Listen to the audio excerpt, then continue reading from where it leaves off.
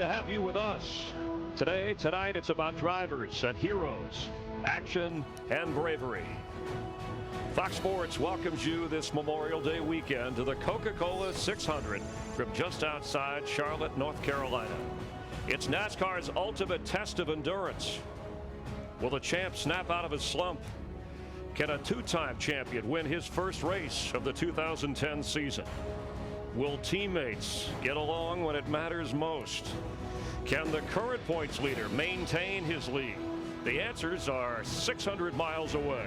Steamy warm weather for a hot happening race. At our Hollywood hotel located in the heart of it all at Charlotte Motor Speedway. Along with Darrell Waltrip, Jeff Hamlin, I'm Chris Myers. Hope you're enjoying your holiday weekend. Thanks for being with us and all season long, all 10 years with NASCAR on Fox. Darrell, you've won the Coca-Cola 600 5 times. That's the best anybody's done. What does it take to win this race? It takes a smart driver and a cool crew chief. And obviously a lot of luck. And some patience along the way.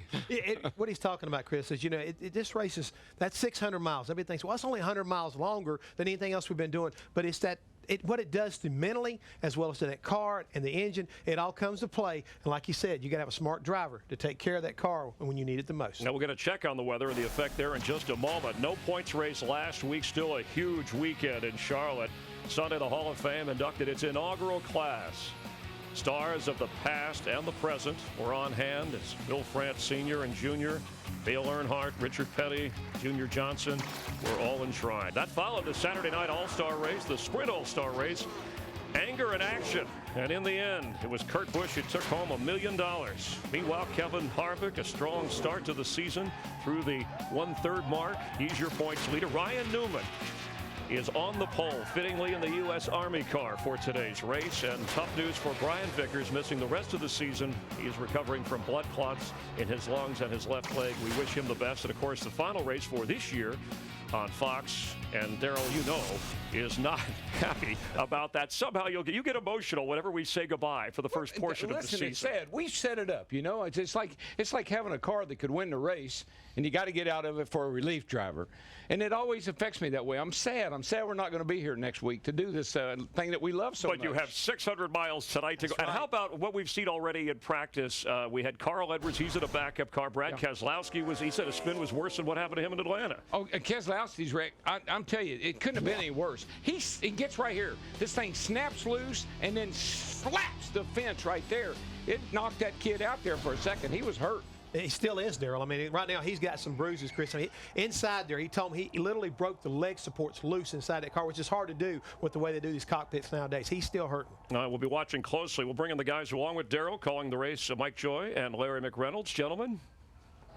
Thank you, Chris, and hi, everybody. We're at one of the most unique vantage points in all of stock car racing. Charlotte Motor Speedway was the very first track to sell trackside condominium.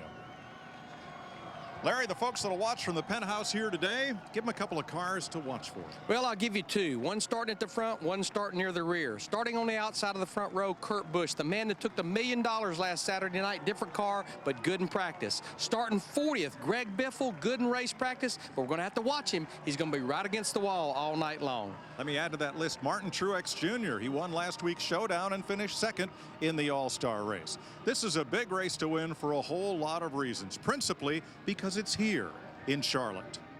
NASCAR has a long history in the South, and the sport's capital is Charlotte, North Carolina. The first ever NASCAR strictly stock race was held in Charlotte in 1949.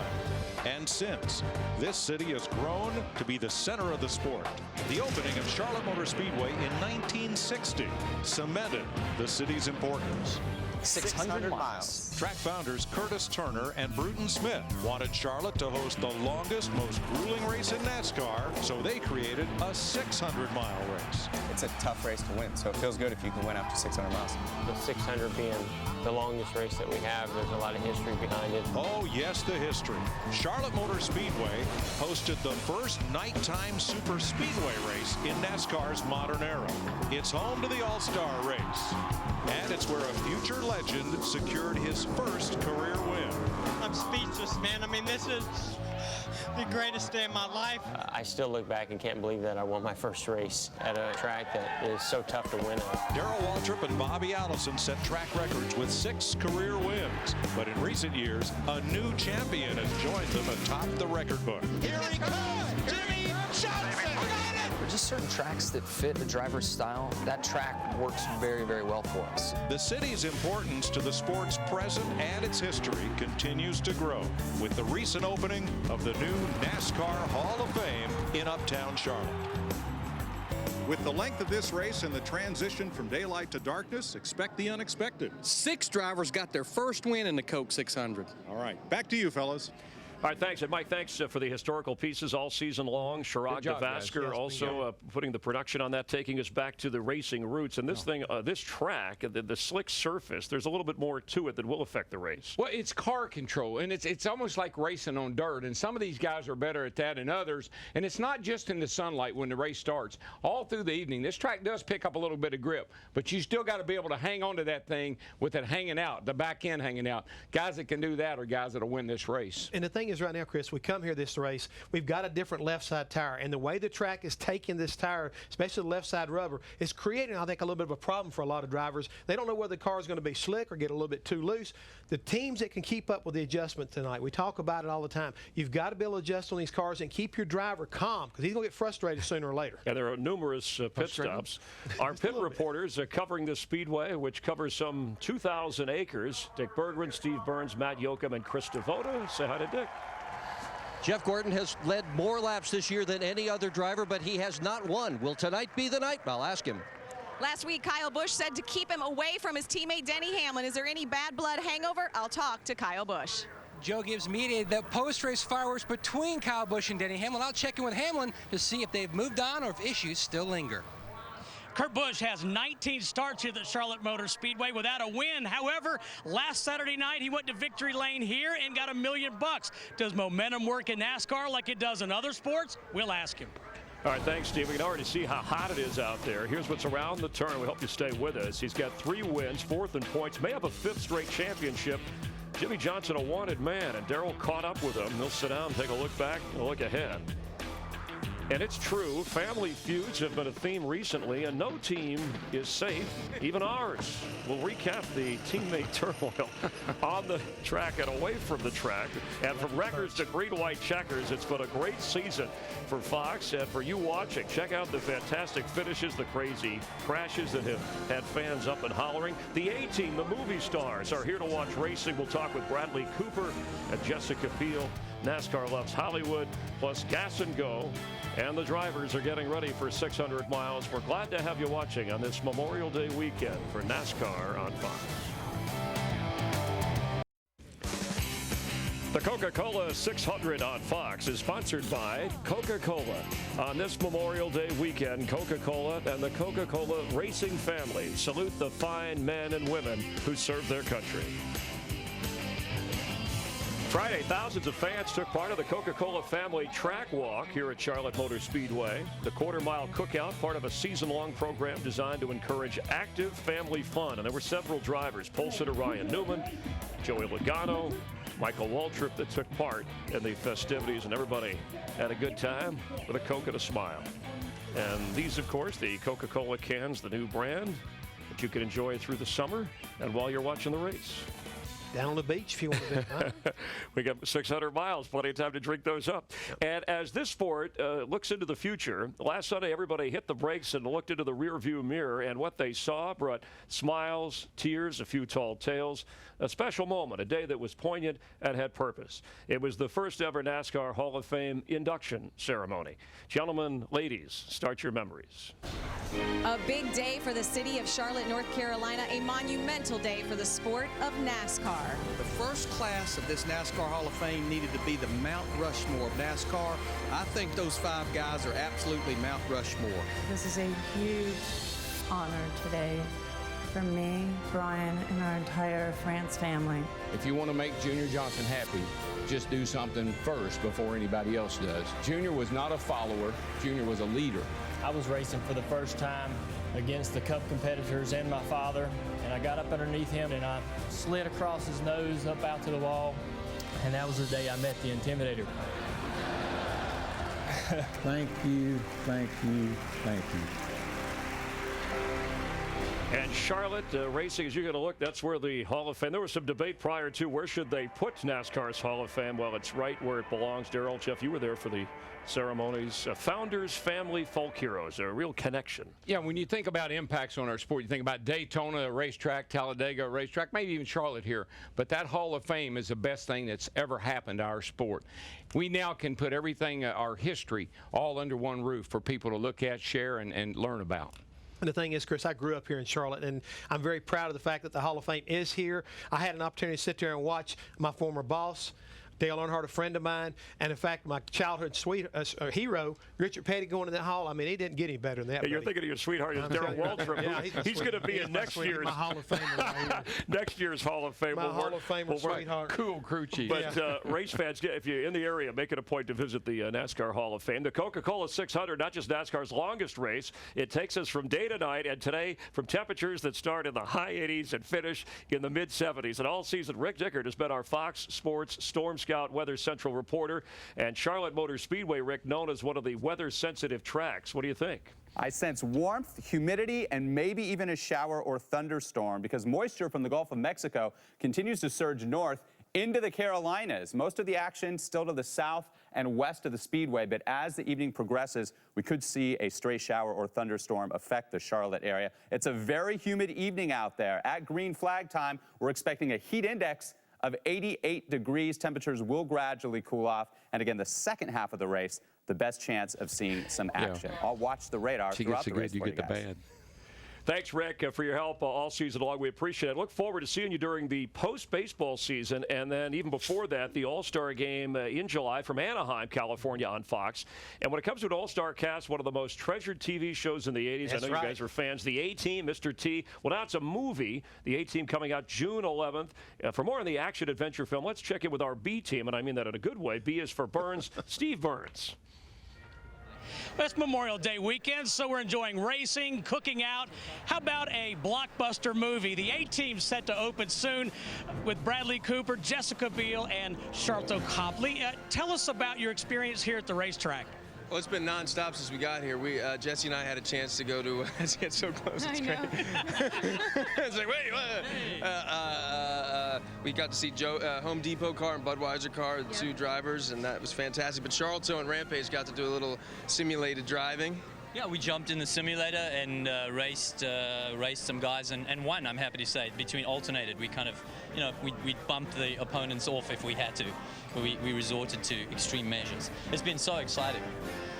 Jessica, how's the hospitality been here in the NASCAR garage?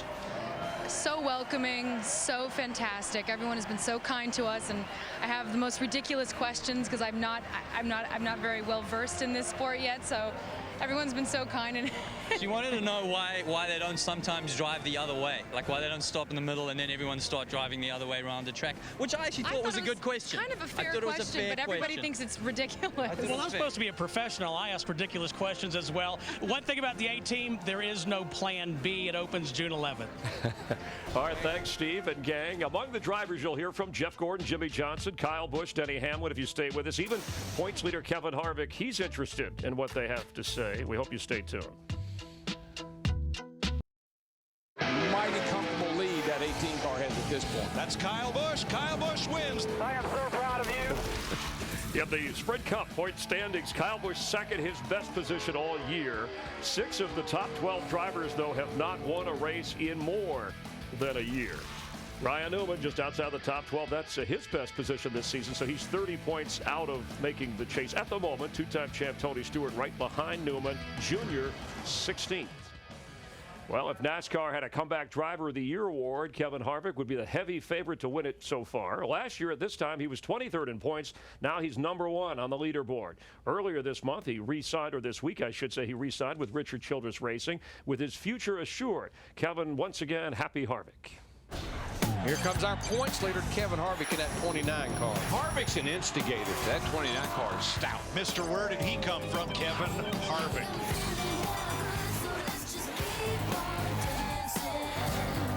Kevin joining us from down on the track. It is 29 Chevrolet ready to roll 600 miles. Thanks, Kevin, for being with us. And real quick, I know the focus on the race tonight, but other people making moves. What was the key for you staying put with Richard Childress Racing?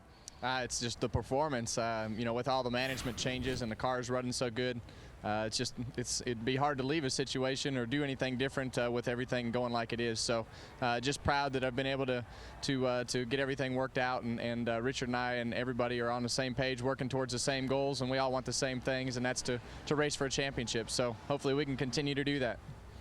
Hey, Harv, it's a DW. Now look, you got to pick one, okay? Would you rather win a whole bunch of races, or would you rather win a championship?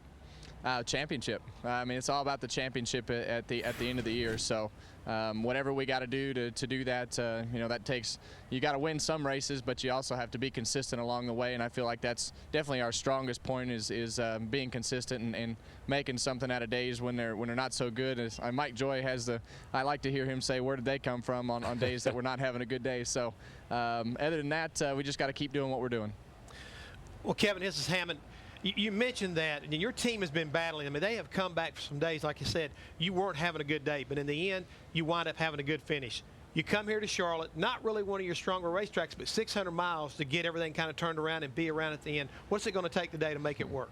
Yeah, this is a tricky one with the day being so warm. The cars starting off in the daytime are probably not going to be the cars you see. You're not going to see a lot of those cars around at the end. So you got to be able to make your car adjustable. You got to start out the race one way and try to anticipate how the night's going to go as we get into night. So other than that, you just have to do the best you can at the beginning to stay on the lead lap and just keep yourself in contention for the end of the race. So is Harvick happy?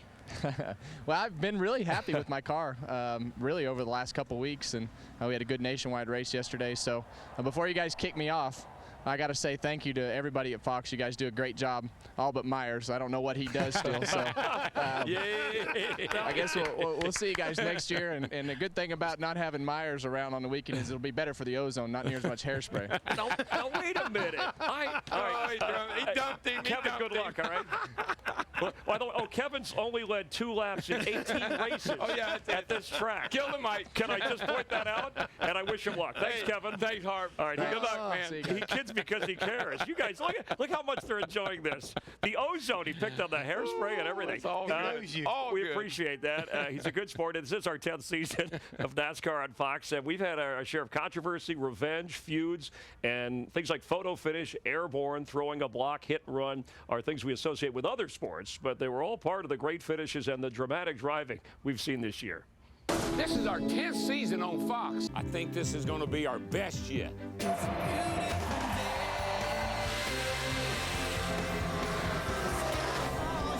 Jamie McMurray is in front to try to win the 500. Look at Junior.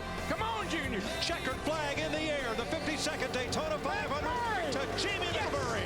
Little Jamie, baby. Have at it, boys. The gloves are off.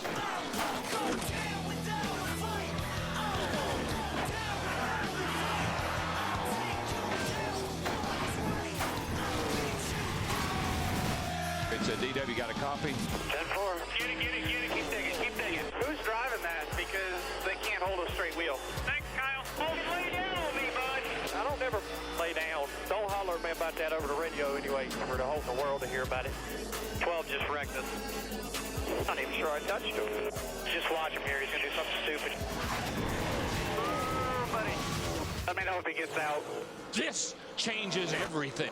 Who's going to win it? Green-white checker. Here we go. Ryan Newman gets the lead off turn 2. Jeff Gordon coming. Hello, Newman. Kenseth's going to shut the door. Gordon walks up the racetrack. Here comes Kenseth. Inside. Jeff Gordon. Kenseth drove the corner. Here comes Hamlin. I can't believe what I just saw. All right, buddy, just the 2 of you now. Not yet, just keep coming. You'll get it. Stay on them. Go. Here they come. It's Harvick. He got him.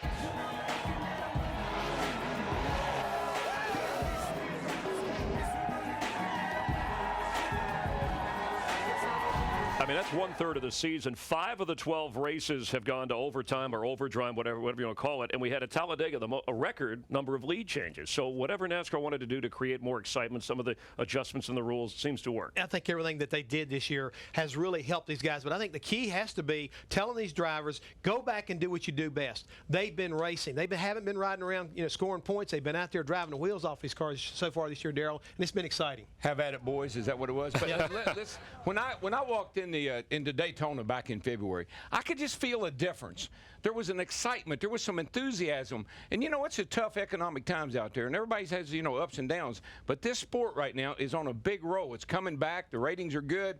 Attendance is improving. I love where we're headed with this sport this year. Yeah, the up to 3 green-white checkers, double file restart. The double file restarts is huge. Created a major excitement factor on the track. Coming up, we'll hear from Jimmie Johnson. He's won 4 straight championships, but how comfortable is he about the 5th?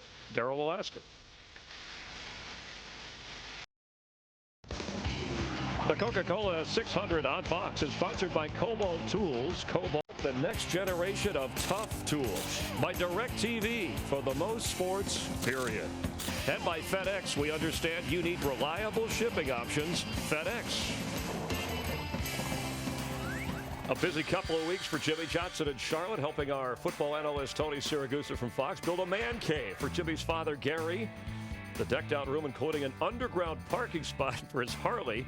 Lowe's and Jimmie hosting a concert starring Darius Rucker in support of the USO and newly created Lowe's USO Family Fund. And you can support the cause by texting USO to 50555. That's 50555. Make a $5 donation to the Lowe's USO Family Fund, especially this weekend. We appreciate your support. Jimmie Johnson won 3 races already this season, but he's also failed to finish 3 races. And to make matters even worse, his teammate Jeff Gordon publicly complained about Johnson being the cause of some wrecks. Darrell sat down to talk with a 4-time champ who's experiencing a season unlike any other. I have to ask you about the beard because that's the most obvious thing, and you know me. Who are you aggravating this time? Who else? Chad. I mean, there's nothing that gets under his skin more, and figured I'd just kind of probe him a little bit. I was Jeff Gordon, okay? And I'm sitting here and I say, here's Jimmie's setup sheet. And I know everything he's doing, but he still beats me. That's got to be a little bit of that's got to aggravate him a little. That's got to annoy him a little bit. Is that part of that teammate thing where you two have kind of had a little run-in here lately? It all adds to it. Things happen, man. You're out there racing. We both have egos. We both want to be champions. We both are champions. Stuff builds up from time to time. It's just part of it. I finally got to a point where I said, okay, for 8 or 9 years here, I've been taking more than I've been receiving. I finally had my fair share, and threw a tire mark on the side of them, and then things were there, and we talked, and it was fine. And then we go to Talladega, and a mistake I made kind of set things off again, and carried on and went on. So it's been exciting. The radio was great. 4 times a little upset. Oh, 4 times a little upset. That's a compliment, really. Yeah, it is. You are a 4-time champion, same as him. I just kept my mouth shut on the radio, and he had an open mic essentially to come up with some really good witty comments about me. Good one-liners. I missed my opportunity. You've been in that teammate situation. I mean, you guys help each other, you work together, but damn, he's the guy you're fighting with each week to win races and championships, so it's tough. When we get to Daytona in February, is it going to be 5? Or have you thought about, what if you don't win number 5? Man, I'm a realist. I didn't think winning 4 in a row was possible, so I'm not sure 5 is. And it hasn't happened for Earnhardt, for yourself, for Petty, for the greats for a reason, and it's tough to do. And the thing I've watched Jeff over the years do, and other great teammates I've worked with in the past, they're at their peak, and it's easy when you're there. But how do you handle things on the other side of that? And I've seen a lot of people handle it well, and then not so well, and I want to be in that well category. And I know at the end of the day, if I leave the racetrack in this season, knowing that we did everything we could and we got beat, I can live with that. But if I drop the ball, or we're not prepared, or something goes on inside of our team, I'm going to be disappointed. But if we get beat, and it's going to happen at some point, then we got beat. whatever happens, he is a classy champion. And, you know, he hasn't been the same since the return of the spoiler and since the spat with Jeff Gordon. Which one do you think has affected him more, Darrell? When Richard Petty or Cale Yarborough or even Bobby Allison would come to me and complain about the way I drove, it affected the way I drove. Cut in, huh? Why? Because they were bigger stars in the sport. And I think Jeff Gordon and Jimmie Johnson's relationship, I think Jimmie Johnson looks up to Jeff Gordon. Jeff Gordon's not happy with me and the way I'm driving. I think I might need to lay low for a little while and let this all cool off and blow over. I think that might be about where he is. Well, you know, Jeff may be using some of your psychology that you used on Bill Elliott back in 1985, Chris, getting in his mind off the racetrack as well as trying to beat him on the racetrack. That's kind of important. But along the same lines, when you talk about Jimmie Johnson, what I love about him, he's not changed being a 4-time champion, and I don't think he is going to change when he does lose that championship. Yeah, remember, he doesn't get a ride if it's not for Jeff Gordon. So the relationship, close but somewhat fractured. Over the past 89 races, Jimmie Johnson's won 21 of those. His teammate, 4-time Cup champion Jeff Gordon, has won just once. This year, bad luck has kept Jeff from victory lane. He's led the most laps of any driver so far during the year. He's finished third twice, second twice, and no doubt he'll soon finish second to none. Here comes Jeff Gordon. That 24 car is not playing today. Hey, Jeff Gordon is flying. And He's pretty much in his own zip code in that 24 car. Nobody's catching Jeff Gordon. Well, Jeff Gordon has led more laps than any other driver this year. He has finished second or third in fully a third of his races, but no big trophy is tonight. I certainly hope so, and this team hopes so. It's a great event here on Memorial Day. We've got the Stars and Stripes on the DuPont Chevrolet, so you know, we've just had a fantastic year, and I took us out of contention Saturday night, so I'm hoping that you know, over 600 miles we can show everybody what we've got. But I want to say thanks to you guys too at Fox. Fantastic job this season, and I know this is your last race, but it's been a pleasure, and we'll see you next year. Thank you, and best of luck tonight, Jeff. Thank you. It's great, the Daytona 500. Well, it's like we're stepping away for a little bit. But Jeff Gordon, I want to show the other side of that Jimmie Johnson. He got into the head. Other people seem like they couldn't get into the head of Jimmie Johnson, but maybe Jeff did. Well, I think some part of that's the friendship. But if you're going to work on the guy that you got to beat, right? And I think that Jeff Gordon is trying to make Jimmie Johnson uncomfortable when he's around him, even off the racetrack. You know, they can't avoid each other. They're going to see each other in the garage. You're going to have team meetings. And so I think Jeff Gordon is playing a pretty smart head game right now on his old buddy. Said my teammates win it with the same kind of equipment. Why shouldn't I? Well, I mean, he wants his crown back, you might say. Jeff has been a 4-time champion, and he wants it back. And unfortunately, his friend and the guy he picked to be his teammate stands in his way, and that's something I think we haven't seen a lot of. You know, one thing that Jeff's carrying his little girl there that's so important to him, he wants her and his new son to see him win races and be successful. I think he's really, really pushing hard to make that happen. He's definitely motivated. Yeah, Jimmie said things changed in our single days. You know, now we're having kids, we're married. It's a little bit different. We said that we saw a different Jeff Gordon. When he went that National Guard piece we did a few races ago, I saw a difference in him, and I still do today. All right, we saw a different Jeff Hammond and Dick Bergeron. You can cross skydiving off the bucket list for those two. This week they were sky-high parachuting with the U.S. Army Golden Knights. The Golden Knights are 13,500 That's in the yellow, right? That's me in the yellow right there, doing the Superman. We're having a lot of fun. And there's another Superman coming out of the plane, Dick Bergeron, along with his tandem guide Mike right there, having a great time. And guys, you know what? You need to come on and try it sometime. You're never too old. I'm too yellow to jump. Have you ever noticed how they dive out of that plane? They don't look down. They just keep looking up. Oh, God, please. Help me. Somebody up there is looking out for me. Come on, guys. All right, well, let's take a look at the Verizon checklist. Your crew chief thoughts for the race tonight. Yeah, I come up with some things a little bit different this time, guys. First and foremost, tunability. You got to be able to have this car where you can adjust on it. You know it's going daylight to dark. It's going to be racetrack change because of the rubber. Got to have that car tunable. Also, it's got to be reliable. That extra 100 miles doesn't seem like a lot, but it's got to be there when it counts if you want to wind up winning this race. Reliable cars are going to be a must tonight. Last but not least, you do the first two, all of a sudden you're creditable because the crew chief, the driver, have put it all together along with the crew, and you find yourself in victory lane. And what if none of those happen? And if none of those happen, then you have deniability. There you go. That's the fourth one. That's your job, not mine. We'll count you down to the start of the race. That's where we're headed, the Coca-Cola 600. And Kyle Busch, Denny Hamlin, teammates and family feuds in racing. We'll look at the big picture and try to solve some of these. We welcome you back just outside Charlotte, North Carolina on Memorial Day weekend for the Coca-Cola 600 and NASCAR on Fox. And nearly a fourth of the cars that came here this weekend had some military memorial paint scheme. All branches of the military, our military represented here. We appreciate their service and honor those who have fallen for our country. And David Rudiman's Aaron's Dream Machine today honoring the Armed Forces Foundation. The team will give up to $200,000 if David can win the race. Rudiman was the winner in last year's rain-shortened race. No threat of rain today.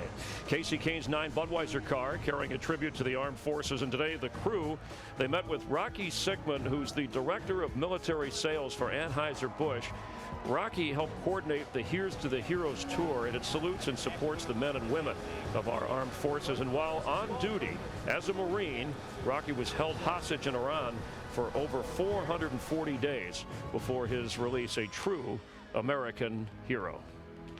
Jeff, we always appreciate the military as they come by here and say what kind of NASCAR fans they are, and we certainly are fans of what they do. Yeah, we really do. We celebrate our men and women of the armed forces each and every day. But on Memorial Day, we want to honor and remember those who have given their lives in the line of duty, defending our country and its freedoms. So this Memorial Weekend, let's say thank you to them, their families, and the loved ones for the ultimate sacrifice they gave. When you think of famous teammate sports feuds, you think of Shaq and Kobe, Terrell Owens and any of his quarterbacks, Reggie Jackson and his manager, Billy Martin. This year, NASCAR has caught the feuding fever, as Jeff shows us here. The motto for this season could be, maybe there is an I in team. Back in Daytona, NASCAR said the gloves are off, but we didn't think it'd be teammates be doing the battling. First off, it was Jamie Mack and Juan Pablo going at it in Las Vegas. All I know is I believe there's a team meeting coming. He nearly ran into the fence out of 2 as well, and going to 3 and then playing simple just wrecked us. That was nothing. Then we had 2 4-time champions at brush-ups on the track, and words off. Whoa, they hit! 4 times, a little upset. So I'm pretty disappointed in how he was racing me today. Jimmie Johnson crowded Jeff Gordon down on the apron. 48 is testing my patience, and I'm pissed. And if you thought that was bad, well, the latest and probably the greatest was between Kyle Busch and Denny Hamlin. They say it was over, but I beg to differ. I don't think I'd typically run myself into the fence. Whoa! Put him in the wall! He was never there. There was never a hole for his car to fit in. 4 or 5 laps later, destroyed the race car. Somebody better keep me away from Denny Hamlin after this race. Of course, I was heated after the race. I had this race won. It was won. He does it to himself, you know, and I took it amongst myself to go straight to Denny Hamlin's trailer because I wanted to make sure that it was handled right then and there. I don't want to be part of it. You know, any drama that he wants to create or anything is on him. You know, last week should have went a little bit differently. Are we teammates with 10 to go at the All-Star race? I said no. His reception was it's the All-Star race, it's every man for himself, and I wasn't under that impression. Each year, I think Kyle's going to grow out of it, and he just doesn't. You know, I race with respect. I didn't say that I'm going to take over this team or be the leader of this team, but somebody's got to be the leader. It ain't going to be Kyle. Ooh, get you some of that, Kyle. Well, it's clear I don't think he really cares. Would you put Denny Hamlin ahead of Kyle Busch in the championship Well, race? Certainly he was a favorite when the season started. Most people were pointing a finger for somebody that could beat Jimmie Johnson. It was going to be Denny Hamlin, so maybe he's trying to live up to that. Why do you think we're seeing these kind of feuds, if we can call them that? It seems more than normal. Because there's only one first place. Yeah. That's only one first winner. place, folks. And that's what happens when you got good equipment like Joe Gibbs has, you know, whether it's, you know, nasty racing, Hendrick, it doesn't matter. When you're racing for number one, there only can be one winner. They just happen to be teammates. All right, and Kyle and Denny, they've won 5 of the last 7 races. We'll hear from them. Denny is with Matt Yoakum. It was a fireworks-filled all-star race a week ago. Comments during the week, but Denny Hamlin, what's been the most frustrating part of the situation, the dust-up between yourself and your teammate Kyle Busch? Well, it's tough to say what the toughest part is. I mean, you know, it's tough when you expect one thing from a teammate and kind of get another, and you know, it goes both ways. But you know, for us, our biggest challenge is just trying to get a grip on this racetrack. It's been not too bad for us. I felt like we had a really good car in practice with our FedEx office car. We'll just see what we got in the race. Looking for his first Charlotte win, but he has won 3 of the last 7 races coming in to the Coca-Cola 600. Chris Devoda? Well, Kyle's been to victory lane at this track 9 times, including yesterday afternoon, but never on a Sunday. Sorry to bring that up. But last week in that incident with your teammate, you said you're a different driver now, taking cues from guys like Mark Martin and Tony Stewart. Is that what it takes to win a marathon race like this? It certainly will be, Krista. You know, we've got a lot going on for here tonight with 600 miles and the pace you've got to run here during the day, and then, of course, it changes for the nighttime. So a lot happens in 600 miles here. Hopefully with great pit stops by the crew and the M&M's pretzel car being up front all night, we can try to bring home a win. All right, well, remember, he won that truck race here last week, so should he win tonight, he will pull off the Triple Crown, which he barely missed at Dover. Thanks, Kristen. They're trying to win the race here, but Kyle Busch starts directly behind Denny Hamlin, nose to tail. Well, that's a long race tonight. What does that mean? But listen, just like today, I was watching the Formula 1 race. They could go nose to nose. No, but in the Formula 1 race, 2 teammates took each other out today, going for the win. Listen, I never was a big fan of having a lot of teammates, and Jeff will tell you that. But you know, he does not play well. Even now. Let me tell you why. Because my teammate always thought I was supposed to do something for him. Okay. Always wants me to help him. Listen, I'm not out there to help anybody. I'm out there to win the race for myself and for my race team. And a lot of this stuff is off the racetrack. Right. Somebody gets more pubs. Somebody, you know, Kyle's winning a lot of races, and I mean, it's just a big, it's a big mess. It's a never-ending battle when you try to be passionate about trying to win. I mean, that's all there is to it. I like this guy right here. I like Kyle Busch and the way he goes at everything because he wants to be a champion. He wants to be a winner. The problem is there's 42 other guys that do too. Yeah, I talked to Joe Gibbs this week, and he said, look, in football, it's a different kind of team thing. You're right, Darryl. During the week, teams out on the racetrack, it's everybody for himself. One guy, you talk about Penske Racing, Kurt Busch, it's the lone Dodge Group. He's an all-star winner. How will he do here? We'll talk to him and take a look straight ahead. The Coca-Cola 600 on Fox is sponsored by Sprint, proud sponsor of the NASCAR Sprint Cup Series. NASCAR on Fox takes you to the 94th Indianapolis 500, the great American sports spectacle. Elio Castroneves, last year's winner, and the pole sitter, Danica Patrick, hoping to have a good finish. And look out, Mike Conway, a gruesome crash, taken to the hospital with a leg injury. Dario Franchitti wins under caution, his second Indy 500 win. And owner Chip Ganassi on the pit box, enjoying the success. And, of course, he has become the first owner to have the Daytona 500 victory with Jamie McMurray and the Indy 500 in the same year, and maybe a Coke 600 for Chip Ganassi. You know, my buddy Dario, he lives there in Franklin, so bring home the money, buddy. And bring the milk to town. We need it.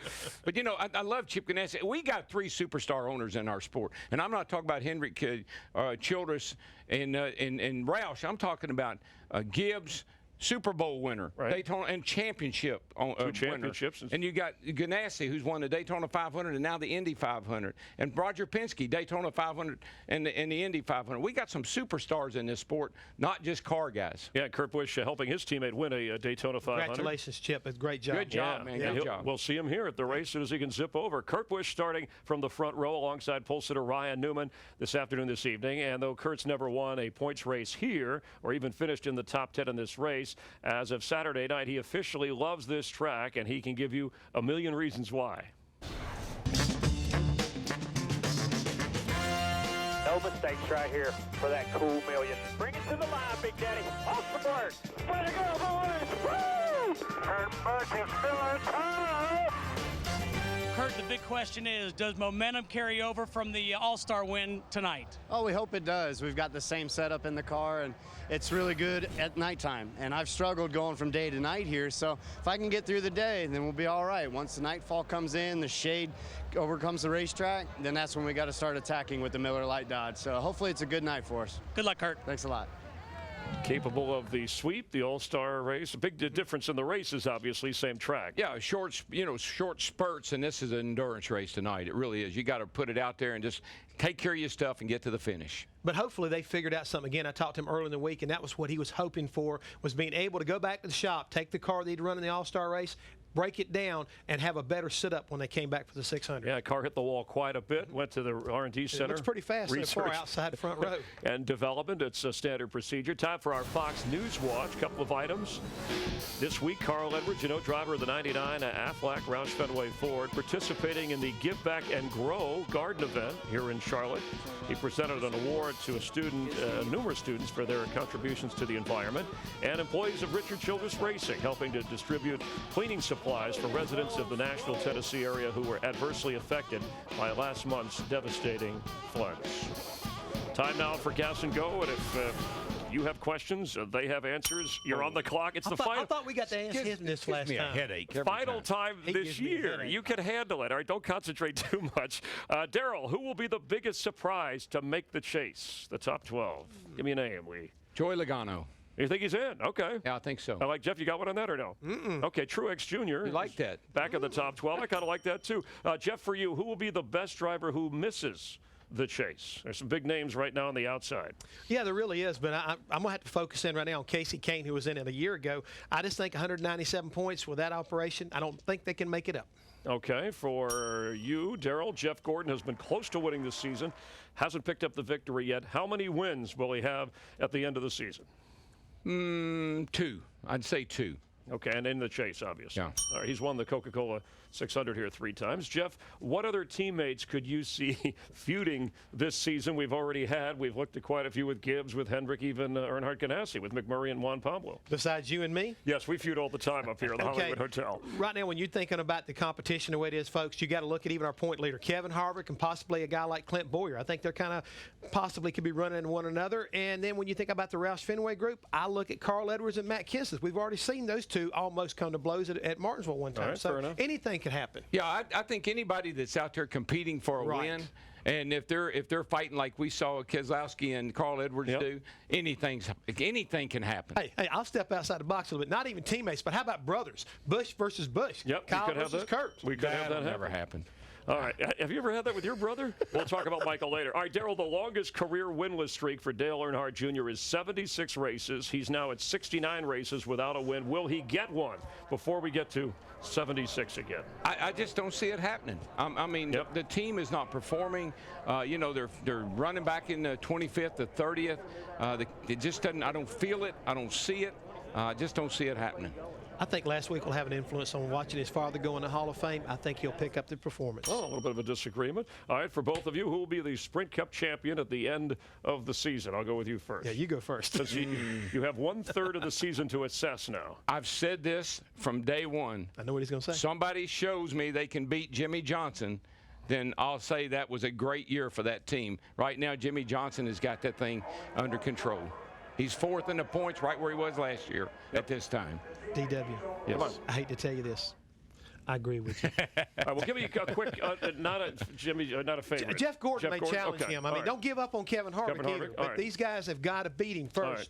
And it's been a tall order. Got to show me you can do it. Nobody's done it yet. All right, Denny Hamlin, watch for him. All right, finally, what are you doing this summer? We take our little break. I know you'll be watching NASCAR. Going to take a couple of weeks off. I'm going to Eldora for Tony's race, on dirt up there. Tony Stewart, right? It's a great event. And then I'm going to go to Nantucket for my normal 2 weeks. Daryl in Nantucket. Boy, that's a show waiting to happen. I'm going to go back and do a little more work for speed. I'll be at Pocono next weekend, as well as Michigan following that, and the race after that all season long. He's going to keep doing something until he gets hurt. That's what he's going to do. I don't know what it's going to be. I might find another airplane to jump out of. Him and I are actually appearing in a movie, which we'll tell you about that. Right. And it's not the A team. It's not even the C or D team. What's it rated? Hey, by the way, great all year. Double duty here at the Hollywood Hotel and up in the booth with the guys. We always enjoy hanging out. I love you guys, and I love this sport, and I love all you fans for watching us.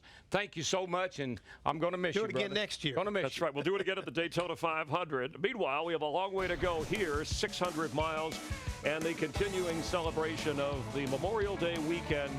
As Ryan Newman is on the pole, and we'll have the opening ceremonies. You won't want to miss this.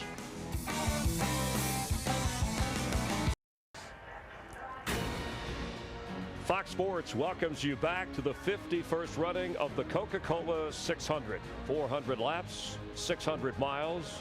As we head trackside for opening ceremonies on this Memorial Day weekend, our thoughts are with the men and women of our armed forces who have made the ultimate sacrifice for our country. Ladies and gentlemen, Please rise and remove your hats as the U.S. All-Army Color Guard presents our nation's colors. Remain standing as founder and chairman emeritus of Focus on the Family, Dr. James Dobson, offers today's invocation. Let's pray together. Heavenly Father, on this Memorial Day weekend, we pause to express our love and appreciation for all of those men and women who have given their lives in the last 250 years in the service of their country and the defense of liberty. We're able to gather today and do what we're doing because of their sacrifice. And Lord, I pray for those that are on foreign fields in harm's way today, that you will be with them, that you will protect them, that you'll give them confidence and courage and bring them home safely. I pray for their families, Lord, who have also shared in the sacrifice. And so, Lord, at the start of this wonderful race today, I pray for the drivers, I pray for everyone who participates, that it will have your blessing and will be safe. And I conclude by saying thank you, Lord, for an organization like NASCAR that still allows us to pray in Jesus' name, and we do that today. Amen.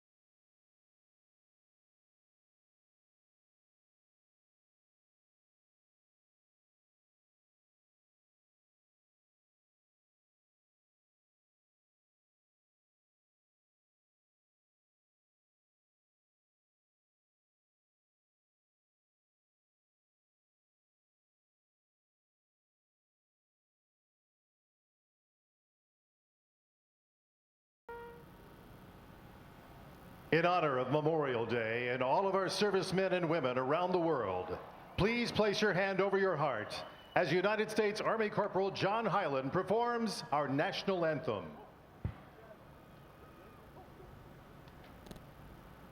Oh, say, can you see by the dawn's early light what so proudly we hailed as the twilight's last gleaming, whose broad stripes and bright stars through the perilous fight o'er the ramparts we watched were so gallantly streaming, and the rocket's red glare, the bombs bursting in air, gave proof through the night that our flag was still there. Oh, say does that star-spangled banner yet wave o'er the land of the free and the home of the brave.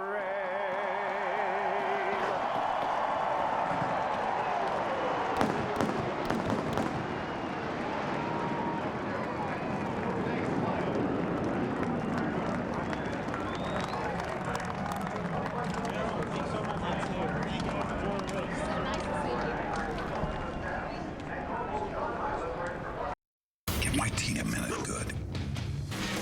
Give us an hour. We're unbeatable. The A-Team. You're making my bed! You can't park there. It's a handicap zone. Rated PG-13.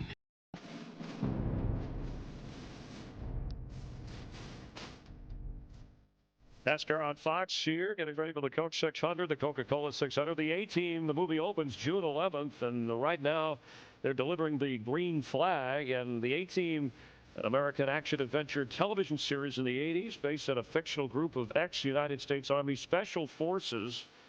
And although not directly connected, A-Team comes from the Operational Detachment Alpha, ODA, they would call it, the U.S. Army Special Forces, using the term for their 12-man direct operations teams. No Mr. T this time, but with Bradley Cooper. We heard from Jessica Biel as we look forward to the film and their presentation here of the green flag, the A-Team. Well, they may be the A-Team, but don't forget, we're the Fox team. Yes, so the Fox team will be covering 600 miles. Their task, should they accept it, and they have, Jeff, would be to get through the crowd, the excitement, the drivers and crews. I guess that's Bradley Cooper. I wonder if he's Hannibal. Delivering the green flag. Kind of leader of the group. Whoop, whoop. He was, all right, so the Special Forces, something with that. There you go. You got to make sure Jessica Biel is ready to go and deliver the flag.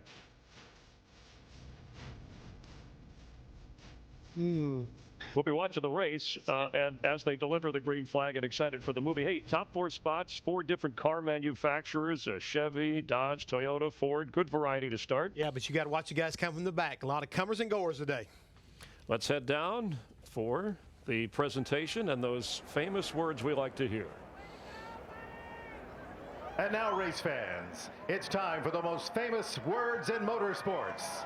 Here to give the command, please welcome USO of North Carolina President and Chief Executive Officer John Falkenberry, along with the Dickens, Foley, and Barnes families. Coke and the USO are honored to have these families here today representing America's servicemen and women everywhere around the world. So please join us in giving the command. Gentlemen, start your engine!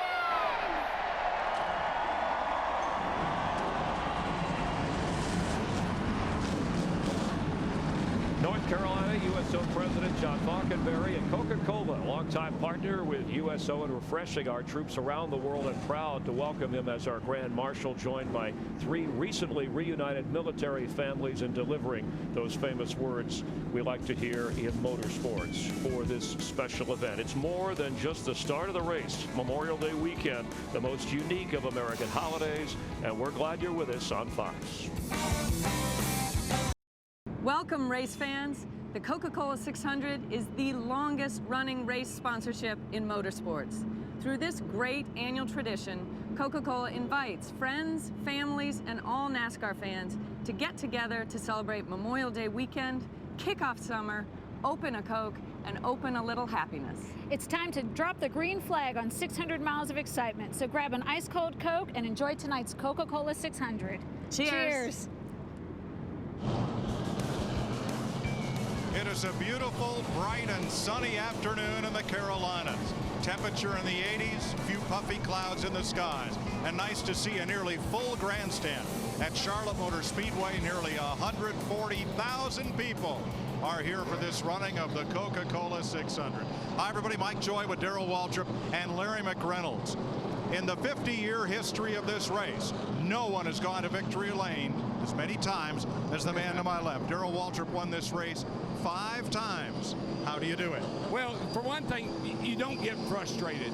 You know, your car may not be perfect. You're going to have to give the team, you're going to give the crew chief a chance to work on it, to get it where you can drive it. Just like we saw in the All-Star race. Busch didn't have the best car all night long, but he had the best car when it counted. He relied on his crew chief. He listened. He picked his fights, and when it was time to go, he went. That's how you win the Coke 600. Larry, this has been a season of many changes, but tonight will be an evening of many changes. Well, yeah, I mean, Mike, this race is 100 miles longer than any other race that we run. And of our 36 races, there's no race conditions that change as much from the start to the finish as the 600 miles, 400 laps we're going to go through tonight. These crew chiefs are going to have to get very aggressive with changes on their car as we go through those changes. Yeah, it's going to be a mental challenge for my driver, but it's going to be a mental challenge for me as a crew chief and a huge physical challenge for those pit crews. They're going to make a ton of pit stops tonight during this 600-mile race. Tell me one more time you're going to make it better for me. Just hang in there with me.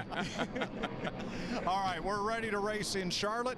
Here is a look at the starting lineup for tonight's Coca-Cola 600.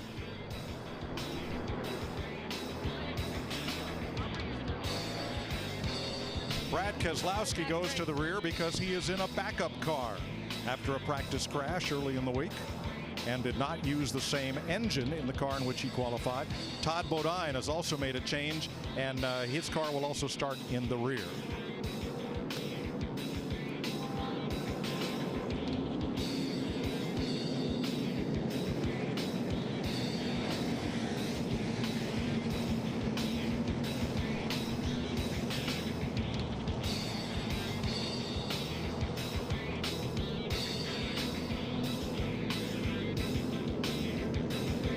Take a look at these front 5 spots carefully, because half the Coca-Cola 600 have been won from the front 5 starting positions. Ryan Newman trails only David Pearson in poles 1 for the Coca-Cola 600. Darrell, who are you going to dial up? Let's see if we get Casey Kane here. He's starting outside second row. Casey Kane is DW at Fox Sports. You got a copy, buddy? Yeah, I got a copy, Darrell. Hey, buddy, you got a nice starting spot there. These 1.5 miles have been good to you. How's it looking for tonight? Well, yesterday was really good practice. The Budweiser armored car was fast, so we'll see what happens. Definitely excited to be racing today on Memorial Day, and we had a fast car yesterday. We had a great nationwide car yesterday as well, so hopefully we can keep that rolling tonight.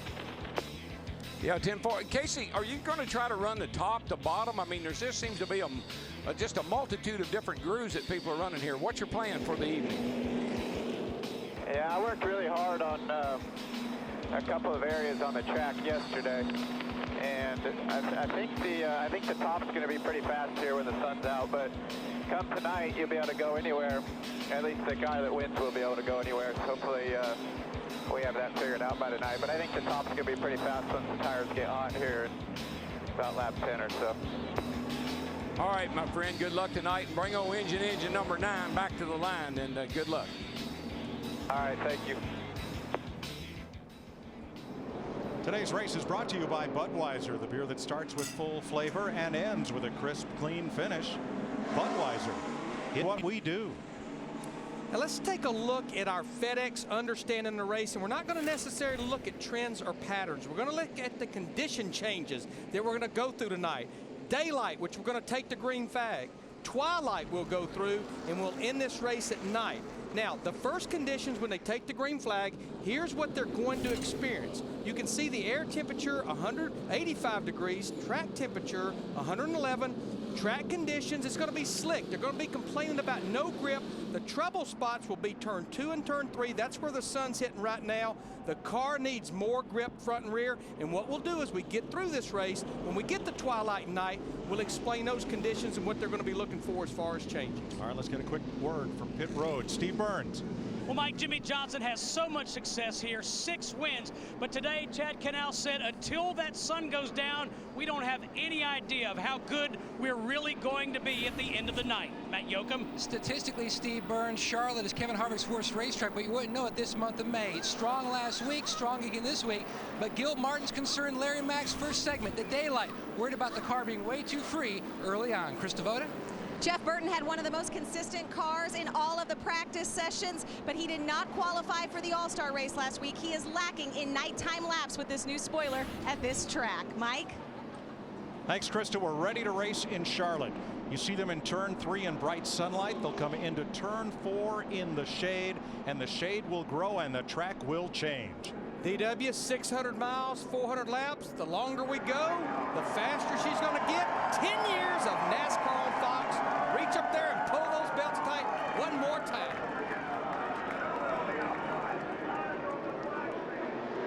Green flag is in the air. Boogity, boogity, boogity. Happy Memorial Day, everybody.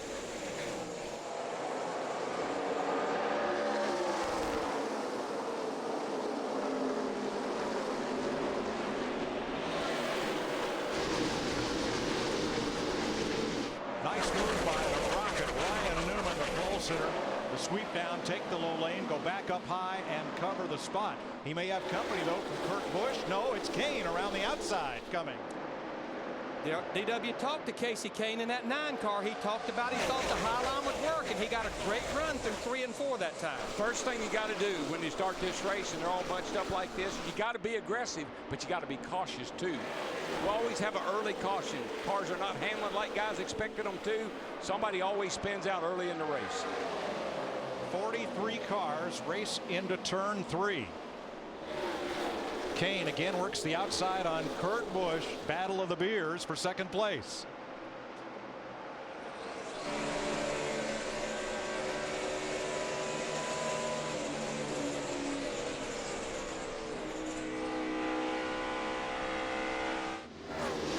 Newman, Kane, Busch, Truex, and last year's winner David Rudiman. In the 0-0, the top 5, then Joey Logano, Jimmie Johnson, Denny Hamlin. Got to get through these early laps, Larry. These are always the most nerve-wracking as a driver. Cars are moving around a lot more than you expected them to. Track's hot, track's slick. Got to get through these early laps. Yeah, Darrell, the track has been sitting all day long with the sun just beating down on it, and all the oils come up, and it is slick right now. Yeah, right now you don't fight with anybody. You don't want to be contested. If somebody's better than you are, let them go. Don't race them right now. It's too early.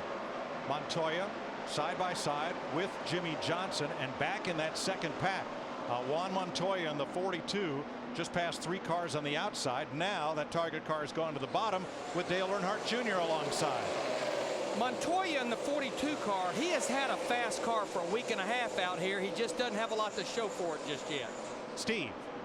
Mike, Jimmie Johnson just told Chad Canal that he thinks there's oil down on the track between 1 and 2. Chad said that they'd let NASCAR know.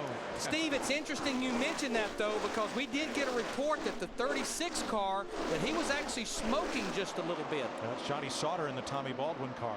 Every time I ever started this race, I thought there was oil on the track.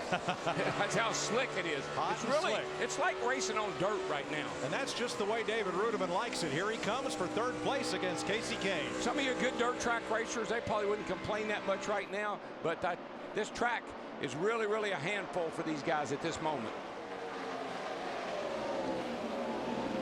Breakaway at the front of the pack of the first 8 cars. Back through Denny Hamlin, the 11. Right behind his teammate Logano.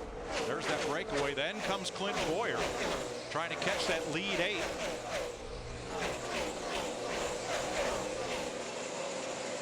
Logano looks like he may win that battle with Jimmie Johnson for now. And here's what you're going to see. Turn 1 and 2 got a little shade on it. Run the bottom. That's where the grip is. Turns 3 and 4, a lot of sunlight still beaming down on that end of the racetrack. Probably get around the top and make some pretty good time. But here comes Hamlin. Now the bottom worked for Logano. Here comes his teammate in the 11. You see that 48 car of Jimmie Johnson. He's working the high side at both ends of the racetrack right now. Johnson back in the 8th spot right now. But the really smart guys, they find a place. If it's the bottom, fine, run there. If it's the top, fine.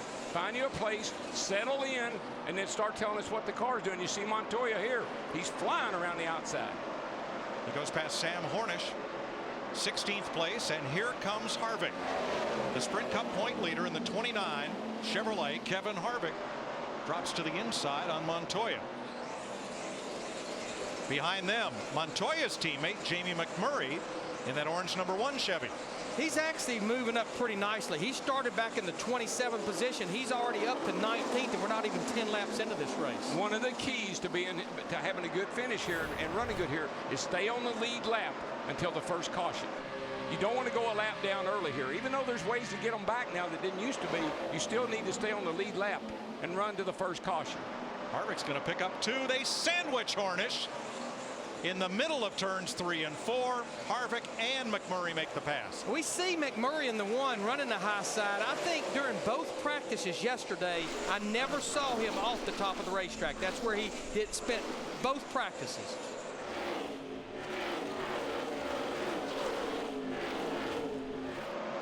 Kurt Busch coming after Ryan Newman. This is for the lead. Newman has led the first 9 laps in the Army Chevy. Here comes the Dodge of the All-Star race winner, and this lap settles for second. And as we look at the racetrack, about half of it's shaded, coming out of turn 4 and going into turn 1. Still got a good bit of sun, though, beaming down on turn 3. That could be a problem area. But watching that 2 car of Kurt Busch running the bottom, most of the night the other night in the All-Star race, he spent running the top. The downside of being up there where Ryan Newman in the 39 is, if you step across that cushion, it's slick up there, you'll hit the wall just like Kurt Busch did in the All-Star race, but Newman continues to get the run off the corner. Newman has now led all 11 laps of this race. Richard Petty used to tell me, I said, why you run so close to the wall? He said, because if you hit it, you don't hit it so hard. I said, yeah, but don't you hit it a lot? Lead change. Kurt Busch, who cashed $1 million check here last weekend, goes in front of Ryan Newman, and Newman goes up the hill, and here comes Rudeman. Ryan Newman in the 39 is not getting in the corner that good right now. You could see how much Kurt Busch in the 2 pulled him getting into 3, and that's where the 0-0 of David Rudeman made up some ground. Krista on the new leader. Ironically, it's exit is where the team is telling Kurt Busch that he is doing a great job. They came on and said, you are doing great. You're hitting your marks, especially corner exit. Keep it going. He's going to have to keep an eye on that mirror, because here comes Rudeman hugging the white line at the bottom of the racetrack in his Toyota. Now don't forget that this is our defending race champion right here, David Rudeman. A lot of people think he lucked into that win because he stayed out when the rain came, but he's got a fast car this weekend, Dick. Indeed he does, Darrell. He started in the 6th position, and David Rudeman has got a fast car. What's really interesting, though, is Rodney Childers told me before the start of the race, he's the crew chief, that he expects little change in the behavior of that car as we go from day to night. He thinks if they're fast at the beginning, they're going to be fast at the end, and they sure are fast now. No pressure from behind me. It's all you. Kurt Busch with an 8-car length lead on Ryan Newman, David Rudeman, Martin Truex, the showdown winner, up for 4th, and Joey Logano 5th.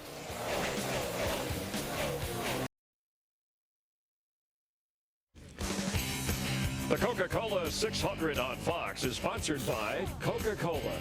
On this Memorial Day weekend, Coca-Cola and the Coca-Cola racing family salute the fine men and women who serve their country. Summer's officially here. Collect the Coca-Cola cans of summer. Open a Coke and open happiness. Ryan Newman led the first 11 laps of 400 that will run here tonight. Kurt Busch has been out front from there, with Newman second, holding off David Rudeman, Martin Truex, and Joey Logano. Casey Kane now 6th. Denny Hamlin, Jimmie Johnson, Clint Boyer, Kyle Busch, the top 10. I know it's early, but look at those 2 MWR cars up there. Truex is running 4th, and Rudeman's running 3rd. And Larry, you know, Truex was a guy that you felt like could had a good shot at winning this race. Well, I've been watching him out here for a week and a half. You know, he won the Sprint Showdown race the other night that moved him into the All-Star race, finished 2nd there. But it just seems like that this 56 car with Martin Truex Jr., his crew chief Pat Trison, they just keep getting stronger and stronger. After 4 races, they were 24th in the points. Now, after 12 races, they're 12th in the points. You think it's any coincidence that the guys that ran really good over here in the All-Star race are all running up front tonight? Not the least little bit. Biggest movers, Keselowski from the back, backup car. up 17 spots. McMurray, Biffle moving forward from the back. And whoa, teammates. That was quite a push that Hornish just gave Brad Keselowski. Don't know if that was assistance or a message. I think it scared Sam Hornish in the 77 so much he backed out. I think it was almost an accident. Matt? Well, there wasn't any indication on the team radio. Brad said really nothing about that incident. He did tell Jay Guy about 10 laps ago, he said, you are making me look good because right now, at this point, this car is awesome balance-wise. He's going to have to take his time to work his way to the front. Here's what happened coming up off the corner. Oh, that's a little help. Oh, no, I tell you what happened there. The 12 was moving to the right, and the 77 was going to bump draft him. Not a good idea when the car's moving to the right like that. But a much better result than when it happened between teammates Kyle Busch and Denny Hamlin last Saturday night. Plus the kid in the 12 car, he's playing hurt today. He got through yesterday's race pretty good, 300-miler, but he's playing hurt from that big wreck he had in qualifying. That was just a battle for 11th we were looking at with Mark Martin in the 5 and Kyle Busch in the 18 car. This is a battle for 16th between Montoya and the 42. Tony Stewart in the 14 car. Tony started back in the 26th position. Seeing those two guys run together, I got to say hi to my buddy Dario Franchitti from Franklin, Tennessee, by the way. Congratulations on winning the Indy 500 today, buddy. Bring that money back to Tennessee. He didn't just win it, he dominated the race. I never saw a car as good as that one all day long. Flawless. Chip Ganassi, there's a look at Kurt Busch, who drives for Roger Penske, the other super team of that IZOD IndyCar series. Got to give Ganassi a big tip of the hat, Mike. Wins the Daytona 500. Now he's won the Indy 500 in the same year. That's a pretty big deal right there. Yeah, even though Roger Penske has 15 Indy 500 wins, he's never done the same in the same year. 7th place, Jimmie Johnson on the outside of Denny Hamlin. There's a good chance that when we come down to Homestead in November, these could be the two that are fighting for the Sprint Cup championship. Matt? Mikey had a great run going here a year ago until the rain came and shuffled the finishing order, but Hamlin says his car is tight at this point, but he also is reporting there might have been something on the grill. Temperatures look okay, and it really hasn't affected the handling, but the spotters we're keeping an eye on.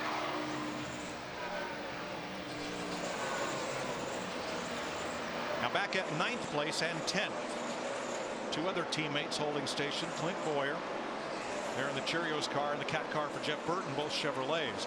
Boyer's trying to become only the 3rd driver in NASCAR history to win a race on his birthday. Happy birthday, Clint. I'll tell you something else. Happy birthday to Clint is right, but our leader is already lapping cars at the back of the field here, just under 30 laps. That's how fast that 2 car is right now. But you know, talking about Jeff Burton in the 31 car, I don't know that we talked a lot about him in the pre-race, but Darrell and I watched him yesterday. 600 miles here at Charlotte Motor Speedway is a Jeff Burton type of a race. Patience and thinking things out over the long haul. Kurt Busch just put a lap on past Sprint Cup champ Bobby Labonte. You see the flag on the car. And also, it's lap 29, and they wanted us to remember the miners.org, a benefit for the Upper Big Branch Fund, founded by West Virginia basketball coach Bob Huggins and the families of the miners that were lost. So they're represented on the car, as is the GI Bill this week for Bobby Labonte.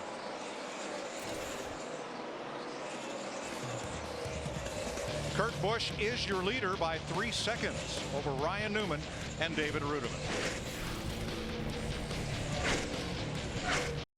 In honor of all of our men and women overseas fighting for our freedom. Boogity, boogity, boogity. The ball, no hands. I love this American ride. Gotta love this American ride.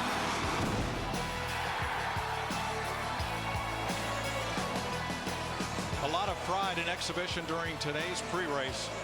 A pride we all share, being able to live in this great country and spend our holiday weekends at places like this.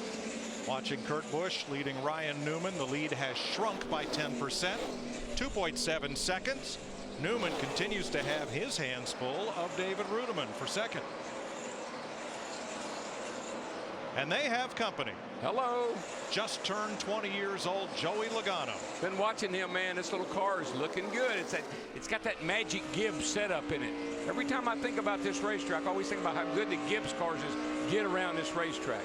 And that was your pick as a driver to make the championship. I like the maturity of this kid, Larry. He just keeps getting more and more confident. Interviews, talking about his car, talking to Zippy. I really like how he's matured. Take us for a ride around, Darrell. Yeah, you can see he's coming off turn 4 here. He's got a little traffic up ahead of him, but right by the start-finish line, you got to let it swing out all the way to the edge of the wall right there. He's going to run the bottom. Got that left side tire right down on that white line. There's a little dip getting into 1. He got through that fine, a little tight off at 2. Get a little draft off of the car in front of him there. That's Jimmie Johnson. He's going to run the high side on this end of the racetrack, which makes every bit of sense to me. It's still a little hot and slick on this end. Get up there high and then bring her off the corner. Don't get into that outside wall. Nice lap. And Mike, when you think about it, Joey ran a Nationwide Series race, one of several drivers that did double duty. That's 900 miles of racing here in 2 days in hot, humid weather. Larry, I said something about that, and somebody said, you forgot what it was like when you were 20, didn't you? I was that same way. Race where? 14 drivers did double duty. Rudiman is relentless. He keeps going after Ryan Newman. Just can't complete the pass. And again, he can't get up in front of Newman. And that's that don't get frustrated thing with somebody right now. Be patient. You're working the bottom. He's working the top. You'll finally slide by him. Pat? Mike, we're about 10 laps away from the first scheduled pit stop, and Ryan Newman says the 39 Army Chevrolet just way too tight early on. They're going to make a track bar adjustment when he hits pit road for that first stop. And I will say the information I've been gathering in these first 40 laps, that seems to be the general consensus, is a lot of the cars are tight. They're not turning. In other words, the driver's turning the steering wheel, but the front wheels aren't responding. They're just sliding up the racetrack. Well, the opposite of that would be loose, where the back end's going to come around, and that's something that you worry about start of these races over here particularly. Track hot, slick, not a lot of grip. You don't want to be loose. You don't want to back it up in the fence. Speaking of backing up, Jeff Gordon started 15th. He has slid back to 23rd and is 4th among the Hendrick cars. Wasn't particularly quick in practice, but we usually don't pay much attention to that because, Darrell, he focuses on comfort in that car during practice, not necessarily all-out speed. All during practice, he was over in the 30s and 40s on speed. But when they got ready to qualify, he stepped it up a little bit. But this car has not been that good over here all weekend. Third place. Joey Logano trying Ryan Newman on the low side. It's just so hard to complete that pass. When that car like Newman in the 39 stays up against the wall, yeah, his car may not be driving that good, but see when he picks the throttle up, how he just keeps it wound up and actually pulls you a little bit on the exit of the corner. Kurt Busch, your leader at 43 laps. David Rudiman, Ryan Newman. Here comes Kyle Busch and Denny Hamlin. The teammates who seem to fuel each other's desires. That was teammates working together right there. You're a little faster than me. I'll move over and let you go by. Don't expect that at the end of the day, though. Kurt Busch has opened it up. His lead on David Rudiman right now, 3.1 seconds after 43 laps.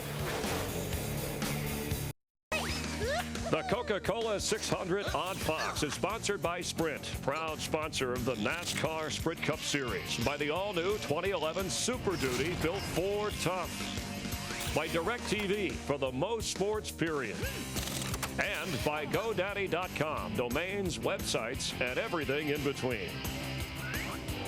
At 48 laps, a lot of the Fords come to pit road. Allmendinger, Elliott Sadler, Matt Kenseth, Biffle. Here's Steve.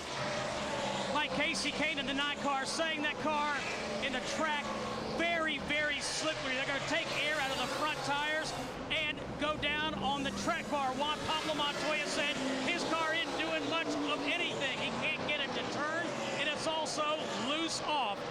Big changes for Juan Pablo. Edwards, Menard, Keselowski also on pit road. Montoya in. Matt? And Keselowski comes to a stop. His car started to go tight near the end of that run.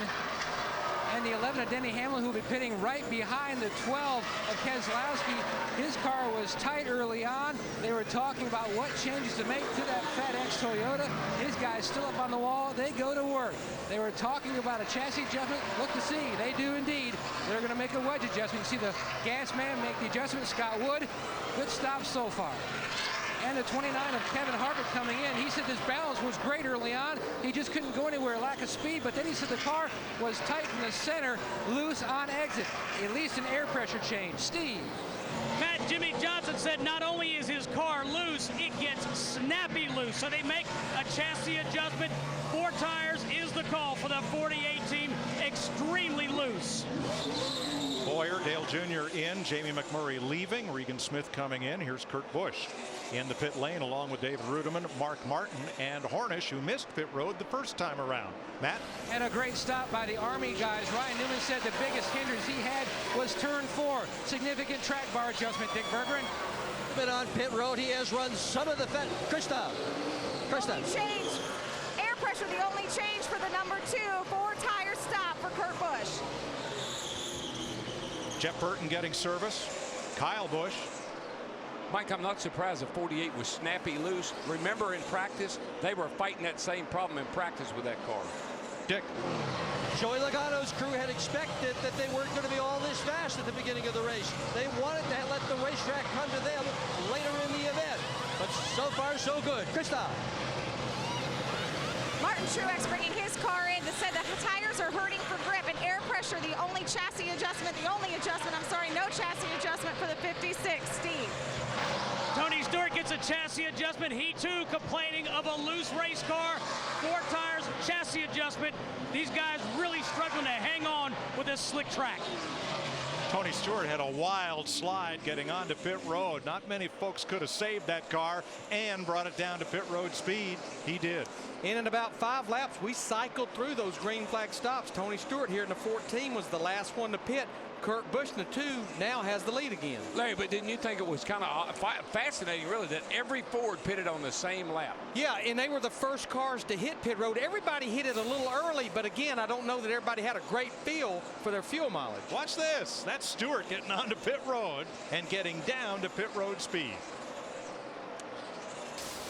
And evidently he was okay as far as entering pit road. But, you know, I couldn't help but think about when Krista talked about Martin Truex Jr. in the 56 car. She mentioned the word grip. Remember, our FedEx understanding the race. We talked about it. That's what the cars will need now in the sunlight. More grip front and rear.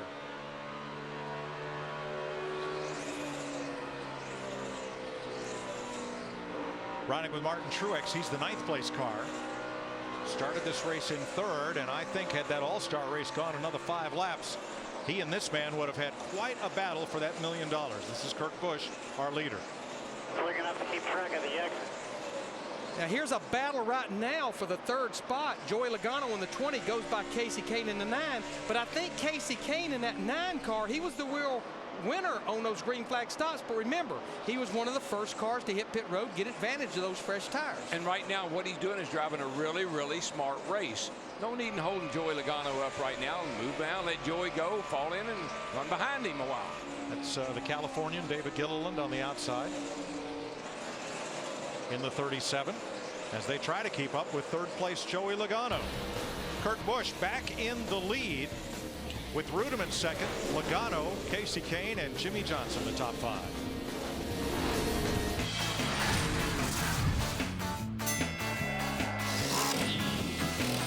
You're watching NASCAR on Fox. I can't see it there. Look at the damage on the left front of one Montoya Chevrolet. Coming off turn number 2, the car snapped loose, spun down to the bottom of the racetrack and into the wall, Darrell. Let's see if we can maybe has a soft tire here. No, I think it just gets out from under him. Cars are a little loose up off the corner over there. I don't believe it was a tire issue, Mike. I believe he just lost it. He was running roughly about the 16th position. Boy, Greg Biffle in that 16 right behind him when that happened. Close call. You see the tires blowing as the car slides down the racetrack, but I don't believe he had a tire down. Montoya has been one of the fastest cars here. Off the left front, Brian. On pit road. Over the last 4 tires right now. Let's look at it. over this last week and a half. Would have been on the pole for the showdown. That qualifying got rained out. Had a chance to win that. Car been quick in practice, but tough luck in the race. Looking at the car, though, I believe if they can get that splitter fixed on the left front, the tires didn't hit the wall. The nose of the car up there did. I believe they can get this car fixed. Free pass will go to Elliott Sadler in the U.S. Air Force number 19. And for the first time in the Coke 600, we'll see the implementation of NASCAR's new double file restart rule and the new rule that allows lapped cars that do not pit. If all the lead lap cars do pit, those lap cars will be able to take the wave around and get a lap back. And I think what we'll see here, it's been anywhere in hitting. Juan Montoya is going to the garage area with the 42 car. I heard Brian Patty say change the tires, we'll go there. It's been about 9 to 12 or 13 laps since those green flag stops. I think everyone will come to pit road, but I think we'll see some people test the waters and go with just 2 right side tires here. Might even just get a little gas. I mean, just hadn't been that long since on pit road. There's a commit cone at the end of that yellow line. That's where you must declare your intention. And a lot of those lead lap cars are coming in. Dick? Well, David Rudiman plans on taking 2 tires and a minor chassis adjustment in order to help him get through the middle of the corner better. Steve. Nick Jimmie Johnson saying the car in that short run was getting better. They'll make a chassis adjustment, and they're going to try to give him something to drink. Kristen. They talked about taking 4 for Kurt in a track bar adjustment. They changed their mind. No adjustment, 2 tires. Matt? Kyle Busch's team talking 2 tires. The 39 of Ryan Newman's team, they're going 2 tires as well. The leader will be Denny Hamlin. That was the first of the lead lap cars that chose not to pit, and I believe Hamlin was the only lead lap car not to make a stop here at lap 63. 56 cars up 6 spots. He took fuel only. We'll see how that strategy plays out when we come back.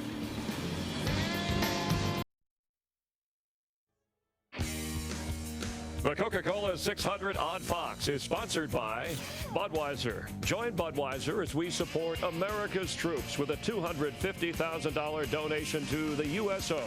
You can help our efforts when you buy a Casey Kane Armed Forces die-cast car.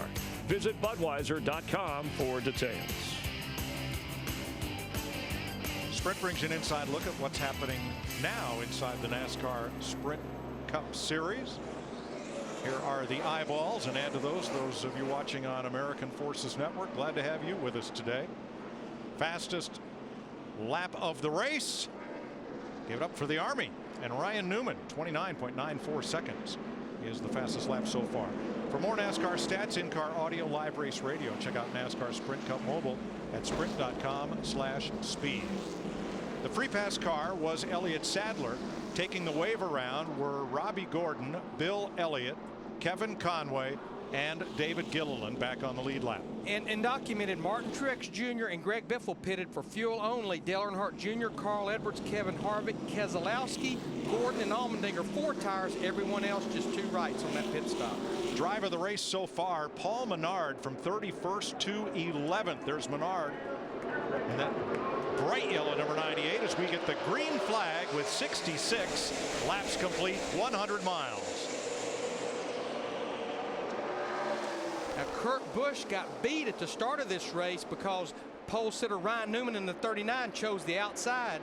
Now, Denny Hamlin in the 11 was on the bottom. Kurt Busch gets that run off of turn 2 that time.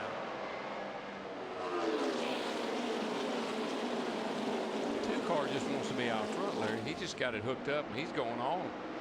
And that's not the same car that he won the All-Star race. This is a brand new race car for that group.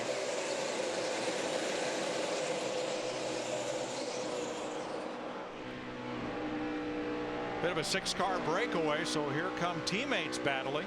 Martin Truex in the 56. David Rudem in the 00. 2 Toyotas fight for the 3rd spot in turn 3. Watch when you're all bunched up like this side by side.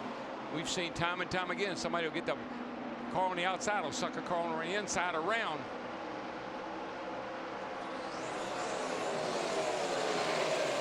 You know, Darrell, when I think about Martin Truex Jr. in the 56, and we talked about Greg Biffle in the 16 as well, pitting but fuel only, I think when the racetrack cools down, you can get by with that because it's going to have more grip. No tires even versus 2 right side.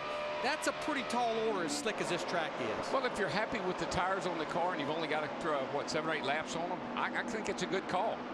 9th place race. Kyle Busch in the 18, Jeff Burton in the 31, and Jamie McMurray in the 1. Just went by, all went by the Budweiser 4 to Casey Kane, the number 9.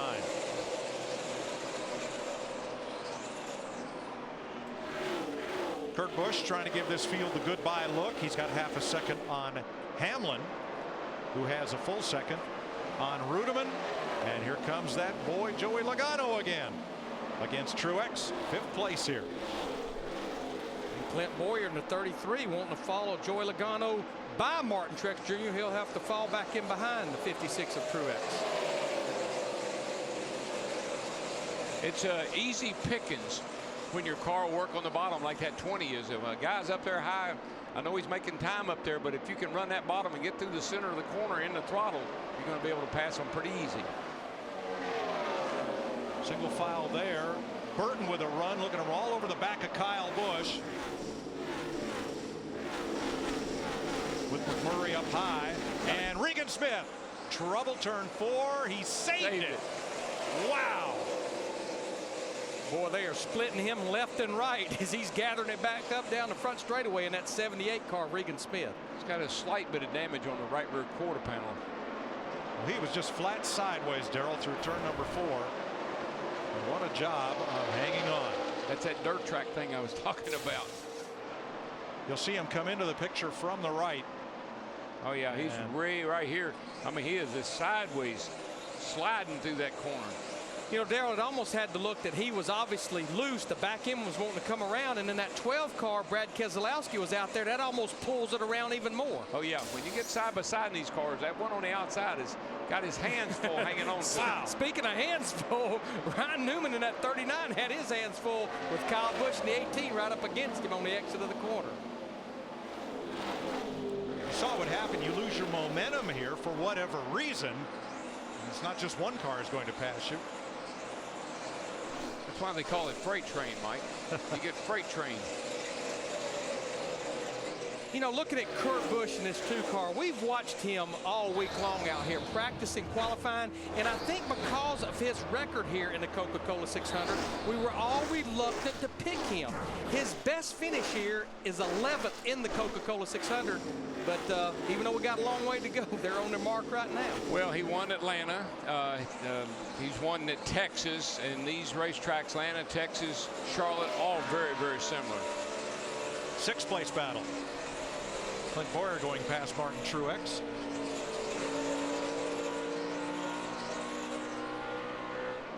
Catch up on cars in the garage and out of the race. Dave Blaney, Michael McDowell, Johnny Sauter, Todd Bodine, Joe Nemechek, and Juan Pablo Montoya's car under repair in the garage.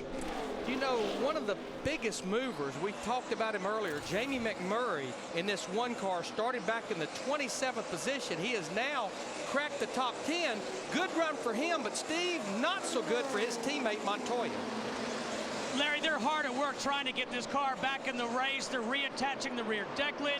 One of the biggest problems they have is the splitter has been torn off, and they're having to put another one on with braces. So a lot of damage to this 42 for Juan Pablo Montoya. Thanks, Steve. Kyle Busch battling Truex. Travis Kvapil just made an unscheduled pit stop. That 18 car, Mike, they've letting you go. We're trying to talk. They made some very nice adjustments on that car on this last pit stop. It has really picked up, and he's starting to go forward. Jeff Burton trying to follow him up through. Burton in the 31. Nope, falls in line behind Truex. You know, real quick, back to Steve's report on Montoya in the garage area. I know in the pre-race, Jeff Hammond's pick of a driver that wouldn't make the chase this year that made it last year was Casey Kane. I think Steve just talked about the other one that might not make it this year that made it, and that's Montoya. Yeah, they've been flirting with, you know, getting themselves not even in the picture. Today is not going to help one bit. Jeff Burton in the 31, a 2-time winner of the 600. Passes Martin Truex for 8th place. Move it on up. Kurt Busch leads Denny Hamlin by 0.8 of a second, with David Rudeman 1.2 back and Jimmie Johnson 2.2 off the leader.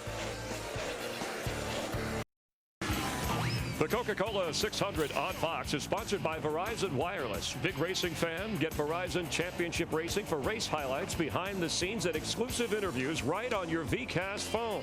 From the network with the most 3G coverage, Verizon.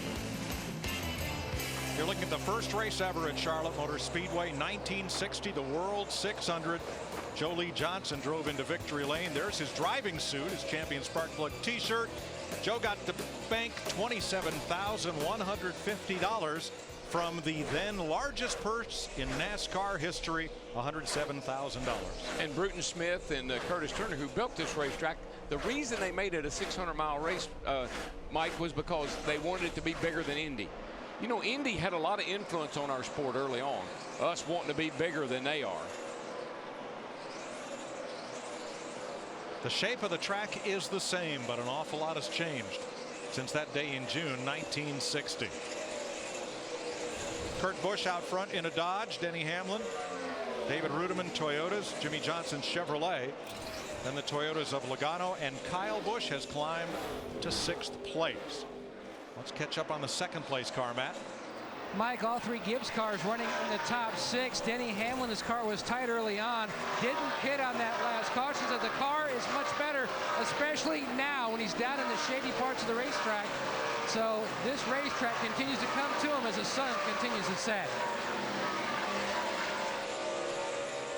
You know, Mike, you talked about that purse that Jimmie Johnson got for winning this race. Tonight, the winner, a minimum of about $340,000 to win. And this guy here, I think he's going to end up running about 650 miles tonight. Because I'm telling you, he moves around on the racetrack. He's been absolutely out against the outside wall all the way around the racetrack. And you just saw him kiss it just a little bit, or tried to right there. But he has been rim riding around this racetrack. But Mike, remember, that's one of the guys that you and I talked about in the pre-race, a guy to watch. Greg Biffle in the 16 started back in the 40th position, told us on Friday that he knew he had a good race car. They just kind of stepped on their toe in qualifying. But you saw that car snap a little bit as it corner exit. That's why running the high line's a little easier. When you crank that thing hard left and run around the bottom there, back in the throttle, the back end, the front will push a little bit, and then the back will snap out.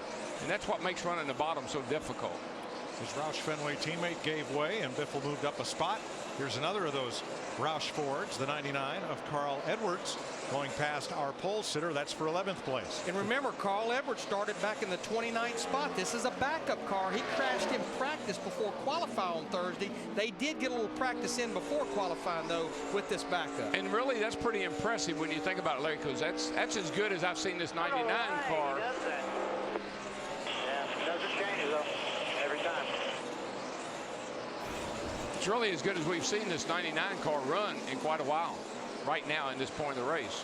And he is the highest running Ford right now back there in that 11th spot. He was talking something about Ryan Newman in the 39 there. I'm not sure exactly what he was talking about, though. I think he was trying to run across his grass, if I heard him right. You saw Edwards' progression up through the field to where he now sits in 11th. 10th is Jamie McMurray, the Daytona 500 winner. One of the Ganassi drivers, the other, Juan Montoya, in the garage with his car still under. Oh, trouble down here, guys. Turn off turn four. The 47 car, Marco Sambros, just comes around. Poor guy can't catch a break. All right, buddy, you got no flash. Keep rolling there. Boy, if it wasn't for bad luck. 4150. Say 4150. The leaders is coming off of 4. Say 4150. These 2 weeks would have nothing at all for Edwards. Soft right rear back here. He'd be lucky to get all the way around and that thing not come apart. He better be careful. See what happened to his Toyota here, Darrell. We see some right rear damage. He's all by himself. There he is, way up high back over here. You see him, and the car got loose middle of the corner, spun down off the racetrack. Fortunately, no one around to hit him. The discussion on their team radio was that taking the 2 tires did not work well for them, and there's the result. But I'm going to tell you who this is a pretty good break for. Pretty impressed with the way that car did. The 11 car, Denny Hamlin, because he did not pit the last time. He was about 10 laps from having to make a green flag stop. We see Marcos. He just gets loose. Car gets around on him. All that smoke's from staying in the gas, so it won't back up the hill into the wall. Pretty nice job of hanging on to her. Good by Cone, but he did keep it out of the wall and otherwise out of harm's way. His pit is right there, and they said no, go around, and he did. I think this will even things out as we see the commit cone out there in the grass. I'm sure NASCAR will put it back in place before we go back racing. Pit road's open, but I think you'll see everyone take 4 tires this time. Dick Berggren. And David Rudiman indeed is going to take 4 tires. The car is tight in the center of the corner, which they blamed on the 2 tires stop last time around. Steve. Jimmie Johnson says that his car is tight in the center. He's having to wait on it to get in the gas. They've already made an air pressure adjustment. Now they make a chassis adjustment, Krista. The leader, the only change, air, wanted to put it back the way they had it to start this race. 4 tires this time for the 2. Matt? Crew Chief Mike Ford making small adjustments, keeping up with this racetrack on the 11 of Denny Hamlin. This car a tick tight in the center. A little collision on pit road. Jeff Gordon, Clint Boyer, Joey Logano. Now the leader will be David Gilliland. Gilliland stopped a little earlier, stopped at lap 49. For some reason he decided to stay out. Here's Boyer pulling out right into the path of Jeff Gordon, and Joey Logano had to go to the grass to miss it. We'll take a break. You're watching NASCAR on Fox from Charlotte. The Coca-Cola 600 on Fox is sponsored by FedEx. We understand you need reliable shipping options. FedEx. Buy new extra crispy strips from KFC. Big strips, double breaded for a big crunchy taste. So crunchy, so good. And by the Home Depot. More saving, more doing. That's the power of the Home Depot. Today, most always you'll find a crew chief up on top of the pit box. But back in my time, you'd find me on pit road. And this is my favorite position, jackman. And I was taught how to do this by the Hall of Famer, Jimmie Johnson, quite an innovator. Let me show you the trick he taught me.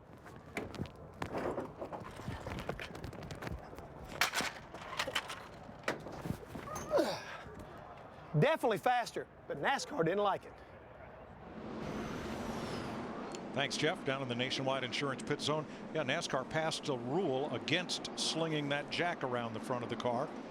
The free pass, 77 Sam Hornish, and the wave arounds were Bobby Labonte and also Travis Kvapil elected the wave around. So we go to the restart with Jimmie Johnson and Ryan Newman, the front row. We had 6 cars went with just 2 right side tires, including the front row of Jimmie Johnson, the 48, Ryan Newman, 39. Steve Burns told me they wanted to get that 48 car of Johnson clean air. Green flag to begin lap 96. This will be interesting because the 2 has been so strong. Let's see if the 48's got anything for him once he gets up there. Here comes Kyle, 3 wide, right up the middle. And you notice his teammate just sort of faded to the left there.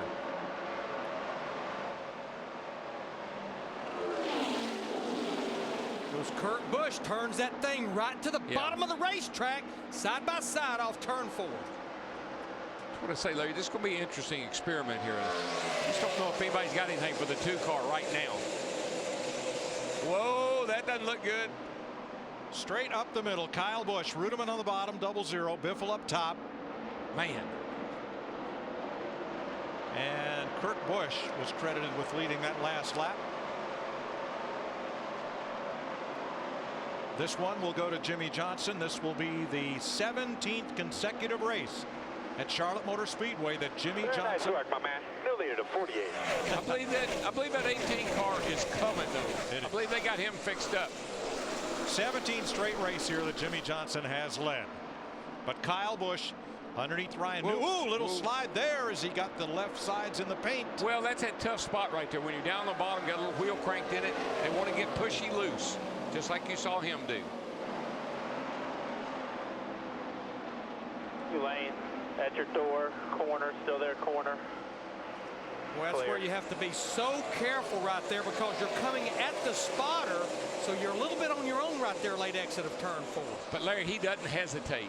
You know, Kyle Busch never hesitates. He believes in his spotter, Jeff Dickerson, and when he says you're pretty close to being clear, that's clear enough for him. Now we see Denny Hamlin in this 11 car go by Greg Biffle in the 16. That was a battle for 7th. We got the report that Denny Hamlin spun his tires on that restart. As the evening goes on, we'll see more and more of that. We'll probably have some big mess up here on the front straightaway when we have a restart. David Rudiman, the 0-0, last year's winner. underneath Ryan Newman with Clint Boyer in tow. This is for 4th place.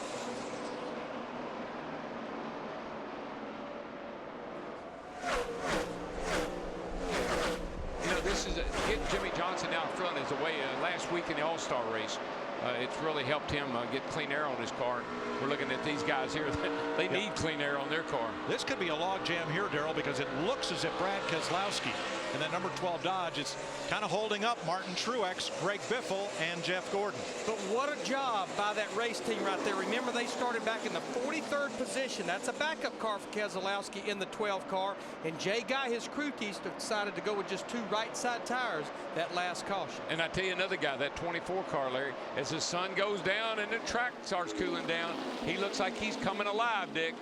And that is exactly what Jeff Gordon predicted was going to happen on the radio about 50 laps ago, Darrell. The car was handling poorly. He was all the way back in the 25th position, but he and crew chief Steve Letarte went back and forth and assured each other everything would be well when the sun went down. I think that's that patience you were talking about, Darrell. Yeah, I never heard any radio, any complaints out of Jeff's radio other than the car was a little tight. Well, it's hard to be patient when you see Tony Stewart in the 14 rocket past like you're tied to a stump. And here comes McMurray also on the outside working for position. In the first long green flag run of this race, Jeff Gordon went from 15th back to 23rd. Now he's holding station at 13th position. Well, I don't think his car is there yet, but it's a lot better than it was. Yes. And I tell you, somebody else that's following him up through there, our points leader, Kevin Harvick, in that 29 car. Kevin started in the 23rd position. He's sitting there running in the 15th, now battling Gordon for that 14th spot. This has not been one of Kevin Harvick's better racetracks. No, in fact, he says it's his worst racetrack. But that race car has been so steady this year. That's why he's our point leader. And he and Gil Martin, they'll work on that, baby. They'll get him up there before the night's over with. And it'll be, what do you say about him, Mike, every week? Mr. Where did he come from? He likes that. Yes, that's what he said in pre-race. Matt? And hugging that white line as Kevin Harvick does at so many different racetracks. He's a bottom dweller, and you're right, Mike. Statistically, it's his worst racetrack. Only 1 top 5 finish. Second back in 2001 in this event. Harvick, no changes on that last stop. A very solid performance. The only change they made was the track bar adjustment back on lap 50 because the car was too tight then. Good battle back here, but second place is heating up as well. Kyle Busch has all but caught his older brother. May have a try at him this lap. And Krista, they're only half a second behind Jimmie Johnson. Well, Mike, we saw this battle between the Busch brothers last Saturday night in the All-Star event. You mentioned this is a different car for Kurt Busch and his team than they had in that race, but they have the exact same setup. Kurt said he was excited about how it felt from the hot daytime to the cool nighttime. And Steve Addington said their biggest struggle would be surviving and getting through the daytime. They feel like they are best set up when the sun goes down. Well, they're there then, Krista. And the other thing you got to remember, folks, last Friday night, this young man won the truck race before the All-Star race. Had a shot at winning the All-Star race. He came back yesterday and won the nationwide race. So he should win tonight. I call that a clean sweep. Yes, it would be. Here is Paul Menard and Mark Martin moving up on Brad Keselowski. That will move Menard up to 16th. And Martin to 17th. A.J. Allmendinger looking in the 43. Made a lot of changes to that car in the last pit stop, and they needed to. He was way loose on the prior run. Yeah, A.J. Allmendinger, the 43, had worked his way up into the top 15 before we got into some of those pit stops. Now Dale Earnhardt Jr. here in the 88 car. He's in the 21st position. Krista, he started 24th, and this is about where he's been the whole race. Yeah, Larry, they've really just been trying to keep up with the adjustments. Dale Jr. started the race. Car said the car was pretty good, but real loose off, especially turn 2. So when they came in and made some adjustments, then they got tight in the center. What has he said most recently? Chattering the tires in the center of turns 1 and 2. That 9 car is the one I can't believe, Larry. I don't know what they did to it. Do you know, Burns? Well, Darrell, I can tell you what Casey Kane said. They did take 4 tires on the last stop. He's describing his front tires as like a dysfunctional family. He said the left front isn't working and the right front doesn't like it. Oh, that's funny right there. We put the fun in dysfunctional, right? Well, I tell you what, these two brothers, this battle will not go away. And what's amazing, they are battling like this, and Jimmie Johnson in the 48-hour leader is not really pulling away from him. You can see him, the distance right there. Matt on the third place car. And Dave Rogers, Mike, methodically keeping this race car ahead of this changing racetrack. The last stop, just a slight track bar adjustment. Kyle said that he wanted a Ziploc bag of ice on the next stop. Very hot inside that cockpit. 600 miles here tonight in Charlotte. You know, Mike, as I see these two brothers battle like this, I can't help but think a few years ago in the All-Star race in May, where they got together and wrecked each other. They quit speaking to each other. They got to Thanksgiving, and their grandmother said, listen, you two, you are not messing my Thanksgiving up. You two will work this out. Took grandmother to get them straightened out. I don't know, Larry. Better get her on the phone, Larry. Larry, it's 5 months to Thanksgiving. And I know, but I think we may have to have another meeting. This is getting pretty heated. And what happens here is Kyle will get aggravated with Kurt because Kyle thinks that I've caught you, I'm under you, let me go, quit racing me. And that's where the aggravation sets in. Well, how'd you ever feel when your brother passed you? You know, there was times when I was okay with it, but not very often. Right. Depending on what part of the race. Exactly. Meanwhile, Jimmie Johnson cruising with a 1 second advantage, Steve. Funny conversation between Jimmie Johnson and Chad Canals. Jimmie said this car is sketchy. It was tight and then it got loose and then it's starting to get looser. And Chad Canals said, good, that's good. Jimmie said, if you say so. Now, that's what I was saying about early in the race.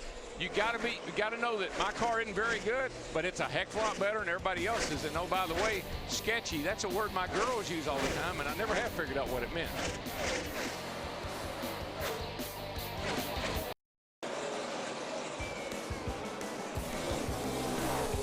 You can join errands in support of the Armed Forces Foundation. Text AFF to 50555 to make a $10 contribution to provide vital support to America's military and their families.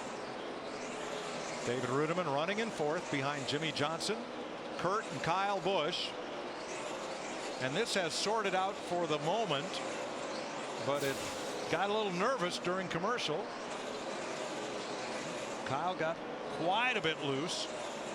And Kurt came right back up on him and took the spot back, second place. That was sketchy. I think I know what sketchy is now. That was it. But you know, now that they have settled down and Kurt Busch and the two's taken the lead or taken second place away from his brother, these guys are a little bit quicker than our leader Jimmie Johnson in that 48. Now my buddy Biffle here, man, he's got the brake rotors glowing red. He is all over this car is all over the place. He's on the bottom a couple laps and then he'll go around the top, and I mean, I'm talking the top. Big fight for 13th here as look at him out there, Larry. Sorry, Mike. That's right. That's exactly where he was for 2 practices yesterday. He is out there, baby. Well, he's not the only one. In turns 1 and 2, Jimmie Johnson has now found that high line. So is Kurt Busch, Denny Hamlin, Dale Earnhardt Jr., Robbie Gordon. There's a bunch of them running up top. Bobby Labonte just made an unscheduled pit stop in the 71. Came back out. You know, one of the things that I think may be a factor in the way these guys are running this track, when they repaved this racetrack, you know, the asphalt we're accustomed to using back in the day, you know, a lot of aggregate and sand, and this has a lot of polymer in it. And I think it's a little bit more grippier, not just in the groove, but everywhere. I think that's one reason why these guys are able to use the whole racetrack as well as they have. 2006 is when this track was last repaved. Dick? Well, Joey Logano has dropped out of the top 5 and then some, Mike. He is now in the 13th position. The chassis has gone away on him. Said the car is sliding around. It's just real loose. And that kid does not like a loose race car. Trying to hold off both Harvick and Biffle. That's a tall order for the young man from Connecticut. That last round of pit stops, it hurt more guys than it helped them, I think. I mean, we've seen a number of cars at 20 kind of going backwards, the 9 going backward. Number of cars that just didn't make the right changes. Well, I think much to our surprise, and probably theirs too, as I talked about in the beginning, a lot of these cars were shoving the nose. They were turning the steering wheel and the front wheels were sliding. I'm sure a lot of them freed their car up. Now I think now that the track's gaining grip, the cars are too loose. The back end's coming around. You know, I had a couple of guys tell me, though, Larry, it's kind of odd. They said if your car is tight when the sun's out, it's just not as tight. It's still tight when the sun goes in. And when the car is loose, it's just not as loose, but it's still loose. Jeff Hammond. Mike, we've been listening to some of the driver conversation down here, and we caught Jeff Gordon talking to his crew chief, telling him that, look, I can't tell you exactly what my car is doing, but if you can listen in on the 16 of Greg Biffle, his car is doing the same thing mine is. Greg Biffle right up in front of that 24 car, trying to give maybe his guys a little bit more information about how to fix this 24. So the car is very twitchy, sliding around one lap, and then all of a sudden losing the back end the next. I'll be dadgum if I'd be listening to the 16, because he's running what, Larry? Back there in 12th place. I believe I'd be checking with that 48 car if it's me, because he's up there leading the race. 5th place just changed hands. Denny Hamlin moving past Clint Boyer. Oh, there you go. I can see clearly now.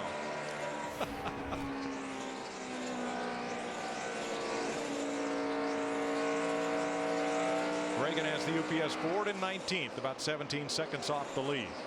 7th place battle here. Jeff Burton, Jamie McMurray going at it. Advantage McMurray. They're all chasing Jimmie Johnson. The 4-time Sprint Cup champion has a lead of 0.7 of a second.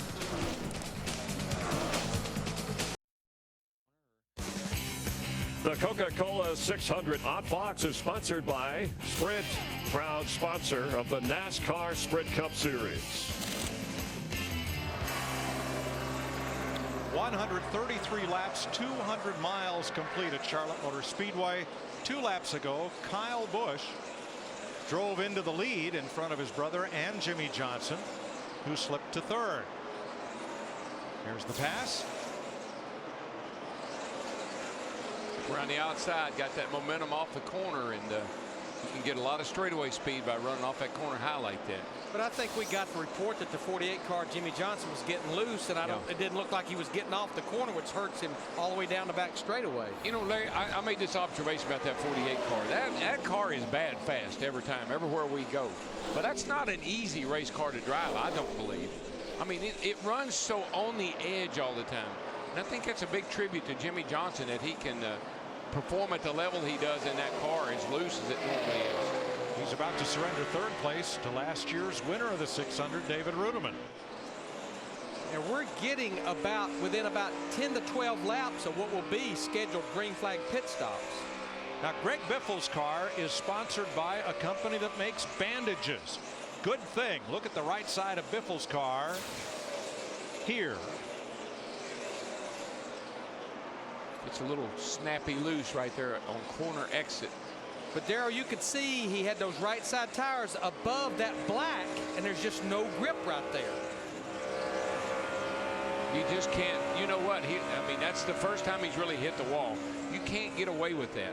Sooner or later, that thing's going to hit that wall, bite into it, and cause you to tear the whole right side out of it. Hammond and I were talking about Biffle before the race, and Jack felt like Jack Rouse felt like he had a really fast race car. Really nice, but E12 right there, doing good. But he was a little bit worried about the line that Greg runs around the racetrack. So the complexion of this race has changed with the Busch brothers out front. Kyle leading for the first time tonight. Kurt in 2nd. David Rudiman now 3rd. And Jimmie Johnson has dropped to 4th. Steve.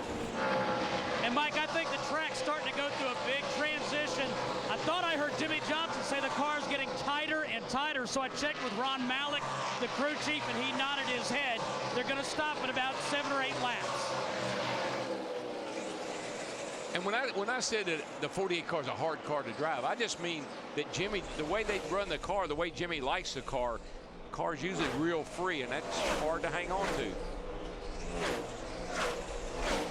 transitioning from daylight to twilight. Well, let's pick up on our FedEx understanding the race. Remember, we talked about the different conditions. We talked about what it was like when they dropped the green flag.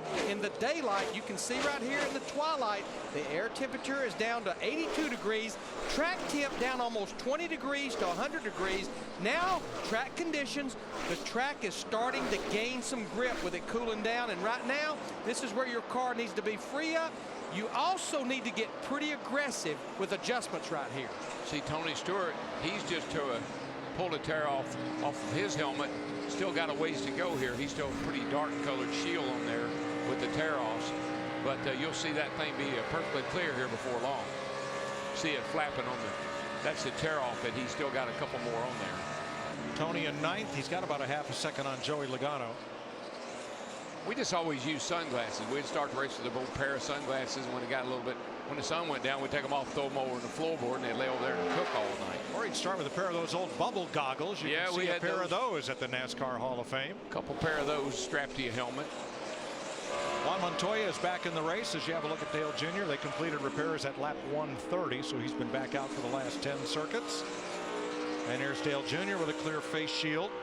Hard at work in 24th place. You know, Montoya is 60-some laps down here, but you know Dale Earnhardt, the first-time senior, the first time he ran the Coke 600, he finished the race, he was 45 laps down. And the problem with Dale Earnhardt Jr. is he's only about 5 seconds from being lapped by our leader, Kyle Busch, at 18. And you want to know how tough this race is, and particularly back then, he stopped late in the race to get a drink of water. Wow. Lap 92 was the last pit stop, so get ready for the next one with an AT&T race break. Here's Chris and Jeff. Thanks, Mike. Kyle Busch ahead of Kurt Busch. And, of course, Kurt Busch so good on this type of track, Jeff. His last 3 wins, similar layouts. Atlanta and then Atlanta of the previous year, Texas last fall.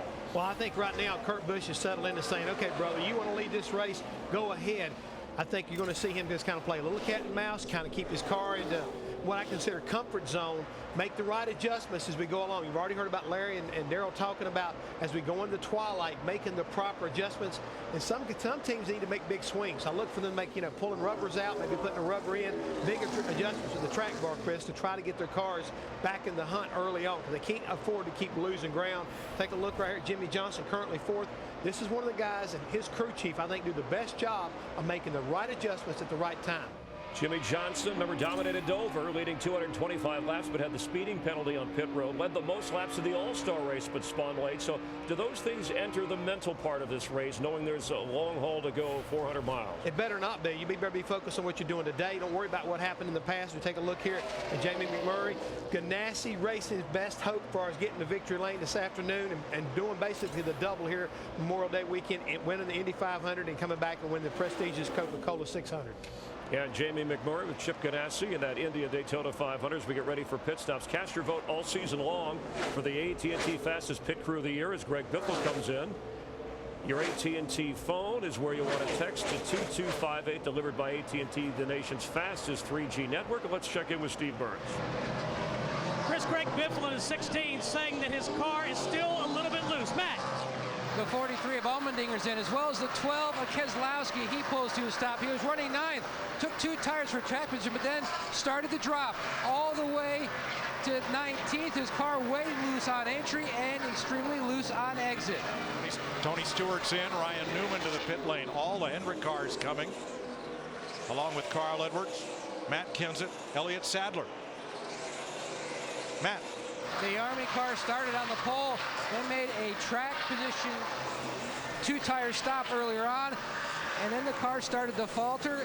They're going to go back on their adjustments. Tony Gibson's going to shuffle the air pressures. 4 tires on this stop. Ryan didn't want them to go too big on their adjustment, wanted to see how the car felt in the twilight with 4 tires. Martin Truex is in, Harvick, Menard, Casey Kane, Regan Smith. Krista. You guys mentioned big changes. How about this for taking a swing? The 56 is going to go up on the track bar. 1, 2, 3, 4 rounds. Matt. Harvick hit pit road in the 14th position. His car tight on this last run. Air pressure change for the 29. Marcus Ambrose, Clint Boyer, Joey Logano, and Jeff Burton pitting. Steve? Clint Boyer into the 33. Now, earlier his car was loose. Now he's saying tight in and tight from the center off They'll make air pressure adjustments to the left side. Car has gotten tight. Robbie Gordon, Kyle Busch, along with Sam Hornish and Jimmie Johnson, all making pit stops. Matt. A track bar change, 2 stops ago for Kyle Busch. Dave Rogers was asking, what do you want this stop, wedge or track bar? He called from the cockpit. He wanted a track bar change on the 18. A little too free, Steve. Matt Tessie adjustment for Jimmie Johnson, and this time he takes 4 tires. The last 2 stops, they've taken 2, and his car had gotten tight. Bill Elliott, Kurt Busch, David Rudiman coming to the pit lane, along with David Gilliland and Denny Hamlin. Dick? David Rudiman asked the crew to take the adjustment out of the back end that they had put in the last time. He has run in the top 5 all night. Rudiman with a strong car. Krista. Kurt Busch is a little tight in, little loose off. Steve Addington said, let's make a small track bar adjustment. Kurt Busch said, I like the way that sounds. Kevin Conway makes his stop, waiting on the leader, Jamie McMurray. He will be the last of the cars in this sequence to pit. Here he comes toward Dick Bergman. Well, Jamie McMurray's big worry, Mike, is that he has got a problem with the tachometer. On the last pit stop, it flashed yellow-red. Those colors tell a driver whether he is speeding or not on pit road. They also had a pit stop last time around they weren't at all happy with, so they're looking for more speed this time on McMurray, car number 1. Now his owner, Chip Ganassi, has a chance to do the Memorial Day triple. He won the Indy 500 earlier today. If McMurray wins, Ganassi is favored at Lime Rock Park tomorrow in the Grand-Am Daytona prototype. Scott Pruitt, Memo Rojas going for their 4th win in a row. So it's already a big weekend for Chip Ganassi. Could get a lot bigger. Well, and already he's won the Daytona 500 and the Indy 500 in the same year. That is amazing, guys. Doesn't get any better than that. That's incredible. Now that it's cycled through the green flag pit stops, this is a battle for 3rd. We're riding with Jimmie Johnson in the 48, looking back at David Rudiman.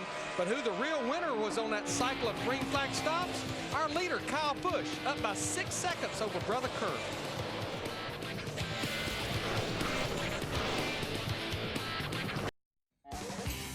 The Coca-Cola 600 on Fox is sponsored by Napa. Napa Know-How by Papa John's, where your recipe and our ingredients could earn you pizza for life. And by the A-Team, June 11th, only in theaters.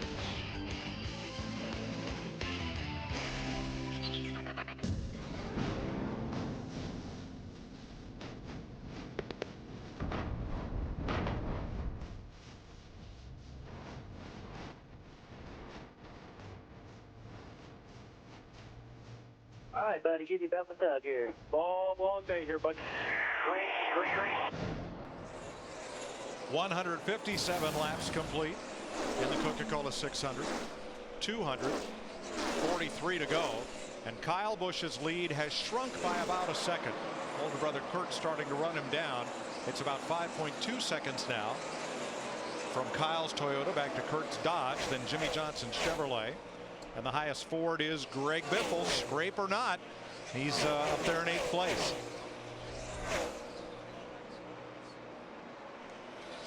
Of that lead pack, quickest car on the racetrack right now is Kurt Busch, running just over 30 seconds flat as he chases down the leader, and as Jimmie Johnson in the 48 fills up Kurt's rearview mirror. Jeff Burton and Joey Logano have been going at it all night long. This time it's for 9th place. And if you don't work on your car every time it comes to pit road, pretty soon you won't be in this race. You have got to constantly be making adjustments on your car to keep up with the racetrack.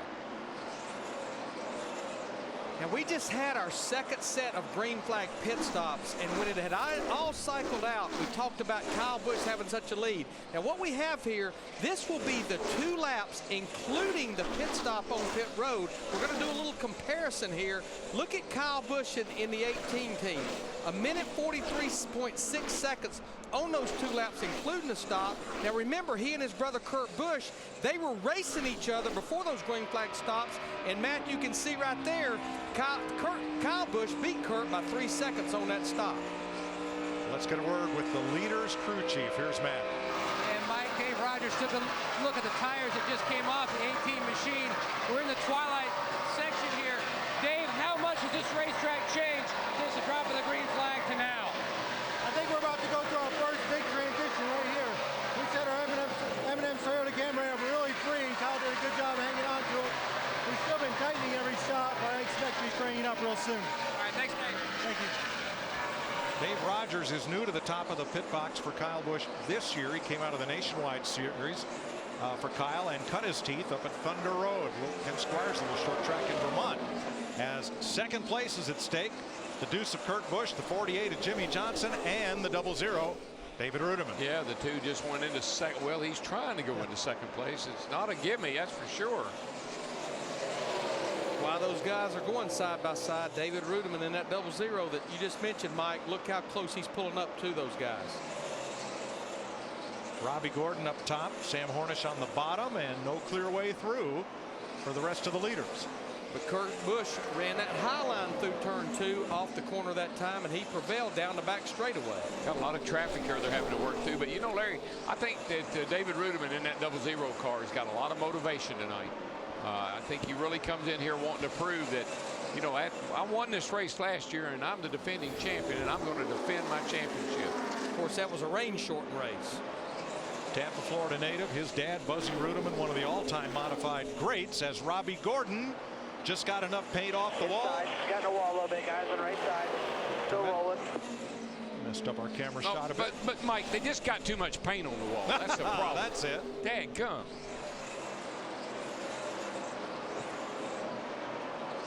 A little bit tight now. Well, we've been watching Robbie Gordon in that 7 car. We're looking at him. He'd been right up against the wall the entire race. It was inevitable when you do that, just like Kurt Busch last Saturday night in the All-Star race, it's eventually just going to suck you right in.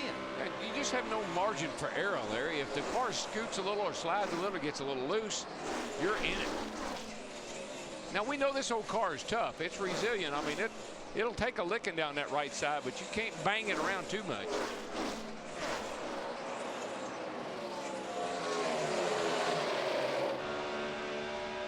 You see all that work to get past the lap cars has brought the FedEx Toyota up into that group. Denny Hamlin in the 11, right with Jimmie Johnson.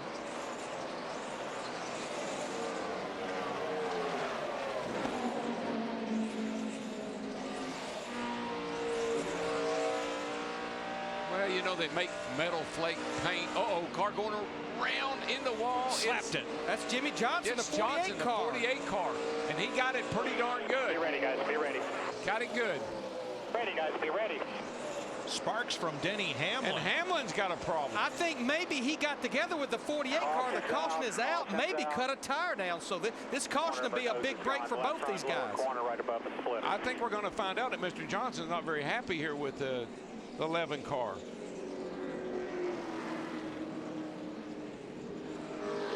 Third caution of the night, and it comes at lap 166.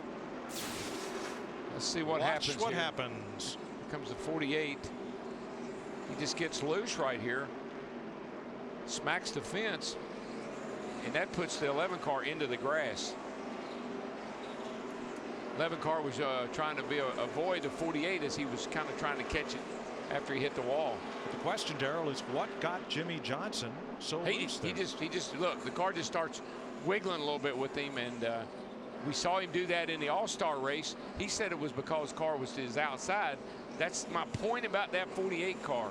It's just a free running race car, and you've got to be on your game. Now, Larry, you'll see it from Jimmie Johnson, and you look at all that.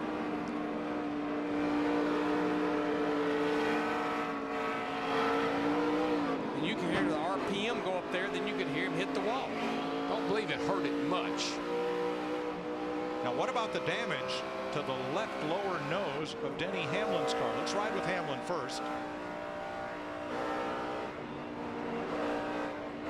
In front of you. Stay low, stay low, stay low. Clear, clear. All right, we're under caution. Pit road is open. Dick Berggren. David Rudiman's car is a little bit loose, hanging out the tail coming off the corner, so they're going to tighten down a little bit of wedge, add some static weight to the left rear corner of this car. Steve. Jimmie Johnson says that he thinks he has a flat right rear tire, and that's why his car got up into the wall. It looks inflated at this point, but Ron Malik is working on the right rear of the car. Krista? Kurt Busch said the adjustments on the last stop did not help. This time, 2 tires. Matt? Right side tires only for Kyle Busch. Crash. Oh, crash with the 12. Kyle Busch coming out of his pit, Brad Keselowski trying to get in, and this is after Kyle almost had a collision with another car trying to get out of his pit stall. Matt's right there. And the steering wheel, he says, is knocked out. They've got to get the toe sticks out, Mike. Big issues for leader Kyle Busch as well as the 12 of Brad Keselowski. There was also a close call, like you mentioned, with the 43 of Allmendinger. There's the first close call. Coming out around the Allmendinger car. Oh, that's a hard hit. That's going to do a lot of damage. Not only that, but Kyle Busch will be penalized for too fast exiting pit road. And one team had a tire roll across pit road out into the grass. Boy, did we have a lot changed there in a short time. A lot of damage to the right front on that 18 car, though. Tire violation was on A.J. Allmendinger's car. And you see a lot of tape and bare bond and sheet metal in use for Keselowski and Jimmie Johnson. We're under caution at Charlotte Motor Speedway in what has been a busy 2 weeks for NASCAR, with the All-Star race and the opening of the NASCAR Hall of Fame and the induction, first of the founder of NASCAR, Bill France Sr.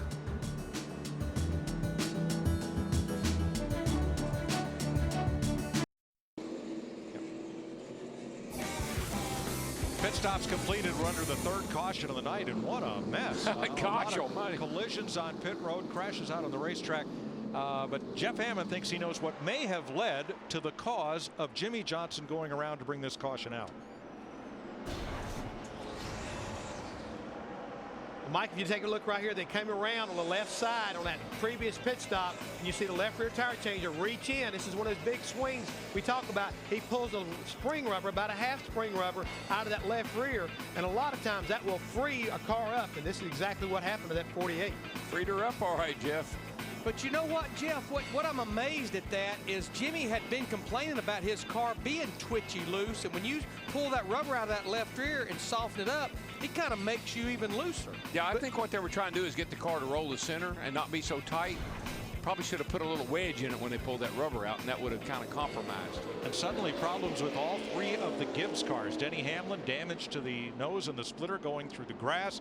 Kyle Busch, crash on pit road. And there's issues with Logano's car we'll get to in a minute. Getting ready to go green. Well, about time for a mess up on one of these restarts. That's the next thing we haven't experienced tonight. Elliott Sadler was the free pass. 6 cars took the wave around, and David Rudiman does not get going. They're going to sandwich him into turn 1. Paul Menard in that 98, that yellow car, he didn't get going either and really stacked them up in the high line. Yeah, they were all spinning their tires. It's just a common problem we have here every restart. Tell you what, we caught a glimpse of that 11 car, Denny Hamlin, that left front corner. Those guys actually did a pretty nice job patching that up above that splitter area. These guys get crazy when the sun goes down. They start driving like they're in a hurry. Well, let's get what you can get time on these restarts. And with the wave arounds, we're now back up to 28 cars on the lead lap. See sparks flying out when that 11. Well, we saw that when the caution came out. When he went through the grass, Darrell, he did some damage to the undercarriage somewhere. Yeah, it's something behind, like in the left front tire area, or actually behind the left front. Looks right about where the jack stop is, on the left side. It might. Oh boy! Squeeze play. Does this work? Not very often. Well, Robbie Gordon takes the whole outside, Bobby Labonte the inside, and the fellow who got squeezed right in the middle there was Travis Kvapil in the 38. And what that is, that's a bunch of cars that's a lap down trying to be the first car lap down. Should we get a caution, they get the free pass back on the lead lap. Hey, I think something that 11, that might be a piece of that nose that is missing. It's knocked back up under the car and dragging. Yeah, there's something, like Mike said, behind the left front tire, back in that rocker panel jack peg area. Because he had this is a caution waiting to happen right here. Like Darrell likes to say, caution breeds cautions. And somewhere in this pack, we could get another one. It's kind of my favorite song. Clowns to the left of me and jokers to the right. And here I am. I'm stuck in the middle. Big break for Marcus Ambrose. You see his Kingsford car there, the 47. He had a right front tire going down when that caution came out. They found a cut in it. He was lucky not to be part of the Jimmie Johnson, Denny Hamlin dust up. while we've been watching that, Greg Biffle in that 16 car, and then there's the Indy 500 winning There's car a happy owner, man Chip right Ganassi. there. He Yeah, is buddy. now in Charlotte. All right, boys, the magic can begin now. The magic show will start. Let me show you how to do this. Check that hat. That's the Indy 500 winner's cap. You gotta love it. He and Dario, they were. I mean, I thought Chip was going to get down in the car with Dario when the race is over with. It was amazing. It was so cool. Well, there's his one bullet right now that's left maybe as a contender. Jamie McMurray in that one car, the car that won the Daytona 500. He is now in the 8th position with a little bit of heat from Jeff Burton in that 31. One car is pretty sporty, Larry. I've been watching him. It's not a bad car right now. It's pretty good. Robbie Gordon hit the wall coming off turn 4. Not the first time today. Probably won't be the last. He likes to run it up high. Dick Berggren. With Chip Ganassi, congratulations on an Indy 500 win. How do you feel tonight? I'll tell you, it's unbelievable. I mean, it hasn't really sunk in yet. I heard we have good cars down here. That's why I came down. I guess Juan's had a little problem, but Jamie's going pretty good. He sure is. Thank you and congratulations. Great. Thank you very much. As a young man, Chip Ganassi raced in the Indianapolis 500. Came up out of open wheel sports car racing and got to race at Indy. Yeah, he told me as a driver, he makes a really good owner. He learned the hard way.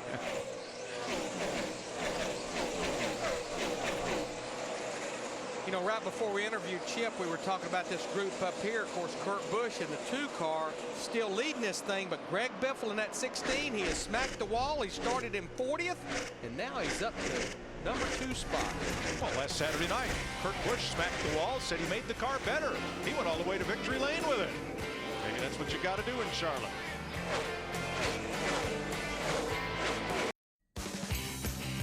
The Coca-Cola 600 on Fox is sponsored by Coca-Cola. It's time to fire up the grill, open up a Coke, and start enjoying summer.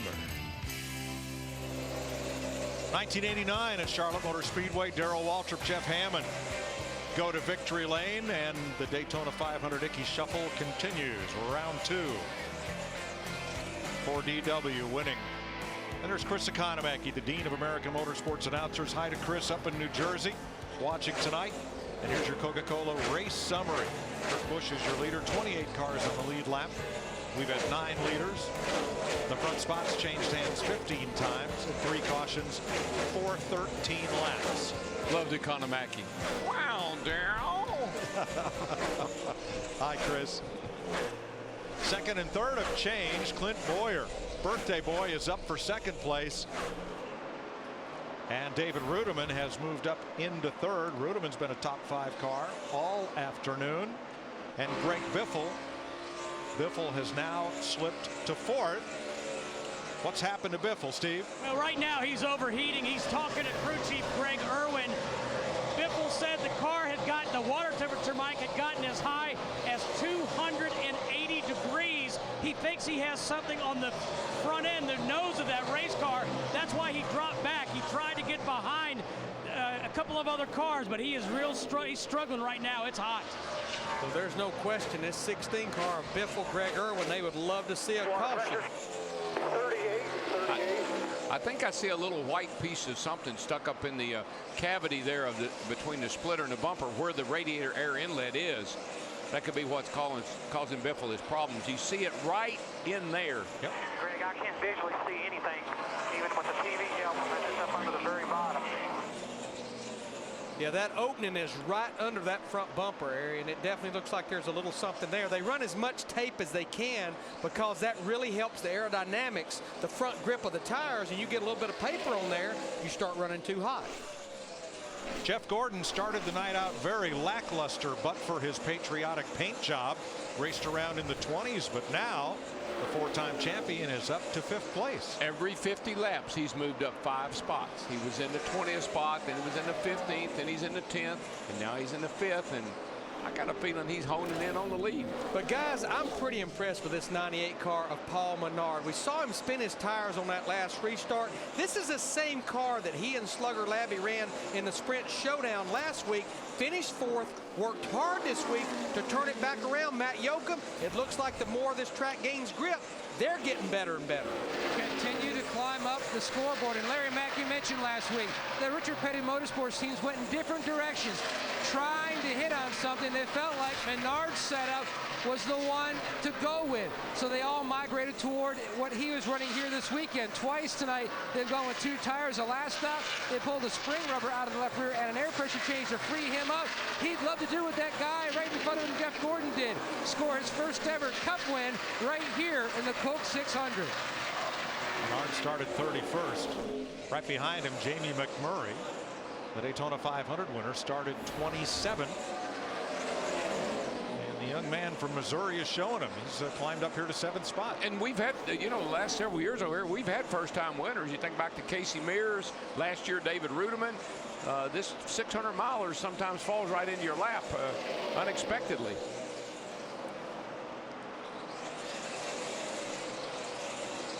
Jeff Burton is one of those fellows that you may not see at the front until late in the race. He's been a top 10 car all day for Richard Childress, and he's won the race twice before. Krista?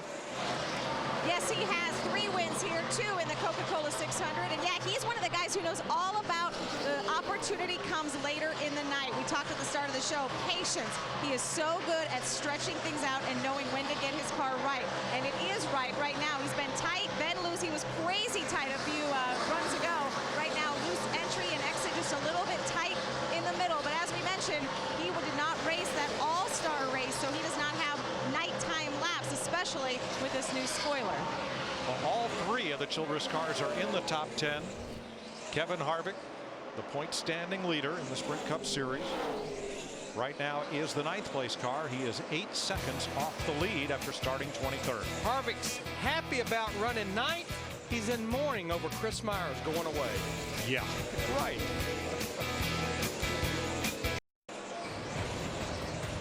During last weekend's All-Star festivities here in Charlotte, Toyota unveiled the winning of 77,000 entries in their Sponsifier contest. Praying for Carson was created by Faye Knapp of Danbury, Texas, inspired by her grandson Carson. Yeah, they came over to my shop last week. What a sweet family. They're from Texas. Carson, he has a rare lung disease. He's only 1 year old, and they really don't know exactly how to treat it because he's one of the few people that little guys that's ever had it. So she made that car for him, and what an awesome job she did, and what a great honor to Carson. Now, Toyota donated $5,000 to Carson's family for medical expenses, and Michael Waltrip will try and qualify the Praying for Carson graphic scheme this June out at Sonoma on the road course. You saw the Toyota top performers, and earlier you saw Jimmie Johnson and Kyle Busch at the front of the pack. But after Johnson's spin and Kyle's dust up on pit road, they are back at 24th and 25th position. And McMurray must have gotten a word to Chips in the house because he just moved up. Got to get going, got to get going. 5th place for Jamie Mack. And you know, back to Kyle Busch, we know what the problem is with his race car, and Dave Rogers and that 18 crew, they need some caution laps to rectify the problem. You have a front end setting where you have the distance between the front of the front tires a little more than the distance between the rear of the front tires. It's called toe out. It gives the car stability getting in the corner. It's knocked way out. They need some cautions to be able to adjust that on pit road. We've just passed halfway in stock car racing's longest night. Kurt Busch's Dodge leading Clint Boyer's Chevrolet, David Ruderman's Toyota, and Greg Biffle's Ford, the front 4.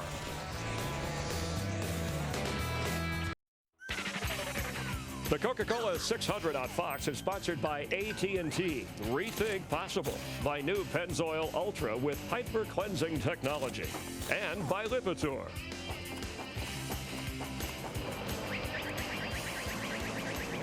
Time for an AT&T race break on this Memorial Day weekend. Kurt Busch trying to become the 7th driver to win the 600 after winning the All-Star race. He is your current leader, just ahead of Clint Boyer. A quick recap. We've had 9 different leaders and 15 lead changes. Opening ceremonies on this Memorial Day weekend, and the Army car on the pole. Ryan Newman. who led only 11 laps. Juan Pablo Montoya running for Ganassi with his problem on the slick track. And then Jimmie Johnson, Jeff Hammond, some problems here.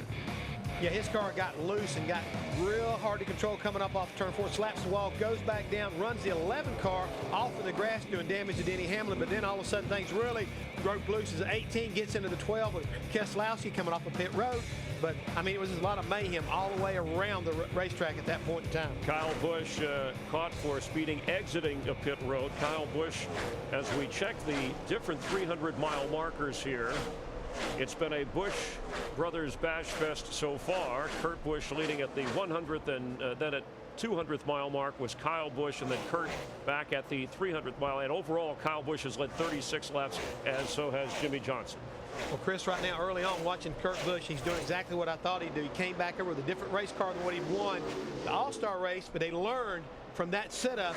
And tonight looks like, you know, they have figured this bad boy out. His brother, on the other hand, is 24th right now, and he's in jeopardy of going down a lap because he can't keep up with the times that his brother's putting down right now. And the long green flag runs. That's going to save his brother as he goes around the 88 of Dale Earnhardt Jr.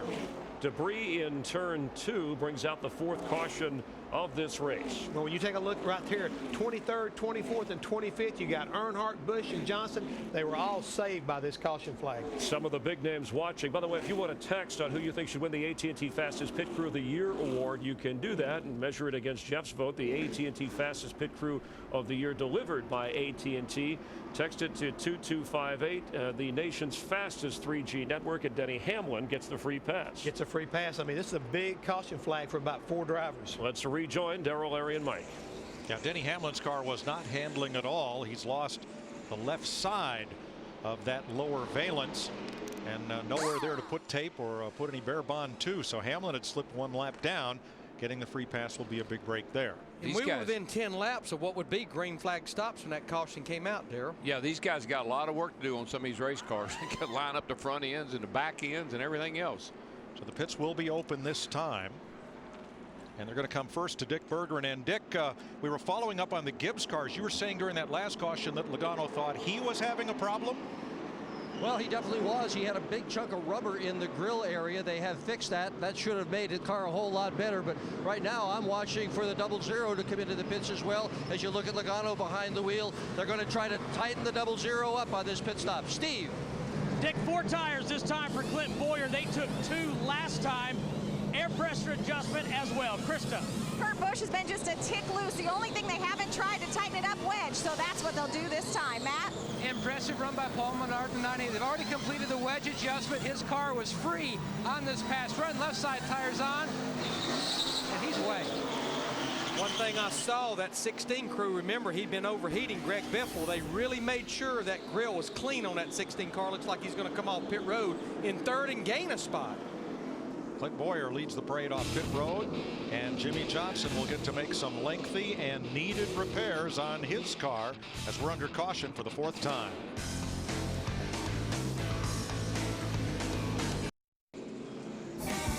Getting ready for the restart. Here's tonight's Built Ford Tough Track Facts. This is the 51st 600-mile race at Charlotte, the first one in 1960. Elliott Sadler in a Ford set the track record in October 2005 in a Ford. 19 different drivers have won a race in what's now the Sprint Cup Series at Charlotte in a Ford. They were all built Ford Tough. During the pit stop, adjusting the toe out on Kyle Busch's number 18 and making some cosmetic repairs to the right front and trying to fix that lower valence on the left front of Denny Hamlin's car. And remember, that was 2 cars that in the first part of this race were well up in the top 5. In fact, Kyle Busch, like Chris Myers pointed out, he led at the 200-mile mark. That's a pan they're working on up under the nose of that 11 car. They put a pan underneath there for aerodynamic purposes. I believe that's what was hitting the ground. Denny Hamlin was the free pass car. 26 cars on the lead lap. As we get set to go back at green, there were in addition 7 cars that took the wave around. Green flag to begin lap 218. And let me just explain a pan. I'm not talking about a frying pan or anything. It's a piece of aluminum that they use for ducking under the car. Boy, Kurt Busch in that 2 car got awesome work, buddy. Great run on the bottom. And Clint Boyer is right with him, trying to join Cale Yarborough and Kyle Busch as birthday winners in the NASCAR Sprint Cup Series. Those 2 cars jump out ahead. That's what I'm talking about. New leader, the 2. They've been listening to Chad in the 48 car. I think that 2 car is trying to tell Roger that, you know, Roger, you may not have had a great day at Indy, but we're going to cover for you here at Charlotte. Ruderman and McMurray 3rd and 4th, then Biffle, Menard side by side. Yeah, Paul Menard, he wants his 5th position away from Greg Biffle in that 16 car. Menard in the 98. And there's our points leader, Kevin Harvick, in the 29. How about a salute to the troops? Memorial Day. Crank it up.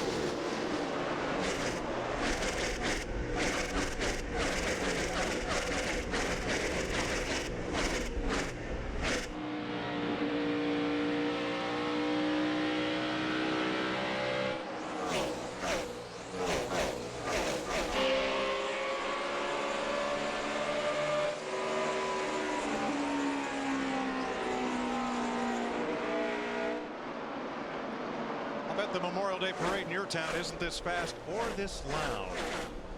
Well, Larry, I'm seeing some things shaking up here in the top 10. All of a sudden, you got Kensington in the 17 running 8th, Reagan there in the 6th running 10th.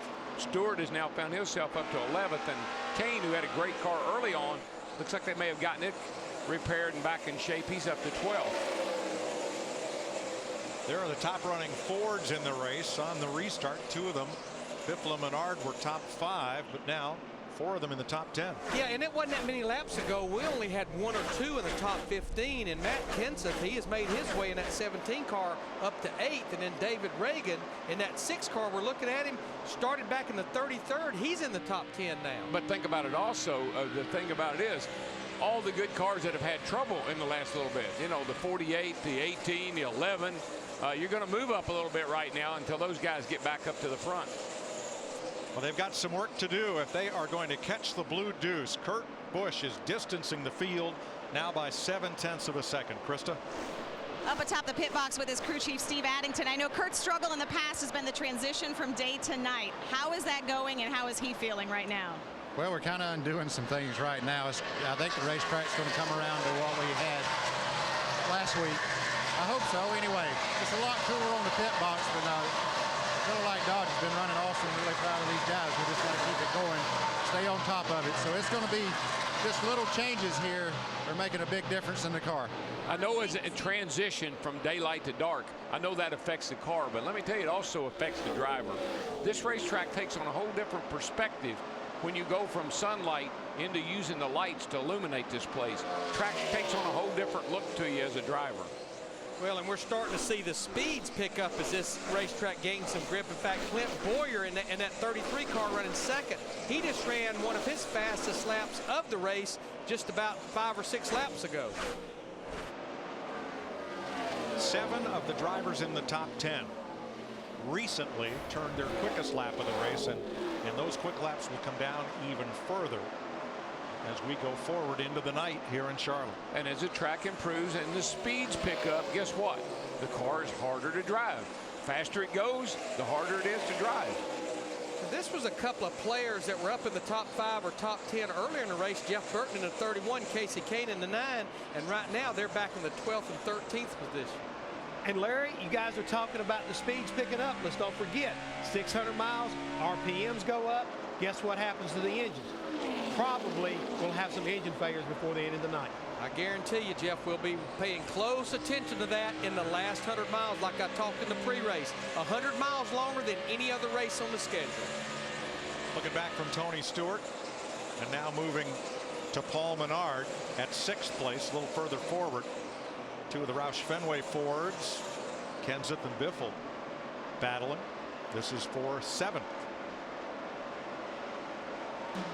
227 complete, 173 to go in the Coca-Cola 600. Kurt Busch is your leader by 1 second. You're watching NASCAR on Fox. The Coca-Cola 600 on Fox is sponsored by Toyota, by Frost Brewed Coors Light, the world's most refreshing beer, and by Cobalt Tools. Cobalt, the next generation of tough tools.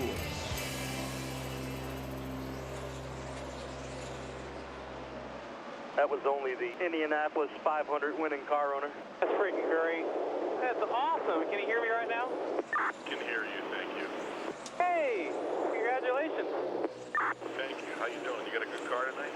Yeah, it's pretty good. I think we'll be good here in just a bit. I came to see you, man. Here I am. I'm glad. I'm glad. For more in-car audio and live race radio, check out NASCAR Sprint Cup Mobile at sprint.com/speed.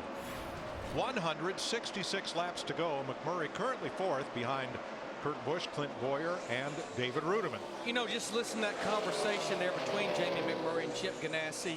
I guess just going back and thinking to the fall of 2002, when Jamie McMurray was subbing for injured Sterling Marlin, driving for Chip Ganassi, and in his second start in Sprint Cup, won the fall race here in 2002. He went away from Ganassi over to Roush Fenway, won some races at Roush Fenway. In fact, he won Talladega last fall, and now he's back with Chip. It's just funny how things work, though, Larry. Sometimes you get fit into an operation.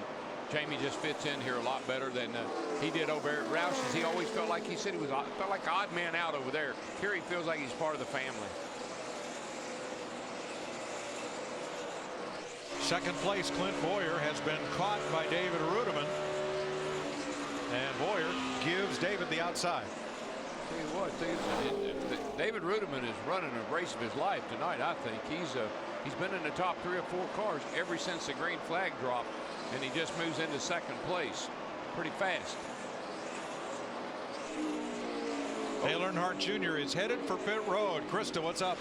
Overheating, Mike. They were up to about 265. They said if they got up to 270, they would pit, and that is exactly what they're going to do. They'll come in to take 4 tires and clean the grill. Dale Jr. just came on the radio and said, man, we were running pretty good, too. They had gotten up inside the top 20. Yeah, Krista, that's the highest he had been running all race long. He had made it to the 16th, and you can see that plastic that was on that opening right there. And they didn't get it all.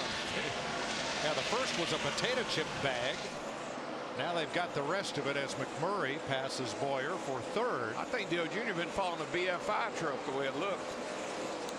But now, Darrell, remember this, and this is the last race at which this rule will be employed for the first time. If a caution comes out, Earnhardt could get the waiver, use the waiver round to get back on the lead lap. Where'd this come from, Larry? Good grief. Yeah, I mean, there's no question why that thing was running that warm. That's more stuff on that one car, on that one grill than I've seen on every car out here tonight.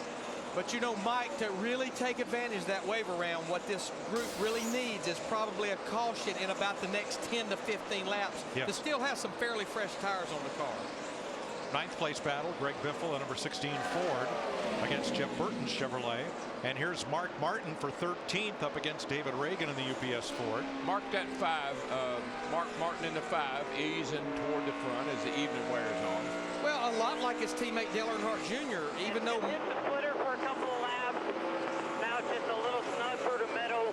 Still just a little... Even though Mark started in the 11th position, he fell back. This is about the highest he's been in the running order, running 13th for a long time.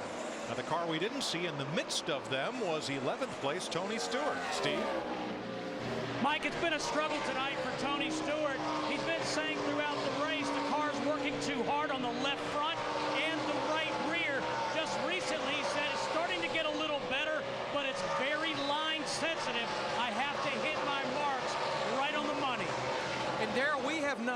that a lot at this racetrack for the last week and a half, that it was a very line-sensitive racetrack. Seemed like it's been very forgiving. Oh, yeah. I mean, you look at where everybody's, some guys are on the bottom, some through the middle.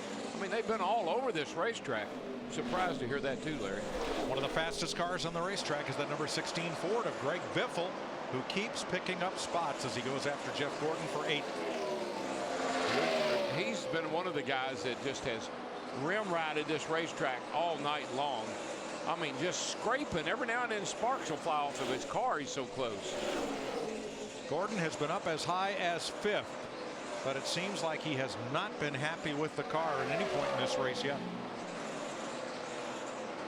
Dick? Well, at the moment, Gordon is saying the car is wrecking loose. And you're right, Mike. There have been times when it's been incredibly tight, and it's never been just right for Jeff Gordon in the 24. But it's been that way almost ever since they unloaded on Thursday. Brand new race car. There's been something missing the entire time. But you know, he's not running that bad, Larry. I mean, the guy's sitting here running in a nice spot. I know he wants to run better than that, but pretty hard for the crew chief to know exactly what to do. Kurt Busch, your leader, by 2 seconds over David Rudiman. Busch running laps at about 31:40s with 156 to go.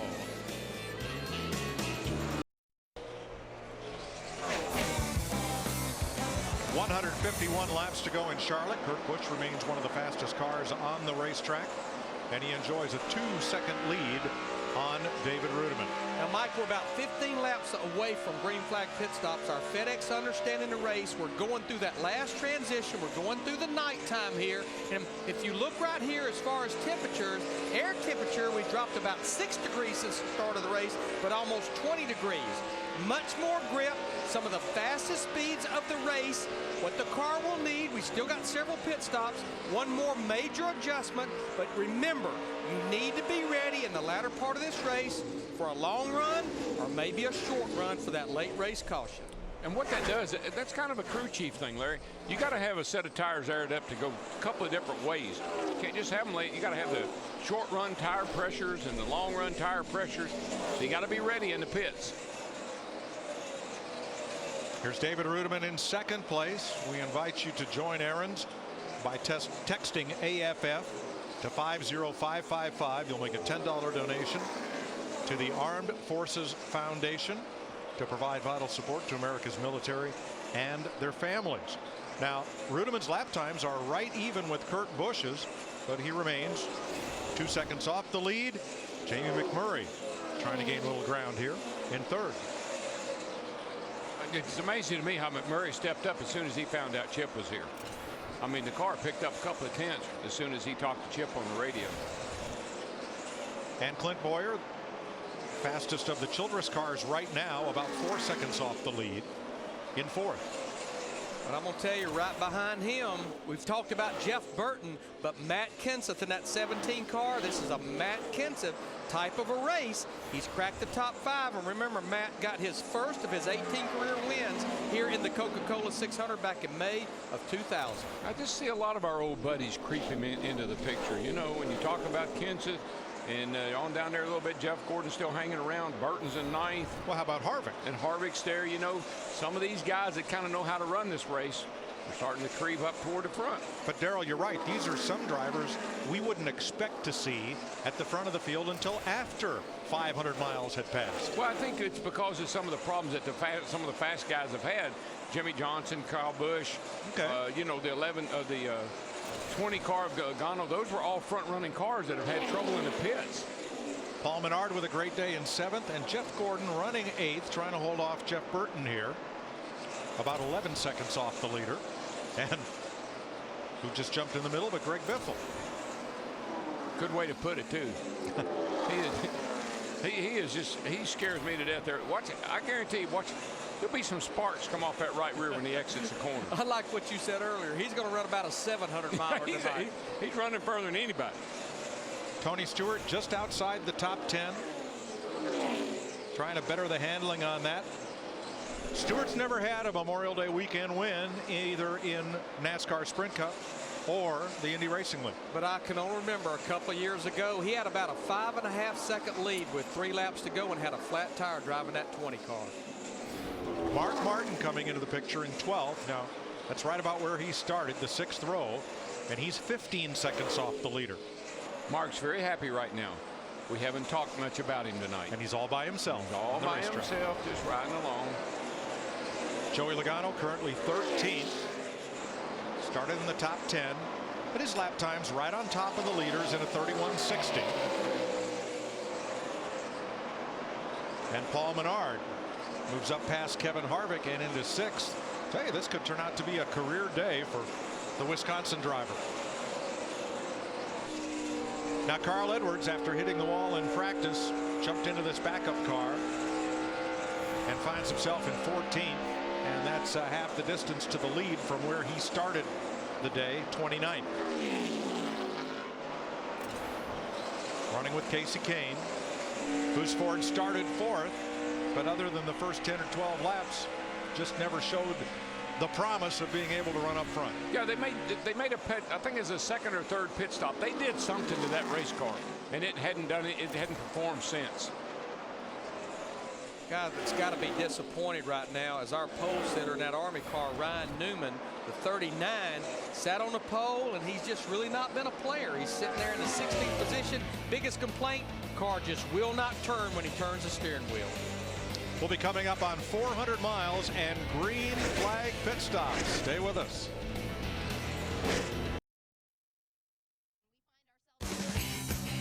The Coca-Cola 600 on Fox is delivered by UPS. Log on to ups.com/racing to enter the UPS $100,000 Trackside Challenge. David Gilliland, Scott Speed, and Bill Elliott have begun the parade to pit road under the green flag. 136 laps to go. None of the lead lap cars have yet made a stop in this sequence. There's your leader, Kurt Busch, 1.7 seconds ahead of David Ruderman, Jamie McMurray, Clint Boyer, and Matt Kenseth. And you hear that he will be on pit road in 5 laps. Yeah, right up ahead of him is Jimmie Johnson to put him a lap down. So he may pit. Kurt, the 2-car, may pit before he gets to Jimmie Johnson. And you know, the Fords, they've been the first to hit pit road on these green flag pit stops. Casey Mears on pit road. Mears driving in relief of Brian Vickers, who is out for the season with blood clot issues. Brian talked to him Monday, says he's feeling well and gets to golf, but doesn't get to drive a race car the rest of this season. Martin Truex on pit road. Krista?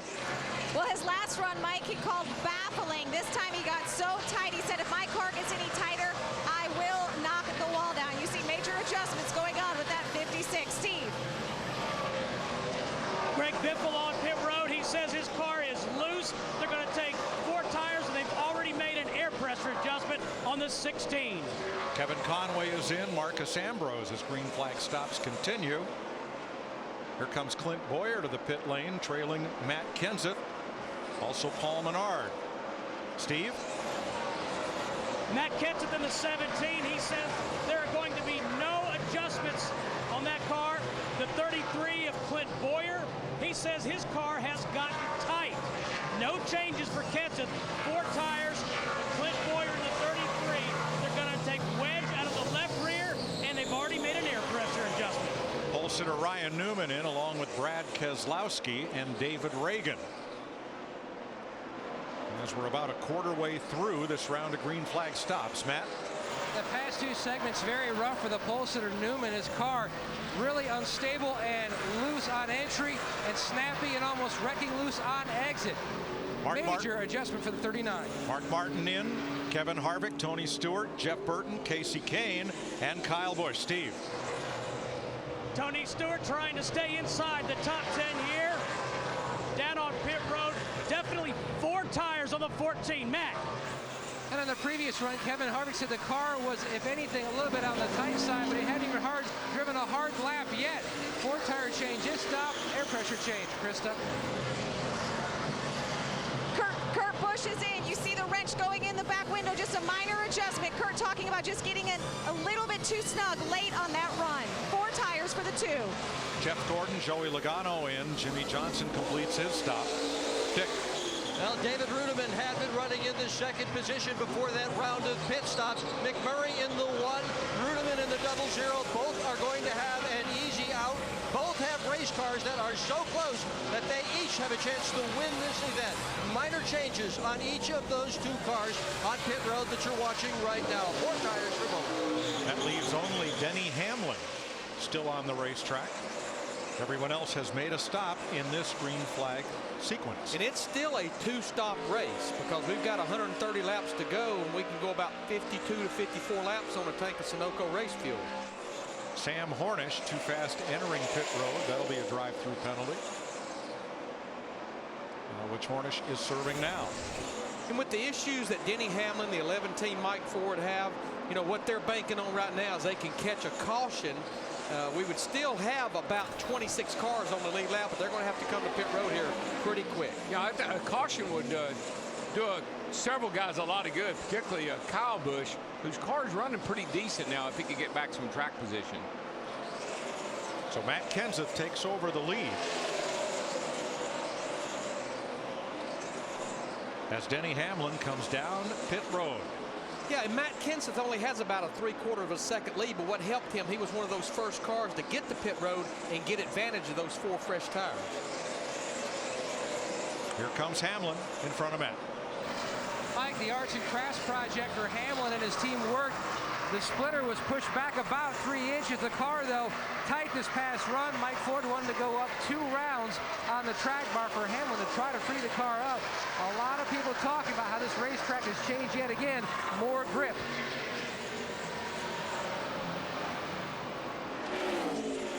So everyone is expect for Jimmie Johnson, and he hits hard. Yep, finally. Hey, I mean, he has just been hanging on. A lot of damage to that car. It has been a rough 2 weeks for Jimmie Johnson at Charlotte Motor Speedway. It has been a rough season. The first 6 races this year, 3 wins. In the last 6 races, no wins, 2 DNFs, and an average finish of 19th. It's just been it's incredible how many times this car has been wrecked this year.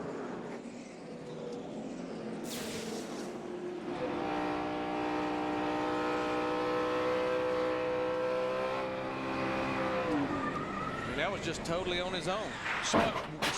Oh, that's a hard hit, man. Saw it wiggle just a little bit, Larry, like it started to push. When it pushed, then the car caught and the back end came around and he smacked the heck out of that fence. See right there, and he just can't. The car is so loose and so free, he can't hang on to it. Of course, you know, Larry, there's the other thing. The leader right behind him, probably pushing as hard as he could, trying not to go a lap down.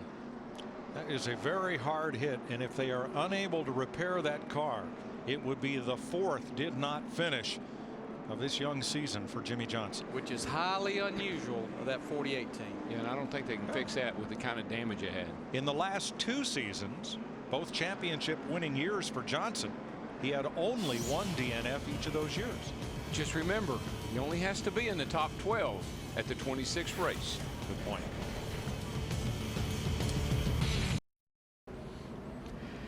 Back live at the Coca-Cola 600, a race break. Jimmie Johnson, the 4-time champ. You know, they call this place his home at one point. Looks like he's going home. A quick recap: 12 leaders, 19 lead changes. It was all about the Busch brothers over the first 300-400 miles of this race. Kurt leading, then Kyle Busch, who led 36 laps total. Some trouble in the pits and a lot of adventure there as Kyle runs into Brad Keselowski, and Jimmie Johnson, the spring rubber taken out, as you can see on this pit stop. Car gets a little bit too loose, and Johnson goes into the wall. That was just the beginning of his night, trying to avoid going a lap down, and then moments ago, as you see Jimmie spin out and hit the wall hard, taken into the care center. We hope that Jimmie Johnson is okay. Let's check in with Jeff Hammond, checking on Denny Hamlin. Jeff? Yeah, right now what this team is trying to do, they've got damage in this area. It's been all back inside here. And if you look right inside the fender, you'll see all the bracing in this area has all been bent back and down. So they're trying to get a porta power so they can jack all these support braces back up and make it to where they can keep that front splitter off the ground and get the aerodynamics back to where the left front can get planted. And guys, you know how important that is, keeping that left front down on the racetrack. Thanks, Jeff. Hamlin is 24th. Kyle Busch has had trouble. He is 22nd. We're ready to go green with Matt Kenseth, Kurt Busch, Clint Boyer, David Rudiman, Paul Menard, and Jamie McMurray up front.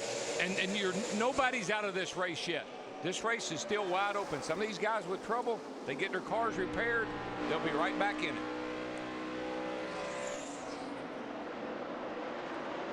Kurt Busch in that too picks right back up where he left off before that caution. Now, we only had a couple of 3 laps on our tires when that caution came. Had a few takers, most notably Kevin Harvick in that 29 car back in the middle of that pack. But Larry, the 2 car, I haven't heard him complain much about his car all night long. And it's just been consistently fast, fast, fast. About an 8-car, 10-car breakaway out front. Kyle Busch right up through the middle, picking him off where he catches him. There he goes in that blue and orange machine. He went right up through the middle, 3 wide on the restart. Now he drops to the inside on Kasey Kahne.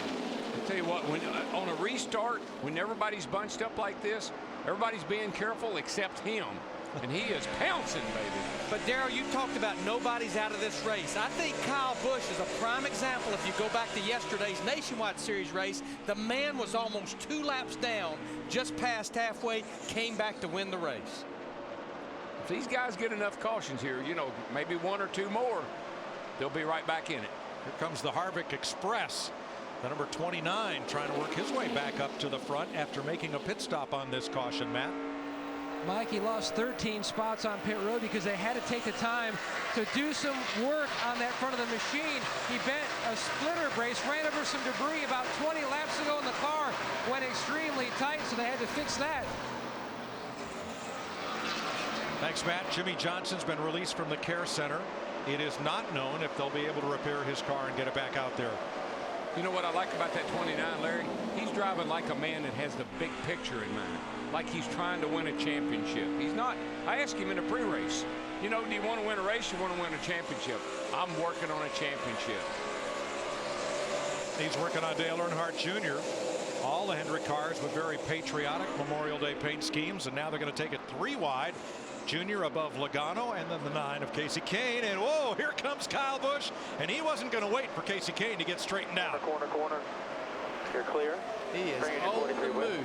But you know, back to Dale Earnhardt Jr. in that 88 car, remember, he was on pit road on an unscheduled stop at lap 237 running hot. Now he's in the 12th, 13th spot right in there. Let's go down by the care center where Dick Berggren is with Jimmie Johnson. Well, Jimmie Johnson rarely ever crashes, but crashed out of Talladega, crashed out of Darlington, spun last week, and now this. What is going on? Oh, we're just racing, you know, it's come to the territory.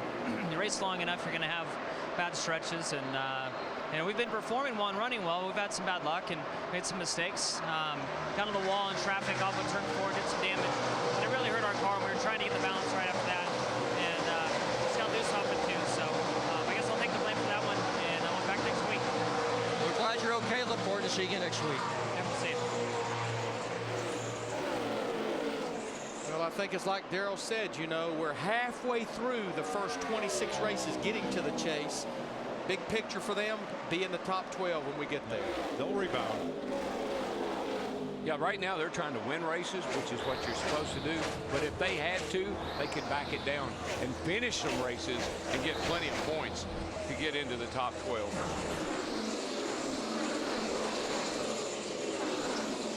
Kurt Busch has a 0.7 of a second lead on Matt Kenseth. Meanwhile, Dale Earnhardt Jr. takes the high road, trying to clear Joey Logano in the 20. There you go, man. Enter your door, enter your bumper, clear. Been watching Junior's car. It's actually pretty good, Larry. I've watched him. He makes some good passes up around the high side there like he's running right now. But I like what he did right there. He did not overdrive the entrance of that corner. It looked like Logano in the 20, maybe even Allmendinger in that 43 car right there did. Junior gets the run off the corner. Looks like we're going to see the same thing down here in turn 1 and 2. And Kyle Busch in the 18 is going to follow him through the high side. Drag race down the back straightaway. Allmendinger, the 43, looking in. The thing that always amazes me about Kyle Busch, Larry, he can take an old car that's been beat up, knocked around, and still perform like there's nothing wrong with it. We've seen him win a number of races that way. Second place, Kansas Ford. Holding off for the moment, Jamie McMurray's #1 Chevy. What a great run by that one car. Goodness gracious. He has worked his way right up here and trying to get into second place. Got a great race car. Well, if you're a car owner, Darrell, had just won the greatest spectacle in racing and flew all the way here to Charlotte to watch you race, how would you perform? I'd give it all I got, baby. I can tell you that. And that's what Jamie I'd want to make him proud. I can tell you. So I would assume that Bruton Smith's offer of $20 million to who can win the daily double here on Memorial Day does not count for owners. Probably not. Ought to be something in there, shouldn't there? You would think. Yes, there should. In case you hadn't heard, Bruton Smith offered $20 million to a driver who could win both Indy and Charlotte the same day. We'll see someday if that's possible. The Coca-Cola 600 on Fox is sponsored by Coca-Cola, who reminds you that nothing goes better with your backyard barbecue than a cooler full of ice-cold Coca-Cola. 107 laps to go in Charlotte. Jeff Gordon celebrating his first career win. It came in this race in 1994, his sophomore season. Fourth place, Matt Kenseth, David Rudiman. And while we were away, the 11th place car, Sprint Cup point leader Kevin Harvick, made an unscheduled green flag pit stop for 4 tires and Sunoco race fuel. Matt Kenseth in that 17 car, he's been losing a lot of ground here lately. He lost second to McMurray just a few laps ago, third to Clint Boyer in the 33. Looks like now David Rudiman in that 00 is going to take the 4th spot away from him. Yep, David just slid right up in front of him, made a nice pass. David has been, Rudiman in a 00 has been in the top 5, Larry, all night long. Been right there, just on the cusp. Hadn't been able to quite get up there and get the lead yet. Well, second place, Jamie McMurray, a few laps ago, told everybody, don't leave your TV set because he's coming. Hey, you can probably radio ahead to that 2 car. Probably won't be up there in a second. Here you go, man. I like that. I mean, that's a lot of confidence out of Jamie McMurray. You think about a kid that last year was beat up, didn't even know if he's going to have a ride this year or not. Gets in that one car, wins the Daytona 500, and runs so well. Last year, McMurray was with Roush Racing.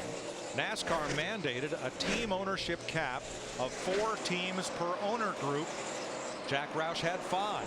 The odd man out was McMurray. And Chip Ganassi, that man right there, who today won the Indianapolis 500 with Dario Franchitti. Ganassi right away said, I want him back. And they worked to get McMurray back on board, and boy, he has responded. That time by McMurray was 4/10 quicker. Yeah. Jamie, that 2 car's going to back up and get behind us. He's overheating. Yeah, he's been beating him quite a bit every single lap for about the last 5 laps.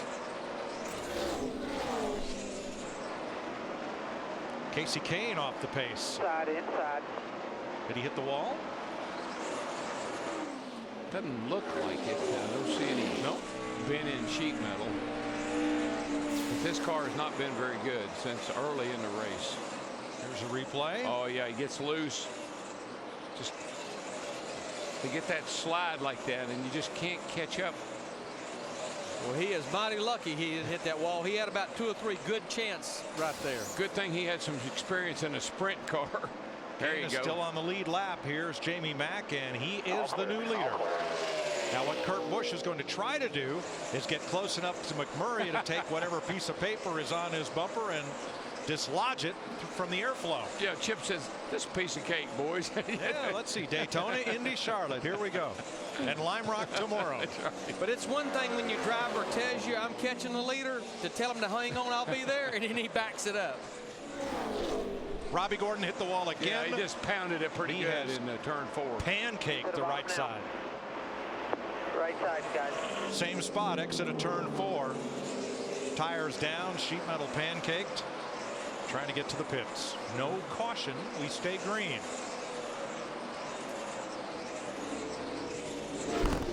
So that car starts shedding debris. We may see the yellow flag with 100 laps to go. So far, so good. They're way Nope. down. Way down. Caution's out, There Mike. it is. Yeah. Caution for Robbie Gordon will be the 6th one of the night. One for Montoya, one for Ambrose. Or whatever you want to do for tires. One for debris and 2 for Jimmie Johnson. Now this one for Robbie Gordon, the off-road star and former IndyCar racer from California, running his own operation, one of the few remaining driver owners in the Sprint Cup Series. Darrell, I just heard McMurray tell Kevin Mannion, you do whatever you think on tires. It's been about 30 to 35 laps since those green flag stops. We are right at 100 laps to go.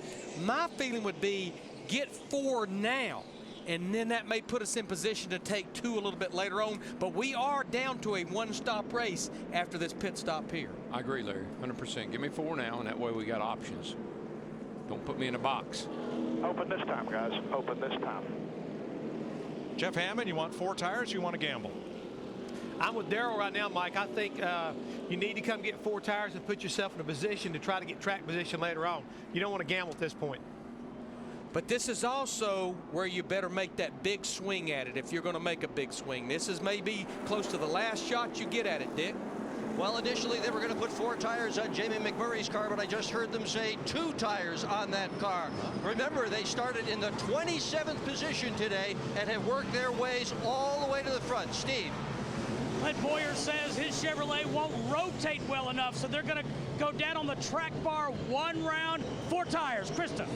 Kurt Busch was concerned about overheating. The call from Steve Addington, give me rights, Matt. Kyle Busch continues his rebound. He hit pit road in the 13th position. Right side tires only for track position. Boy, a lot of gamblers. And Kurt Busch leads them off pit road. It's like Clint Boyer, the first car to take 4 tires in that 33 car. Here's the race off pit road. Kurt Busch, Jamie McMurray, then Matt Kenseth and David Rudiman. 98 laps to go. The Coca-Cola 600 on Fox is sponsored by Nationwide Insurance. Call or visit us online for a quote today. By Burger King, who reminds you to have it your way. And by AT&T, rethink possible. Spot, play, win. The more codes you spot, the more chances you have to win. Enter now at codespotter.com. You know, the optimism's still high down in the Gibbs pits. Kyle's back up in there, and Dave Rogers just told him, he said, we still are in this thing. And Denny Hamlin's crew are working on his car, and they say, we're not out of it. Don't give up. Richard Childress talking it over about the 29. Kevin Harvick will be one of 3 cars to take the wave around. It's Gilmartin, the crew chief. Harvick, the 77, Sam Hornish, and the 34, Kevin Conway, all take the wave around. The free pass car in this caution is Marcus Ambrose. Of course, this wave around was created to where the leader of the race would always be at the front of the pack. He wouldn't be stuck in the middle. All the cars that elect not to pit, you can't pit under the wave around, that are in front of the leader. Once we get to 1 to go, they go all the way around, come up to the back of the pack. June 18th, revenge gets ugly. Jonah Hex in theaters Friday, June 18th. They have to reorient the lineup. And let's visit with Jamie Mac's crew chief, Dick. And that's Bono Mannion. What is your strategy to win this race tonight? Well, you know, it's track position's pretty key. Clean air is huge. Got a really good Bass Pro car today. Got a car owner, winner from Indianapolis sitting behind me. So the box started shaking. I couldn't figure out what's going on, but Chip had a ride, so that's really cool. And I think it'd be really good for Ganassi Racing to win 2 races in one day, especially 2 huge races. And after winning the Daytona 500, to win the Coca-Cola 600 would be quite an accomplishment. I mean, I think that's the biggest thing. You know, winning anywhere is huge, but when you're in the Sprint Cup Series, winning the Daytona 500, the Coke 600, the Brickyard 400, or winning at Darlington, that's the ones that everyone wants to put on their resume. Listen, Larry, Mike, it'd be like winning the World Series and the Super Bowl all in the same year. Pretty much. With Chip, all in the same day almost. Well, yeah.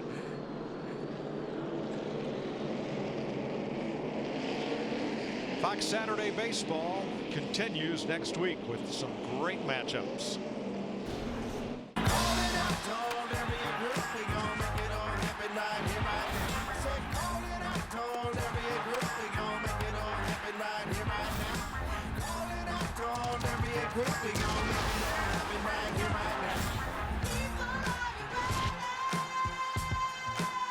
Fox Saturday Baseball presented by Chevy returns this week 4 p.m. Eastern, 1 p.m. Pacific on Fox. Check your local listings for the game and start time in your area. Lights are out atop the Toyota Camry hybrid pace car. Jimmie Johnson back in the race. I can't believe as hard as that car hit, the Chad Knaus, Ron Malik and crew have that thing back on the racetrack. And he's running in 37th spot. They basically put a whole front end from the windshield forward on that thing. Green flag, Kurt Busch, Jamie Mack, Rudeman, Kenseth, Kyle Busch up for 5th, and Jeff Gordon 6th. Got a slow drag race off the second turn over there between the 2 and the 1, or the 1 and the 2. Kurt Busch, the 2, gets a pretty good run on the high side, and he carries it down into 3 and 4. Here comes McMurray in the 1 on the bottom, though. Like McMurray's car that last time, Larry, was a little bit better at the end of the run. Maybe this 2 car is a little better on the short haul.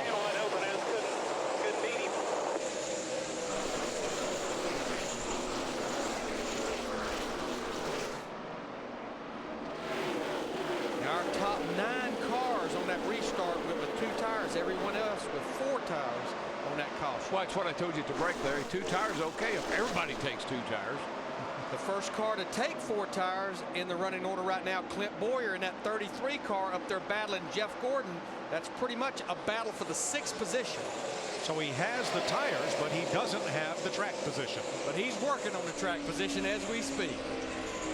Oh, got a car hard down into turn 1 down there.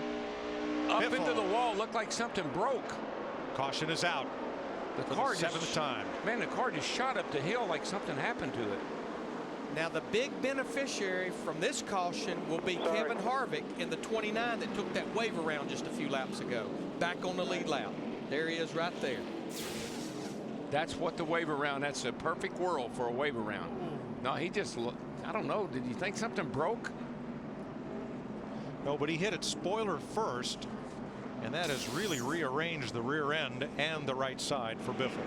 I'll look at it. Let's take a look here. I can't. Tires are up.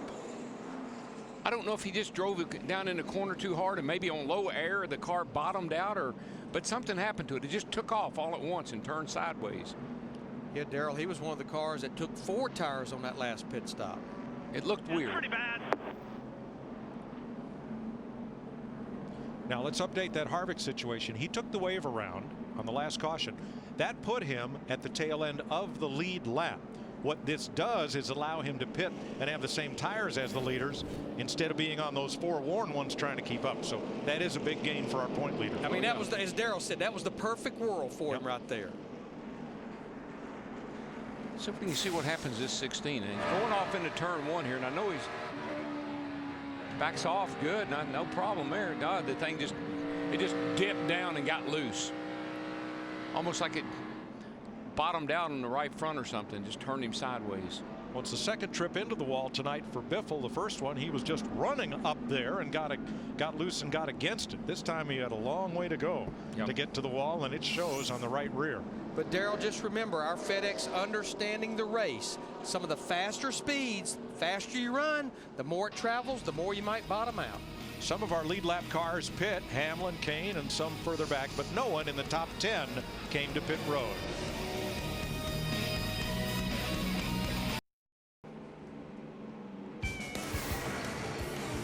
Like that scooter, you could win it and other cool prizes, including a VIP race weekend.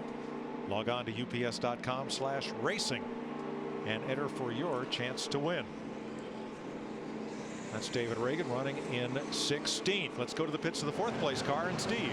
With Todd Parrott, the crew chief. Todd, you guys have done a good job of keeping up with the racetrack. What do you need to do to get to the front? Well, you just got to keep his track position. We found out early in the race that, you know, we elected to put on 4 tires one time, and it was probably the wrong call. And, you know, we lost a lot of track position. Got a pretty good car. It's not too bad. Just we've been fighting to balance all night long, probably like everybody here. It's a finicky old racetrack, and then as the night changes, the track temperature changes, and the way everything else does. So, you know, just keeping the track position is going to be the key for the end of the race, staying up front with a shot to win. Good luck, Todd. Thanks. Thanks, Steve. Getting ready for the restart. Kurt Busch has led more than 200 laps tonight. That's only happened once in the last 22 Charlotte races. Jimmie Johnson led 334 laps May of 2004. And just listen to Todd Parrott there. If I close my eyes, I swear I was listening to his dad. Buddy sounded exactly like Buddy Parrott. He does. Buddy now almost won 3 in a row here back in the 70s. We lost out to Benny Parsons here in the 1980 race by just a fender. We came so close, and Buddy was the man. So on the restart, it's Busch's Dodge, McMurray's Chevrolet, Kenseth's Ford, and Rudeman's Toyota. Your front 4 then: Jeff Gordon, Kyle Busch, Joey Logano, Clint Boyer, Tony Stewart, and Jeff Burton are the top 10. 87 laps to go.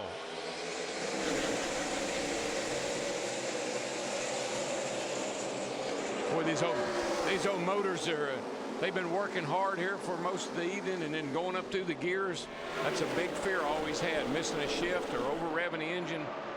After these things have been run as hard as they have, got to take care of them. Well, I guarantee you that engine in that 18 car of Kyle Busch, he's been run hard tonight, because now he has cracked the top 5, but we got a battle for second between McMurray in the 1, Kenseth in the 17. Side by side and trading paint right behind them. Here comes Kyle Busch and Jeff Gordon. Kenseth sends it in the 17. He's going to ride that high line for second off the corner. Kyle Busch can drive down in a corner harder than anybody I've ever seen and hang on to it. And particularly early in a run on cold tires, he's the best there is on cold tires. Logano and Burton, 8th place. Tony Stewart looking on. And Mike, you don't think business is picking up? 3 of our top 5 just ran their fastest lap of the race. The speeds are picking up, as we mentioned in our FedEx to Understanding the Race. Almost a second faster than we were earlier. Rudeman 5th. Gordon's 24 is 6th. Just a little earlier, I'm talking. Teammates Boyer and Burton, then Logano. Stewart, the 14, is the 10th place car. Yeah, I mean, Kurt Busch, the 2, our leader, just ran a 29.97. The fastest lap of this entire race is only a 29.94 by our pole sitter Ryan Newman in the 39. 27 lead lap cars. The most cars to finish a 600-mile race at Charlotte on the lead lap is 20. We should handily exceed that tonight. Yeah, with the wave around, you're gonna do that for sure.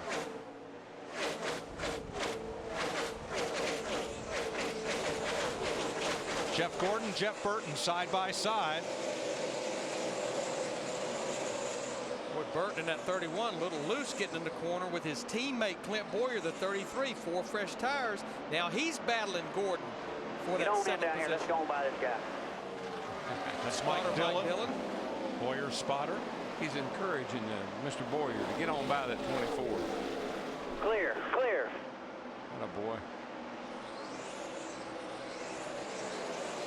Tell you what, Clint Boyer in that 33, he's really been up there in the top 10 almost all race long. Second place, McMurray coming back after Matt Kenseth. Clears him. Clear. Come on, come on, come on. Nice job. Nice job, man. I believe this one car is a good long run car. It seemed like after about 10-15 laps, he really starts nibbling away on the 2's lead. 2's good on the short run, though, and that could pay off if we get some late cautions. Darryl, we've got 82 laps to go now, 81. We know we'll have at least one more pit stop. 1.3 seconds is the distance from Kurt Busch to Jamie Mack.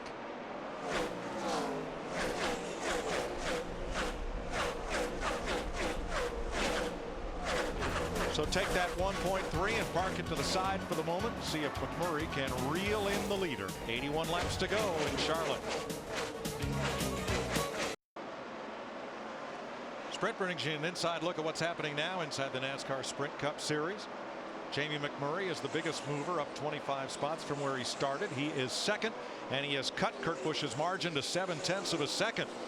Kevin Harvick would continue as the series point leader. He restarted in 25th, and Harvick is now up to 13th. For more NASCAR stats, check out NASCAR Sprint Cup Mobile at sprint.com/speed. Allmendinger there, Mike, Larry, he's holding a pretty wheel tonight, too. He's been hanging around the top 10, 15. He and Paul Menard both doing a nice job tonight for Richard Petty Motorsports. Yeah, A.J. Allmendinger in the 43 car started in the 18th spot, but you're right. He's been hanging right inside the top 15, inside the top 20 all race long. Now, Matt Kenseth was up in that battle for the lead on the restart. He's sitting now in third, 3 seconds back, Steve. Mike, Matt Kenseth has trouble. He is overheating right now. He's got trash on his grill. He's trying to find somebody to hook up with so he can get up to the rear bumper and get that trash off. You can see it right there on that opener. Every bit of that.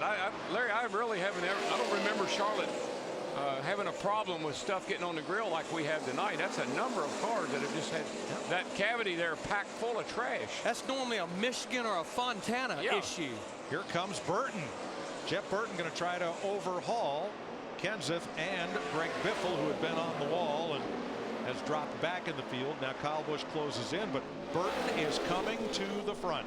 He's a two-time winner of this race. He's a late race closer, and this is turning into just a Jeff Burton kind of race as we come up on 500 miles complete. And we saw his owner, Richard Childress, earlier today. He told us that he thought Burton had something for the 600 miles. David Rudiman, for I think the first time tonight, Dick, is outside the top 5. Yeah, you'd love to have the car just right at the end of the race, but that's not what's happened to Rudiman. The car has gone tight. Rudiman said it's bad. Well, this is what we talked about all day long. This is the final situation that this track has. You've got the most grip, but this is when the handling characteristics really change. We're in the nighttime, and the track has a tremendous amount of grip. Handling characteristics have changed on these cars. And that's where you've got to be able to adjust on your car every stop, and you got to anticipate what's going to happen here tonight. And you'll have one more chance to do that at least. At least one more pit stop required to go the distance. And that should come in about 20 to 25 laps should we stay green. But I just believe our little one car, McMurray, he is reeling that 2 car in again. Kurt Busch, our leader. Yep. Big difference in those 2 cars, like we've already said. The 2's good on the get-go, and the 1 car chases him back down after they run a few laps. That can be cured, though. The 1 car, all they got to do is up that air pressure a little bit, and he'll be fast from the get-go. I think Rudiman heard us. Here he is trying to get back into the top 5 and make a pass on Kyle Busch. Did it. Kyle didn't put up a big fight in that 18 car, so Rudiman's now back in the top 5. I think Kyle has done a great job of battling back to even be in the top 10. And right now, I've said this over and over, Mike, Larry, the new Kyle Busch is the smarter Kyle Busch. He would have given up, wrecked that car, running in the wall, and he'd be in the garage right now. But he's hanging in there and getting all he can out of the car without wrecking it. Here's the battle for 10th. Joey Logano trying to hold off Paul Menard and point leader Kevin Harvick. Yeah, Kevin Harvick in that 29 car just outside the top 10. Remember, he just got the wave around about 30 laps ago in that 29 car. It was on the tail end of the lead lap. And has come from 25th to 12th. 333 laps complete. That is 500 miles. And if this were the Coke 500, Kurt Busch would be the winner and Jamie Mack second by half a second. But it's not. We have 100 miles left to race in Charlotte. You're watching NASCAR on Fox.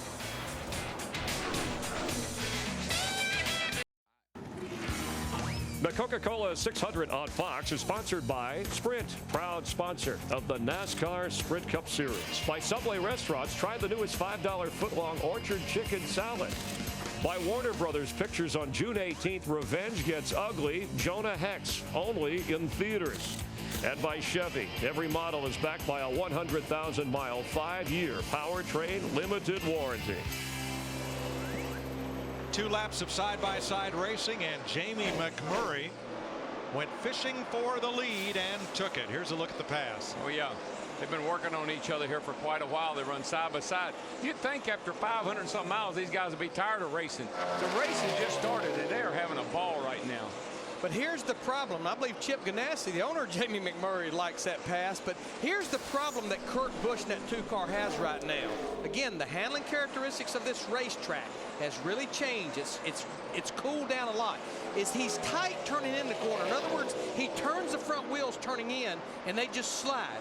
He slows the speed of the car down, and when the front wheels bite, then he's loose under acceleration. That's the reason McMurray's able to get by him and actually pull away. Yeah, but I got to tell you, if he can keep McMurray in sight, and it looks like if they happen to make pit stops together, green flag stops, that 2-car's a little better over a short period of time. So that could play to his advantage, but he can't let that 1 car get too far away from him. And it looks like McMurray's going to drive off and leave him in the dust. Jamie Mack has taken off. It has been a great month of May for the Busch brothers as McMurray works his way underneath the 46 of J.J. Yaley after passing Greg Biffle. Look at the winners the last 3 weekends. They're all named Busch. And look at the leaders at each 100-mile post of this race. They're all named Busch.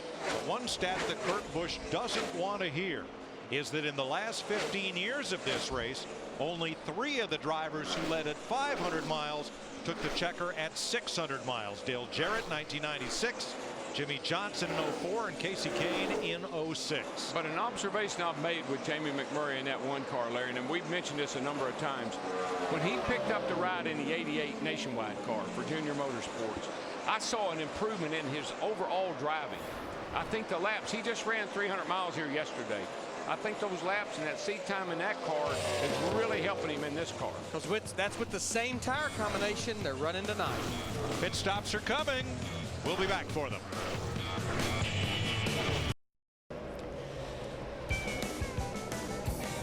Getting ready for green flag pit stops. 50 to go on the Coca-Cola 600, and there is your leader, Jamie McMurray, who won the Daytona 500 for Chip Ganassi Racing. And Chip Ganassi, the Daytona 500 winner and the Indy 500 winner earlier today. Matt Kenseth making an early pit stop. We're coming up here on green flag pit stops. It's a scheduled stop, but Steve, what are they going to do to the 17? Well, Jeff, his biggest problem is he's starting to run hot.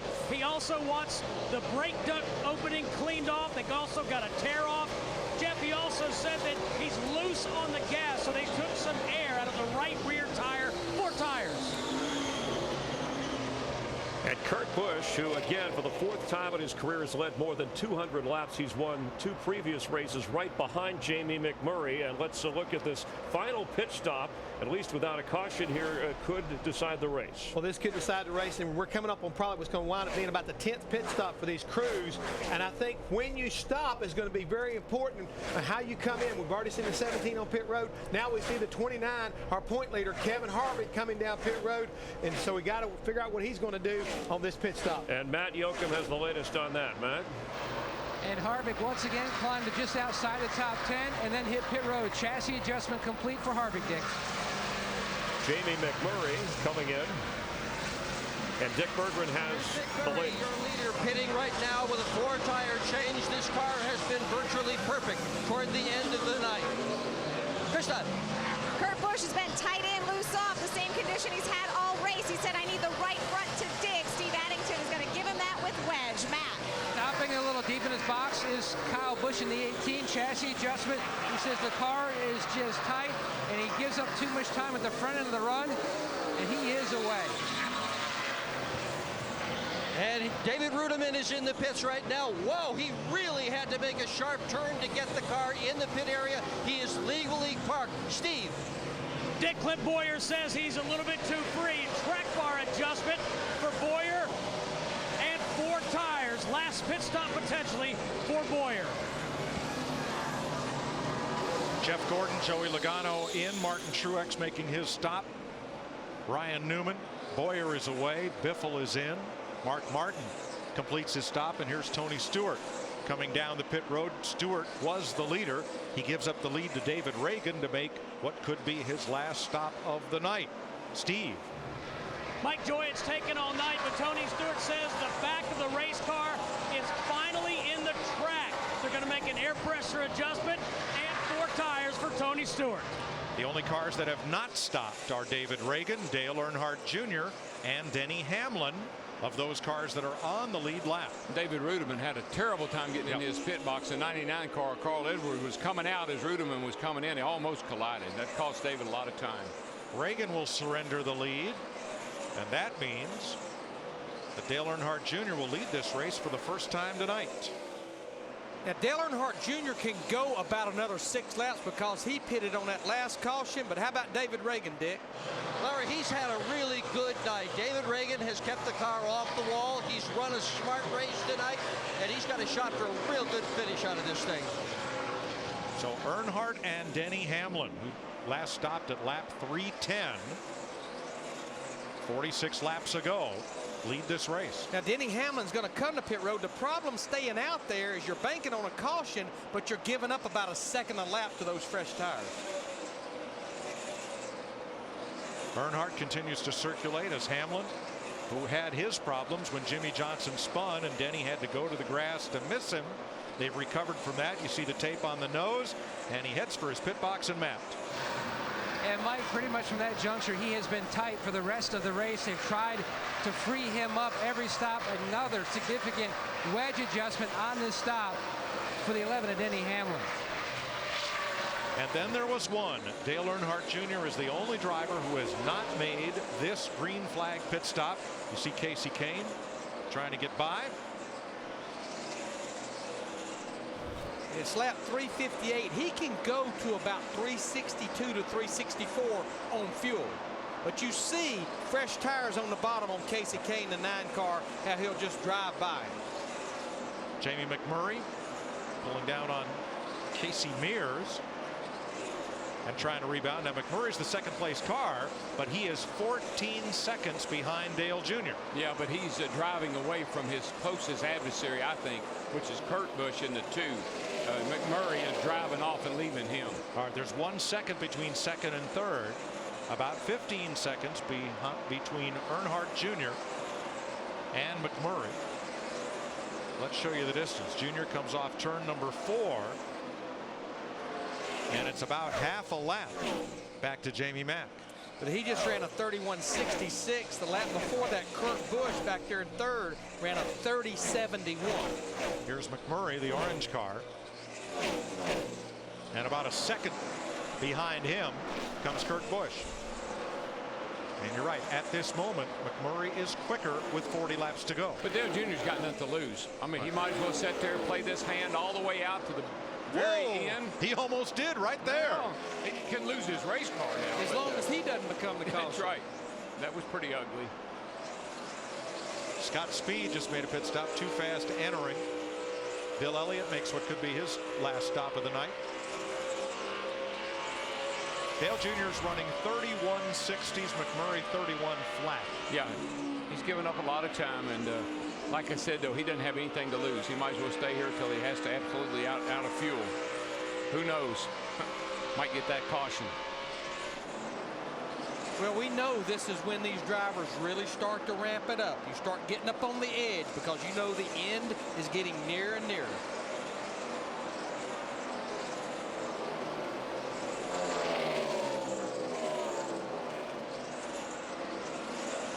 Yeah, I'd say, Larry, in most cases, your car's as good as it. I mean, you've worked on it all night.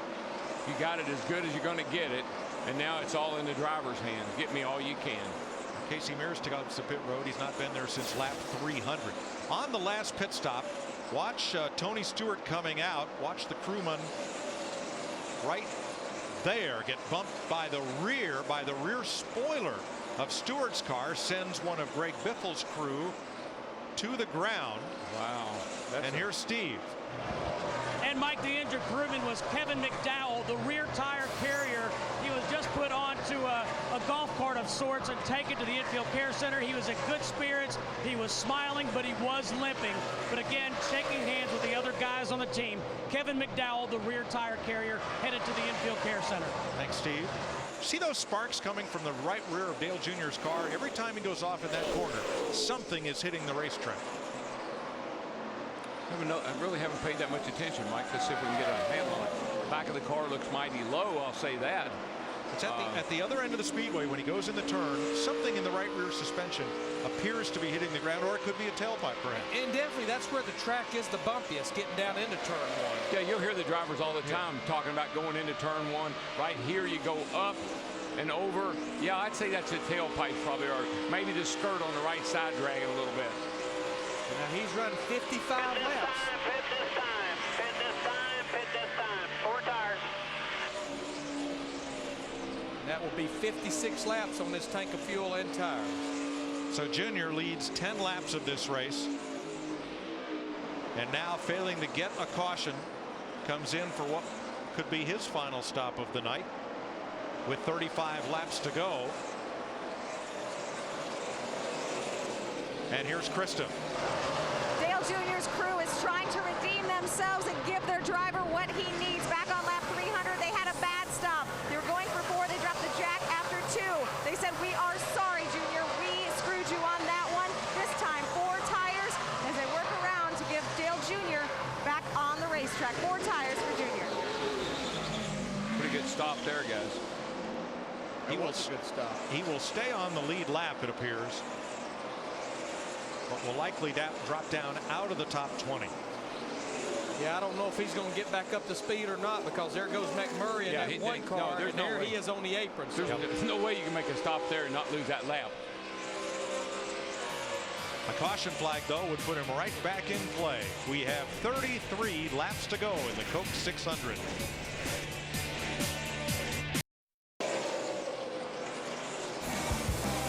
Joplin, Missouri's Jamie McMurray, in his first season back with Chip Ganassi's team, won the Daytona 500, and he's out in front tonight by 2 seconds over Kurt Busch. His best finish in this race, 4th in 2004. Now this right here, Mike, Larry, this will get your attention. You're leading this race and you come off that corner and you say, whoa, don't want to wreck this thing leading the race for no reason. But how many times have we seen that where you're on the bottom, a car above you, it just kind of pulls your car around, especially if your car is a little free to begin with. Denny Hamlin didn't want to go a lap down, and here comes Dale Jr. on fresh tires, trying to get his lap back. Here's Kurt Busch, the second place car, 1.9 seconds behind. Is that Jamie was saying maybe getting a little loose off? I think that was Kurt.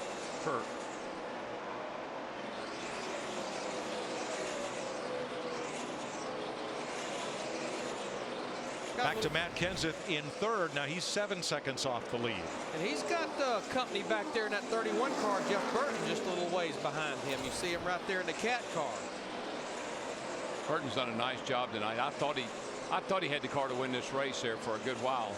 But the 2 and the 1 have just picked up the pace so much. And David Rudiman's back up at the top 5. Good for him. He's been there all night long. Probably most consistent car, he and the 2 all night long.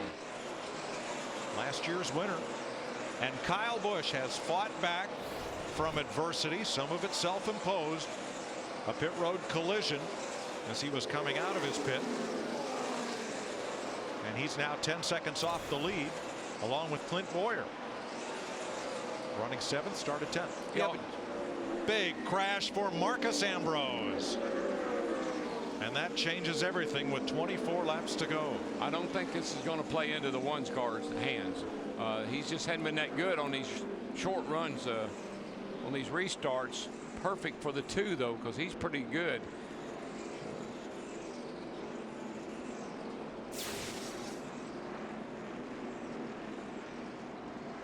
At this 7, up by the wall. Yeah, he just gets up here a little too high and loses it, and it just kind of comes around and you can't catch it. But you know what, Mike? At this point, if you said who's going to win this race, I don't have a clue.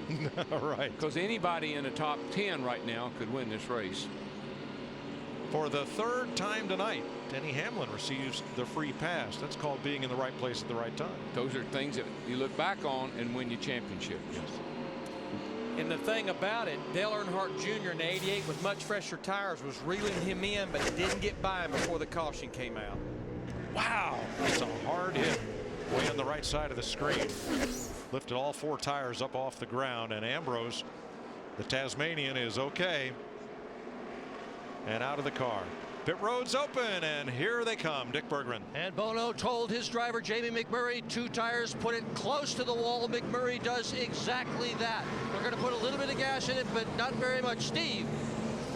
Dick, right side tires only for Matt Kenseth. He wants track position, right sides only. Krista. When the caution came out, the 2 guys started clapping. They knew their driver couldn't catch Jamie the way it was. Air pressure in 2 tires. Matt? Right side tires only for Kyle Busch. He said he just needs to turn better to the center of the corner. Oh, issues again for Kyle Busch. Well, I'm going to tell you, it was kind of a no-brainer going with 2 tires. We only had about 20 laps, but the 2-car Kurt Busch, Matt Kenseth of the 17, they beat that 1 car off pit road that time. Yeah, this is not working out well for Jamie Mack at all. Brad Keselowski too fast entering. He'll serve a penalty. And let's show you what Matt was talking about. As here is Kyle Busch, and almost takes his own crewman with him. That'd have been big if he'd have drugged that air gun with him. That'd have been another penalty. 22 laps to go. What'll happen next? This is our 10th season on Fox. Wow, 10 years. That's a long time for a team to stay together in this sport.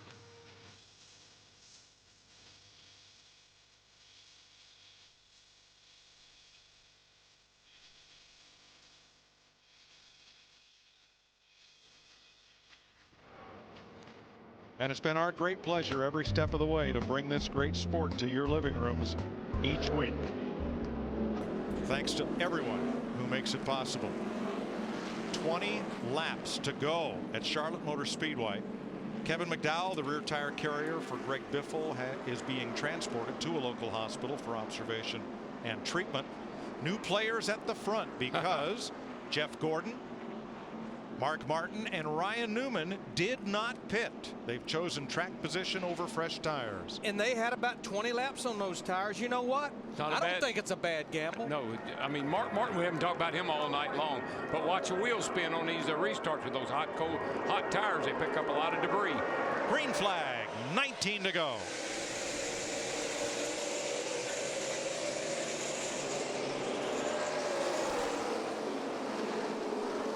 Three wide, close quarters. Who's in the middle coming forward? That'd be Kyle Busch. But look at Jeff Burton in that 31 car. He got bad loose on the high side. He's going to go way back, and now here comes Kurt Busch in the 2 car. 31 looked like he got a left rear tire down, Larry. He's got trouble. Here comes McMurray, though, pounding along the outside, passing Jeff Gordon and moving to second, and we're right back where we were. Kurt Busch, Jamie Mack. This is exactly like I thought it would play out. The 2 cars really, really fast for about 20 laps, and that's about what we got to go here. Jeff Burton has to come to pit road. What a shame. What a great race he had driven to this point. Burton was third at 500 miles. It was a left rear tire, and Kyle Busch moves ahead of Ryan Newman and back into the top 5. Now look, these guys all get very, very aggressive, as we well know at this point in the race. So I don't think we've seen our last caution flag. Let me tell you how aggressive Kurt Busch is getting. He just ran the fastest lap of the entire race, period, right there. You know what this reminds me of? Last Saturday night. Yes, it does. That lap, Busch was 0.3 quicker than McMurray. But you know what? He knows he's got to get a big, big case of getting gone right now, because McMurray will chase him back down. I guarantee you. 24 cars on the lead lap. 16 laps to go. Big wad of cars coming out of turn number 2, and we're going to have one more caution. It could come right out of the middle of this pack. Yeah, these guys are all battling for position. This is all lead lap cars all the way from Ruderman, but right now we've got this battle for third. Kyle Busch in the 18 goes by those two Hendrick cars, who has 20 more laps on their tires. If I had to have one guy in a car on a restart, it'd be that guy in that 18. He can get it done on cold tires. He just takes advantage of every situation on a restart. Kyle Busch clears Jeff Gordon and is 2.9 seconds behind with 15 laps to go. And these guys should not catch lap traffic now. They've got a pretty clean racetrack in front of them. McMurray is going to get to Busch right at the very end of this race. Don't know if he's going to get him or not, but he's going to get to him. Kenseth, Boyer, and Menard. Look at this pile right here. Trying to get past Ryan Newman, the 7th place car, the 39. Larry, some of that pit strategy paid off pretty good. You got Jeff Gordon and Mark Martin still in the top 5. Didn't come to pit road. And I think why these guys are battling back there, that's letting those two guys just pull away up there in the top 5. This is the first time Mark Martin's almost been in the top 10 tonight. I think it's the first time he's been in the top 15. We just said earlier on, you know, watching him to be around at the finish, but I didn't know he'd be this far up to the front. Now they were 4th and 5th. And here's Mr. Where did he come from? Harvick back in play in 12th place, working on Logano on the inside, and the 17 of Kenseth. Oh, this is These two guys have a history of racing each other a little hard. This is big getting down in that corner, but looks like Harvick's got the best line. 11th? Yeah, 10th. Whoa. Whoa, that was close. Almost too close. Cost him a little bit of speed off that corner and allowed the 17 of Kenseth fight back on the outside, but I believe that the 29 has got the speed around the bottom. And Harvick is now in the top 10. 12 laps to go. It'll be 11 when they get back. 4th place, Mark Martin goes after his Hendrick teammate, Jeff Gordon. You know, if Jeff Gordon in that 24 car, if he can come out of here with a top 5 to 7 finish, I think he'll feel like he won the race. I guarantee you. Hadn't been anywhere near the front all night. Harvick gave up 10th and 11th and fell back behind Logano. Now that time McMurray was just a little bit quicker than Kurt Busch, but it's just I just don't know if the clock's going to let him get there. No, but that's about when the switch is flipped.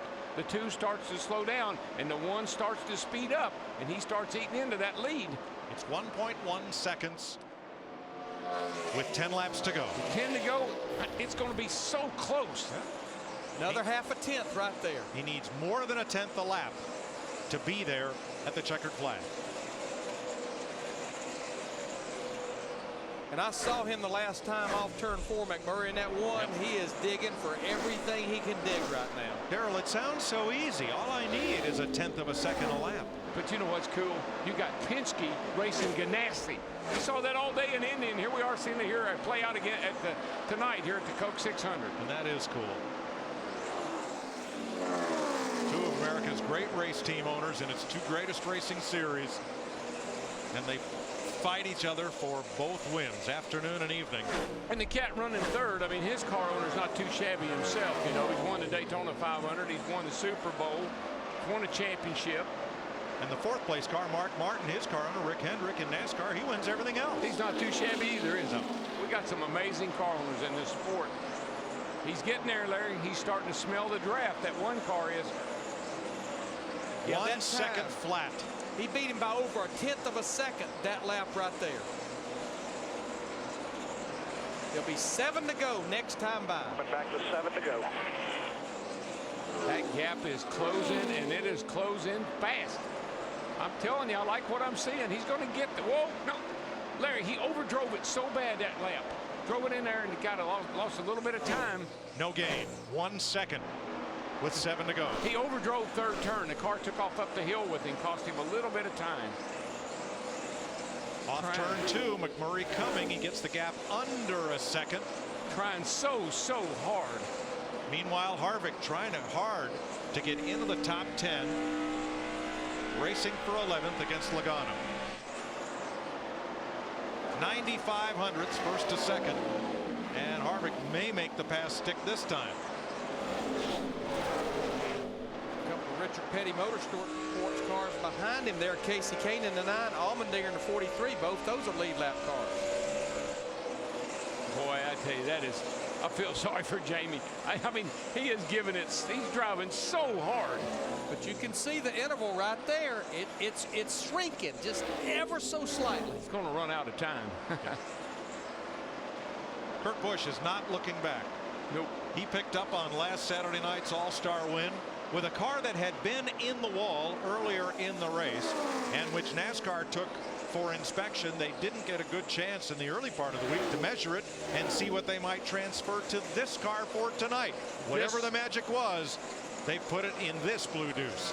This just played right into the two cars' hands. That last caution was at the perfect time for him and the way they have his car set up. And I think the fact that the Steve Addington-led crew won the battle off pit road. That was a big gain, too. Jamie McMurray came in here 17th in Sprint Cup points, trying to leave here 15th in the standings. While Kurt Busch, 6th, could gain 3 spots tonight.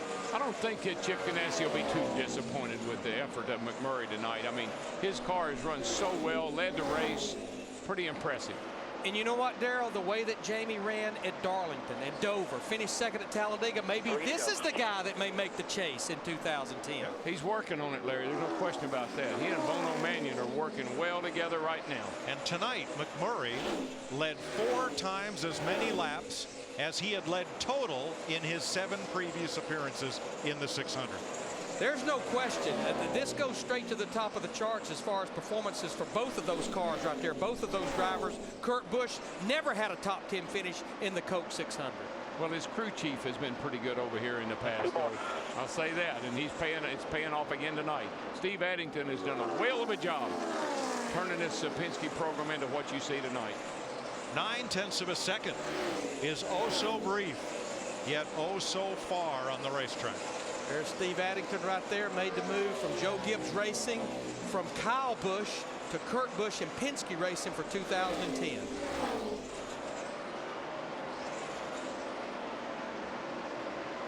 You have to be white flags in the air, but you got to also be impressed with the 18 car, Larry.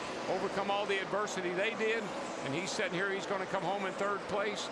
That's an impressive run as well. McMurray cuts it down to 87 hundredths. A big waggle off turn 4 last time. He is oh so agonizing close to giving Chip Ganassi the Memorial Day double. Well, the old vortex theory, she worked in, Mike. Because we just made a clean sweep of their checkbook. Roger Penske prevails. Kurt Busch wins the Coca-Cola 600. Jamie McMurray, Kyle Busch, Mark Martin, David Rudem in the top 5. Jeff Gordon, Clint Boyer, Paul Menard, Ryan Newman, and Matt Kenseth, the top 10. That's what I'm talking about.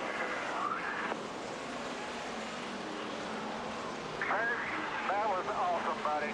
That was freaking awesome. I have never seen anybody drive a race car and be as smooth as you were and hang in there like that, dude, when we got off and everything else. I appreciate it, dude. You're the man, Steve. Everything went our way tonight. Everything went our way. Kurt Busch becomes the 7th driver to win the All-Star race and the 600 in the same year. On to the real victory lane in Charlotte. Woo! Dick Berggren with Chip Ganassi. First at Indianapolis, second here. The smile says it all.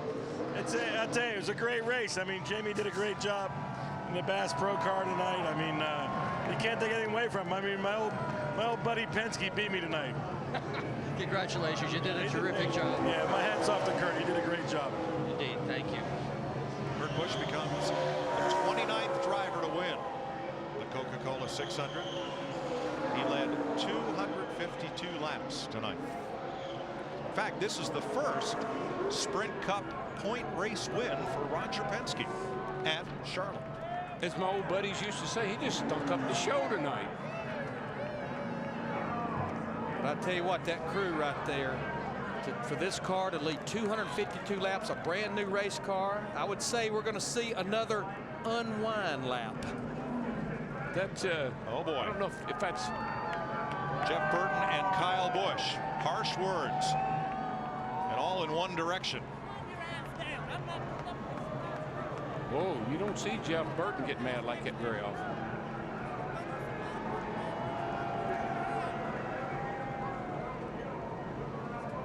You recall that Jeff Burton ended up way up high and almost in the wall as Kyle was coming through in the middle on that restart. Kyle got into Burton and cut his left rear tire down. That's what he's upset about. Here's a look at it. There's Kyle in the middle.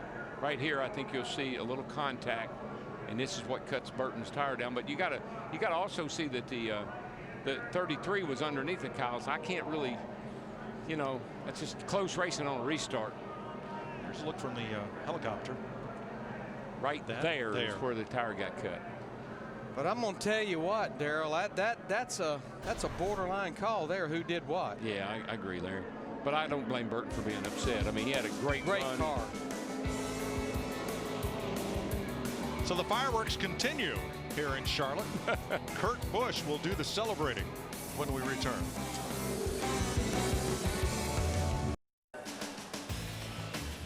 Kurt Busch's first top 10 finish in 10 Coca-Cola 600 starts lands him in victory lane. Chris Devoto. Well, last Saturday, the payout was $1 million. This one may not be as much, but it means so much more as you see the Miller Lite celebration begin. Truly overwhelmed. His best finish in this race coming in was 11th. No top 10s, no top 5s. Now, a win. Kurt, you dominated this race. His wife Eva comes in to get a kiss. You dominated this race, but in those closing laps, you needed that caution and you needed your team to step up. That's right. I mean, it's unbelievable how much this is a team effort. I mean, I get the spoiled job of driving an awesome Miller Lite Dodge like this was. I mean, this is just a great team and a great move right now with what we did a few weeks back. And, you know, Steve Addington is brilliant. Dave Winston, he's brains on this team. And everybody just pulls the rope in the same direction. I mean, it's just unbelievable to have a car that would stick that good. And this being Memorial Day and all, I thought about the troops all day long. And, you know, a buddy of mine, Chris, was a paratrooper. He's not here with us right now. But to all the men and women that serve, that protect our freedom, thank you. And we'll be celebrating tomorrow on the lake. And everybody should stop by their convenience stores and get these Miller Lite Vortex bottles. That's what I'm talking about. And on Tuesday, go buy a Dodge. Well, Kurt, I know the problem for you in the past has always been that transition, day to night. How did you complete the deal? What was the difference this time around? Well, I went all the way around our all-star setup. I felt like that was the best car at night, and whatever struggles we would have during the day, we would deal with. And man, the car was good in the day, so I was scared. I was scared all race long that it was going to dominate the first part and then lose it towards the end. And McMurray kept us honest. I'll give him that. But it's when things go your way and when things continue to click, like we needed a caution, we got it. It's amazing when the good Lord blesses you like this. So thanks to all the fans. It's a wonderful deal. And to Fox, thanks for their coverage. And Sprint, they do a fantastic job with our sport. And all of our associate sponsors, I mean, with it, Discount Tire, Snap-on, PPG, Lennox, all these guys that help make this happen, Dodge especially. Sometimes we think we're behind driving a Dodge, but most importantly, Roger, this one's for you. I thought about that Ganassi car behind me. He wasn't going to get by us. Thanks a lot. The captain may have come up short in the Indy 500, not in the Coca-Cola 600. They call Charlotte the Queen City, Mike, today. And the last 2 weeks, Kurt Busch has been king. Absolutely. A big hug from his mom, Gay, and his dad, Tom. There, a big celebration for the Busch family. And what great headlines, what great races we've had for our portion of this season. Just hate to see it end. Yeah, I do too. You know, as keepers of the sport for the last, 14 events, 16 really, if you count the Bud Shootout and the All-Star race. This has been the best season by far I think we've had. It's our 10th anniversary. Everybody, Mike, Larry, everybody down in the pits and in the Hollywood Hotel. I've been so proud to be a part of Fox Sports this year. I think we've done a great job, and hope the fans, we're going to miss you, and I hope you miss us. And I think Darrell said it in the pre-race. When we rolled into Daytona, you just felt the energy. And it didn't let us down with Jamie McMurray winning that Daytona 500 and carrying on to Kevin Harvick at Talladega. And then you look at the story with Denny Hamlin winning at Martinsville just a few days before surgery and coming back to win 2 more races, and it didn't let us down tonight. You know what, guys? I hope we're here for 10 more years. I do too. Yeah, I got one for you. Boogity, boogity, boogity. Let's go fishing, boys! Well, we want to end the season on a high note. Thanks to Richie Zients, Barry Landis, Artie Kempner, our entire crew. But we have to end it on some fireworks because Jeff Burton and Kyle Busch in the post race along pit road. You notice that Jeff is doing the talking. And Kyle most of the listening. First, here is Matt Yoakum with Kyle Busch. What a night for Kyle Busch. What a weekend of rebounds. First off, conversation with Jeff Burton. What was that about? He said I didn't race him very nicely. So he said I ran into him, and I don't know what I could have done to have made that work without touching him. His teammate, the 33, made me 3 wide getting into 1, and I held it as tight as I could on the 33, trying to stay off the 31. So I guess all that nice respect stuff he talked about earlier in this week's out the window. But I guess that's how I race everybody, is from what everybody says. But no, I mean, forget about that. This was an awesome night by these guys and his team. You know, Dave Rogers did a phenomenal job helping me and getting me a car that I could come back through the field like that. You know, we were really off when I made contact on pit road, and I can't thank M&M's Pretzels enough, and of course NOS Energy Drink, Interstate Batteries, Norm Miller, Toyota, everybody that helped us tonight. Truck win, nationwide win, and he comes home third in the Coca-Cola 600. All right, with Jeff Burton back at the transporter. Jeff, what were you upset about after the race? Well, you know, Kyle made it 3 wide there on the restart, you know, trying to make something happen. I can't blame him for that. But the least he can do is stay off of me and cut the left rear tire. And, you know, I like racing with Kyle. I really do. I enjoy it. But when he gets over aggressive and I pay the price for it, I'm not going to tolerate it. I'm just not going to put up with it. I don't mind racing with him. I don't mind him being aggressive, but I'm not going to be the victim of his aggressiveness. I'm just not going to put up with it. And what did he say in return, Jeff? Well, first he said he didn't hit me. Then he said he got put there. Then he said he had to go because he didn't mean to do it, okay? And he was trying to defend himself, and what he was saying wasn't making sense, but that's okay because he was upset because I was yelling at him.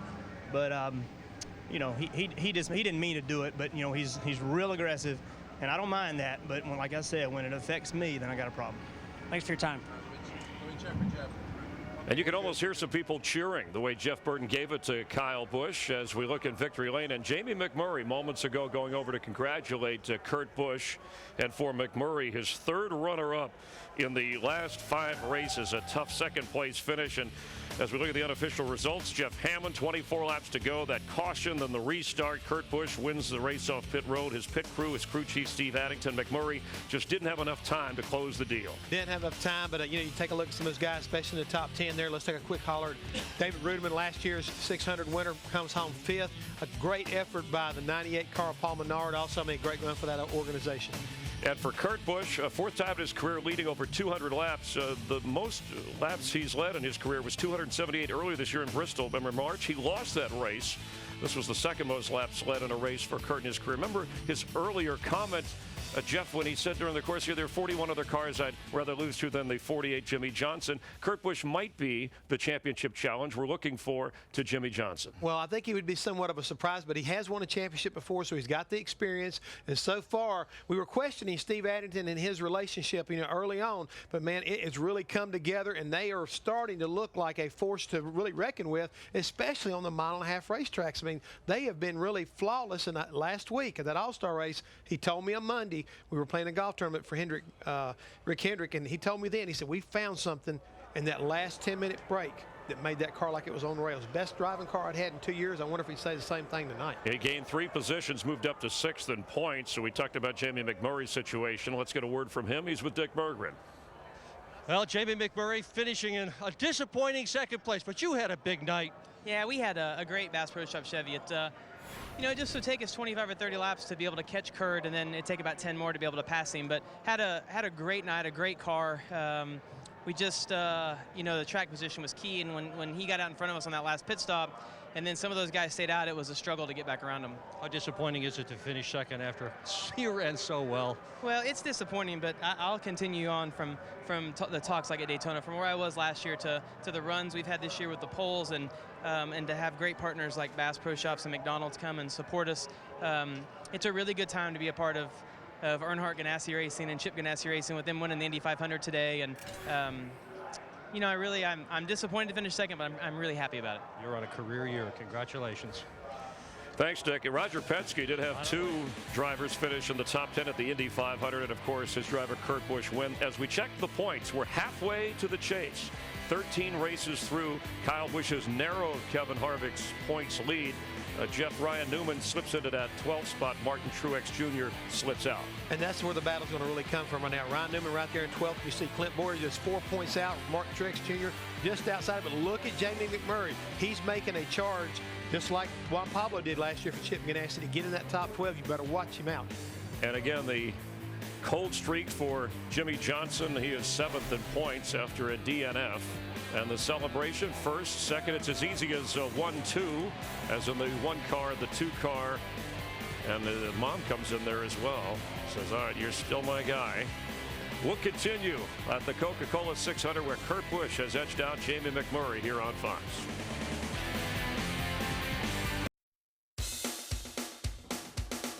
Promotional considerations provided by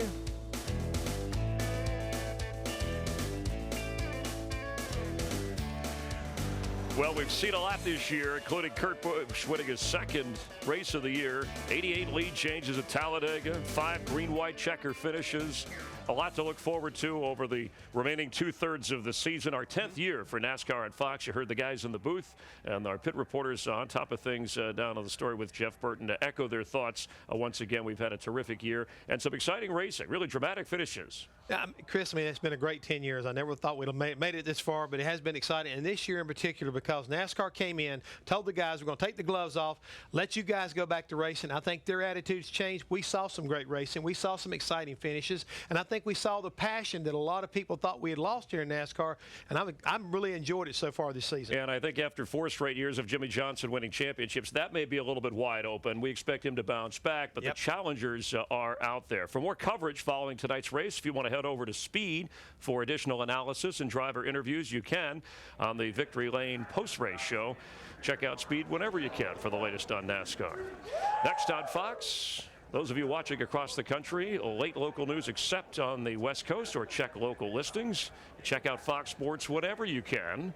Major League Baseball, including next Saturday, the Rays and the Rangers in a showdown between a couple of first-place teams. You'll see Marlins and Mets, Brewers and Cardinals all the way through the All-Star game, postseason baseball, NFL preseason, and the Super Bowl is on Fox this year. That's going to be exciting. From what, Dallas? From Dallas, Texas, Jerry's World. Some congratulations, our production crew, Jake Jolivet, who is marrying Becky next week. Good luck with that.